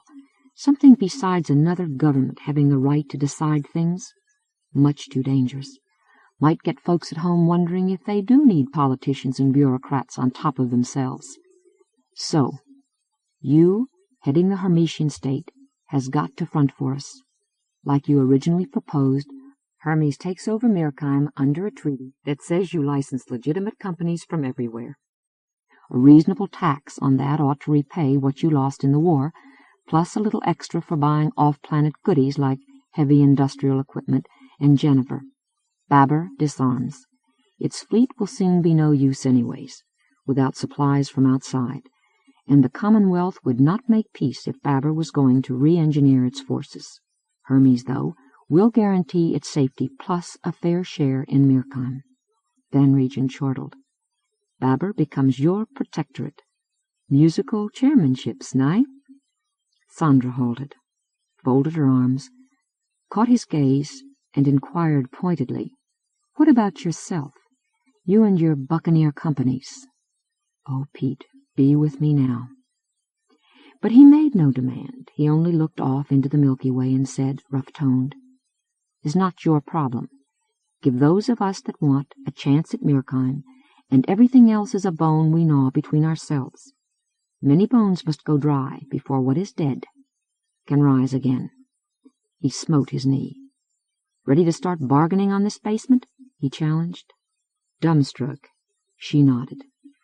He swung back to the stranger. Chapter 21. Early during the triumph and toil, reunion and wrangling, merrymaking and mourning, there was held a private party at Windy Rim on Hermes. It was to say farewell. Two of those who came would soon be departing together, for Saul aboard Cronus, David Falcane and Eric Tamarin as Munson. However, they had been separated for weeks, each busy with different shards of the huge confusion. This was their first chance to talk at length since shortly after the armistice. Following dinner, they drew apart from the others for a while. The room they chose was a study, enclosed in wood panels of beautiful grain, shelves of codices and leather bindings, ancestral portraits, a gun rack, a desk whereon many high decisions had been written. A window stood open to the young night.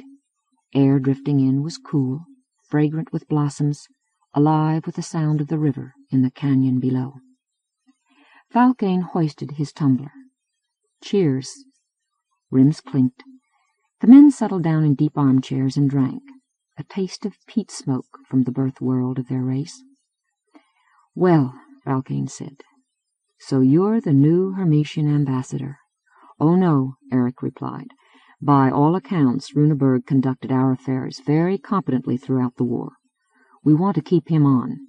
My title will be Special Envoy, head of our negotiators with the Commonwealth." "Why you? No offense, of course, but what experience have you had at that sort of thing?" Eric grinned crookedly. "I wondered, too. In fact, I objected with a deal of noise, but Mother insisted. 'Tis a matter of politics. I am the heir apparent, the biggest name Hermes could send save for her, and she's got her hands full and overflowing here. That should carry weight on Earth, a token that we're determined about the peace settlement we want. And it should help at home likewise, that the Grand Ducal House is still concerning itself with crucial matters." "I see." Falcane studied the homely, strong countenance. "Also, and this time no flattery, I think you're a good choice. You'll be much more than a figurehead. The blood of Sandra Tamarin and Nicholas Van Regen." "Yes." Eric flushed. Maybe. Still, I'm not trained for diplomacy. I know not the ins and outs and roundabouts. David, friend, will you help me? Can you? How? Oh, advice and— I know not. You do. Eric dropped his glance.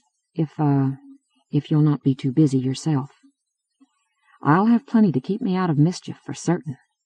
In effect, I'll take over the Solar Spice and Liquors Company, try to keep it afloat through all the hoorah to come. Falcane sipped, set his drink down, and reached for his pipe. On second thought, that'll keep me in mischief. Eric stared. What about Freeman Van Regen? Damn him, he'll be charging around through space, probably for years to come, mending broken fences, and, I have no doubt, making new ones out of pieces stolen from the competition. I wish— well, I can't do that anyway, me a family man. Falcane loaded tobacco before continuing. But yes, Eric, I'll find time and energy somewhere to give you what help I can. Your job is more important than mine. In fact, I might not choose to do mine, if I didn't think it had some value to yours. I mean to getting back some stability throughout what we are pleased to call civilization. A strong private company, under the right leadership, can contribute toward that end. He started fire and puffed smoke. For a while, he finished. What imply you? Eric asked. Falcane shrugged. I'm coming to share Gunnan Tuan's opinion. The wound to the old order of things is too deep, and I don't see anything to replace it that'll be worth having. We can buy time, you and I, maybe as much as a few decades, before our splints and bandages give way. Meanwhile, you can batten down on Hermes, and I can look for a place to begin afresh. I never knew you so glum, David, Eric said in a distressed voice. Falcane smiled, a genuine smile, though not that of a young man. Why, I'm basically optimistic, as you should be. Come the necessity, I expect we and those we care about will respond like survivor types. And, until then, we can find a lot of happiness. He leaned forward and lightly punched his companion's shoulder. Think. You're going to Lorna and marry her. I'm going to Koya and our kids. He raised his glass. Here's to the lot of them. Here indeed, Eric responded, with regained eagerness. They're what life is all about, right? Said Falcane, and drank. Van Regen and Sandra wandered out onto the terrace. Light fell soft from the house, soon losing itself in clear darkness.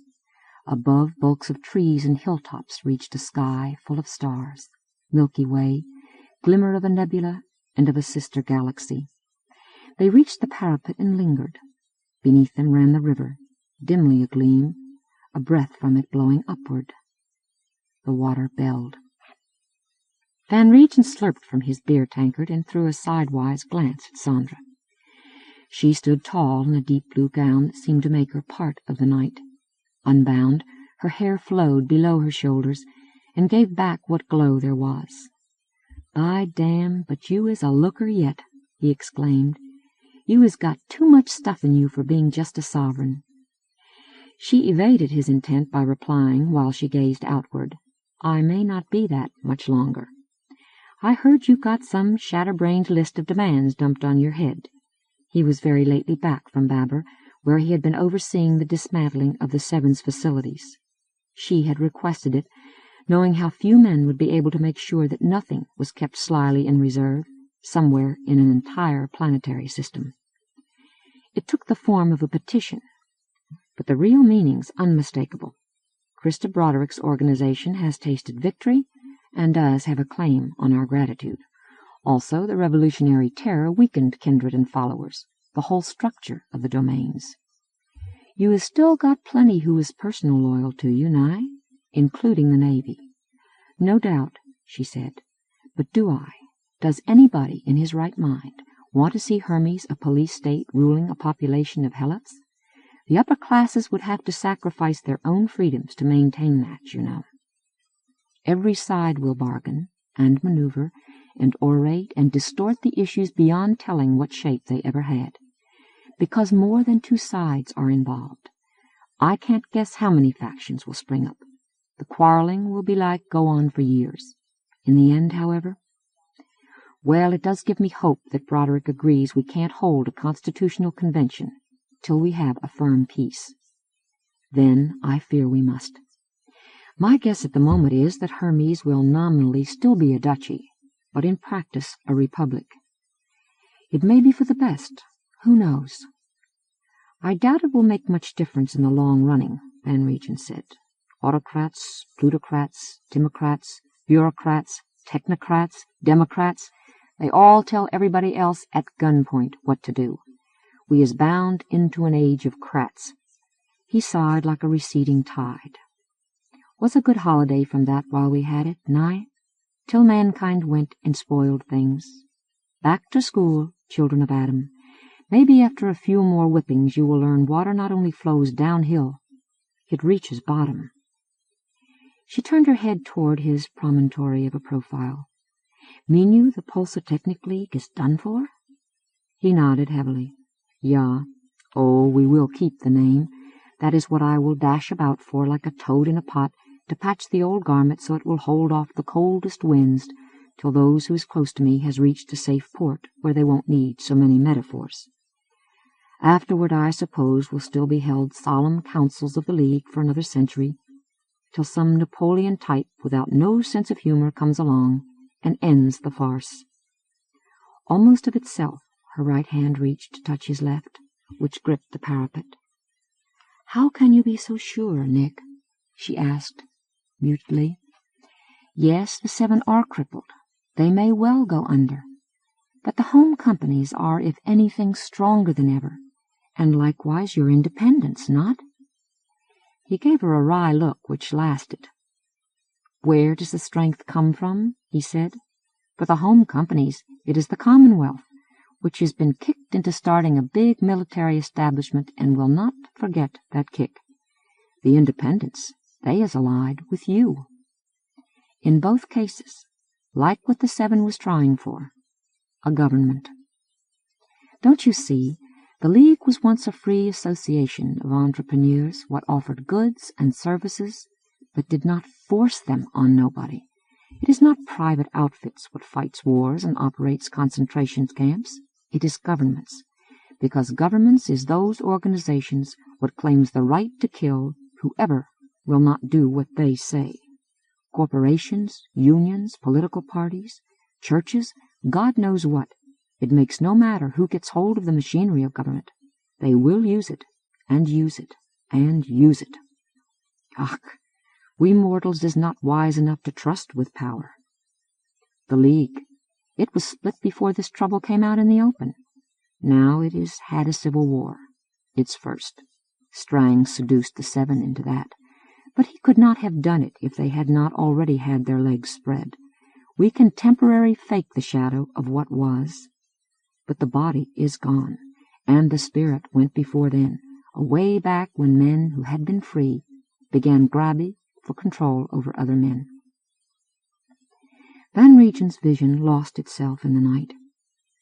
No more important private decisions, he predicted.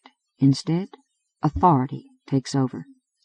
Slogans substitute for thinking, beginning with the intellectuals, but soon percolating down to the ordinary working man. Politicians appoint themselves magicians, who by passing laws and jacking up taxes and conjuring money out of thin air can guarantee everybody a soft ride through life. The favored businesses and institutions divide up the territory and strangle out anybody what might have something new. For every shipwreck what government brings about, the cure is more government. Power grows till its appetite is too great for filling on a single planet. Also, maybe troubles at home can be exported on bayonet points. But somehow, the real barbarians is never those that is fought, until too late. War, war, war. I would advise we pray to the saints, except I wonder if the saints has left us. He tossed off half the contents of his tankard. Hoo-hoo, but I's been talking, like yonder stream guggles into the sea, what stays just as salt as it always was, huh? He laughed. We should not waste good drinking time God has given us, See, a moon is rising." Sandra tugged his sleeve till he faced her. "Believe you seriously what you were saying, Nick?" "Well, might not be too bad on Hermes for the next couple generations, if you can put your new regime on a short leash. I mean in general. See you," she forced out, "I've had somewhat the same thoughts and— What intend you to do about it?"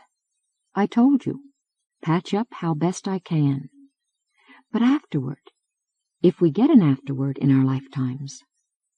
Suddenly strangely shy, he looked away. "I don't know. I expect the patching will be fun, you understand, else maybe I would not try, old tired man like I am. Later is an interesting question.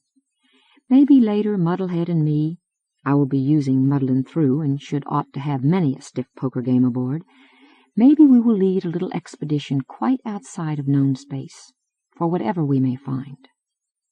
"I envy you that," she blurted. He swung back. "Why, by damn, sweetling," he exploded. "Why you not come too?" She raised her hands as if to fend him off. "Oh, no, impossible." "Bah!" He made a chopping gesture. "How would you violate conservation of energy if you did?" "Conservation of momentousness, perhaps. But suppose in 5-10 years you abdicate. Let Eric take over before time turns him dottery. You take the long trail with me." He drained his tankard, clashed it down, and slapped her bottom. His right hand waved widely across heaven. "A universe where all roads lead to roaming. Life never fails us. We fail it, unless we reach out." She drew back from him a little, while she laughed a little. "No, do stop, Nick. We came not together for discussing absurd plans, or politics, or philosophy, only for being together. I need a drink." "Me too," said Van Regen. "Okay, we will drink that moon down and the sun up. We will sing rowdy songs and try if we can dance a galliard to a Bach or oratorio. We will not be solemn fools, but honest ones. Only you will remember what we spoke of." He offered his arm. She took it, and they returned to the house of her fathers. Adzel went lurching along a cliffside path to the river, a 5-liter mug in his grasp which his freedom fighters had given him. He had repeatedly filled it with martinis. You could hear him singing a kilometer away. "Boy, beedle-eet-bee-dum-bee-baw," like a cheerful thunderstorm. At the water's edge he saw Chelan seated on a rock and halted. "Oh, I thought I would find you here." The Cynthian dipped her cigarette holder to him. The glow at its end traced a tiny red comet streak. "And I took for granted you'd arrive when you'd tanked away enough to get sentimental," she purred. "You big blundle-bummer." Adzel loomed slightly unsteady athwart woods, water, sky. Dawn was close. Overhead, between canyon walls that still were hulks of night, the stars were paling and whiteness mounted to eastward. The stream shone, glinted, swirled over bars and foamed past stones, on its way among boulders and gnarly trees. Its voice clanged laughterful from cliff to cliff. He took long breaths of the cold, moist air which flowed above, the odors of upland summer. "Well, our last chance," he said. "Day after this we embark on our courtesy rides home to our planets. I look forward, yes, obviously. But those were good years, were they not? I will miss my partners. I told Davy so. I got a phone patch through to Muddlehead at Williamsfield and told it so, too. It answered that it is not programmed to be touched. But I wonder. Here comes your turn. No mercy, small person." A hand descended, amply large, to close around her. Quadrupedal, holder jaunty between her teeth, she arched her back to receive the caress, which was very gentle. "Come to Woden sometime," he urged. "Your folk have spacecraft. You will be investing in such ventures and getting hog-rich. Come visit me."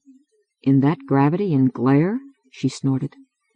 "That wild, bright openness where the winds run loose, horizons endlessly before us, but also flowers underfoot. A land that is the living nirvana. Ai, you, Chi. I know I babble, yet I would like to share with you as much of it as you can feel. Why don't you come to me instead? We could rig a set of impellers for you to get a hint of treetop faring. Do you think I can appreciate it? I should hope you'd have that much wit. Light across a sea of leaves, but down below full of shapes and mysteries, a cry of color on wings and petals, a glen where a rill comes joyful. The Cynthian shook herself. Du den Undergang, you've got me doing it. Adzel smiled around his fangs. At least we are agreed we should make an occasional rendezvous to swap lies about bygone times, he said. She discarded her cigarette butt, ground it out on the rock where she sat, and considered whether to add more narcotic to what she had already taken.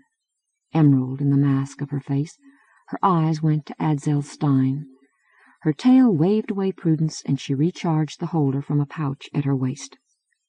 After she had struck fire, she stated rapidly, "Let's be rational for a moment, if you will pardon the expression. I think we will be rejoining forces in years to come, you and I, simply because circumstances won't allow us to enjoy our otium. We can't go home to what we left when we were young. It may still be, but we aren't, nor is the rest of the cosmos.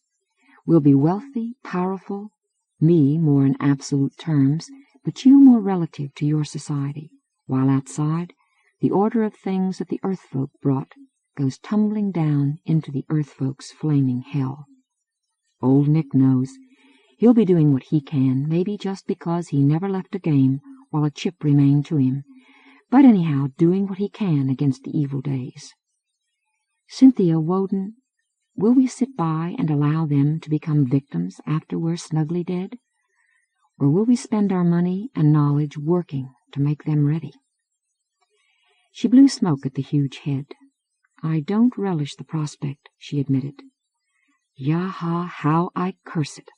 I who imagined I'd retire to domestic comfort and expensive fun. But we'll be conferring, Adzel, for the rest of our days. Yes, we will." A rippling went the length of the dragon. "I fear you are right," he said. "I have had such forebodings myself, though I tried to dismiss them because they bind one to the wheel. Well, certain things matter more than one's immediate salvation." She grinned, a flash in the strengthening light. "Let's neither play noble," she replied. "We enjoyed the traitor game, as long as that lasted. The power game is less amusing, and at best it merely serves to hold off what is worse. Regardless, we can enjoy it too. And who knows, could be that our races will build us a monument after they've started a whole new course of history for all the planets." "Oh, we'd better keep a sense of proportion," Adzel cautioned. "We may perhaps help them survive. What they do 1,000 years hence, return then and see. Reality is more big than we can imagine." "Of course," Chilon said.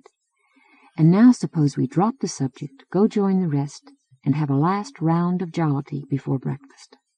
"Excellent thinking, old shipmate," Adzel answered. "Hop aboard." She leaped to his outstretched arm, and thence to his back. Above the cliffs, a few eastern clouds turned red.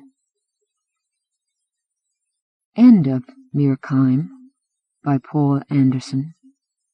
Narrated by Marcia Herndon. Monitored by Leo Putzel.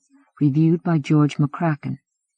In the studios of Dallas Taping for the Blind, for the Library of Congress, February of 1978.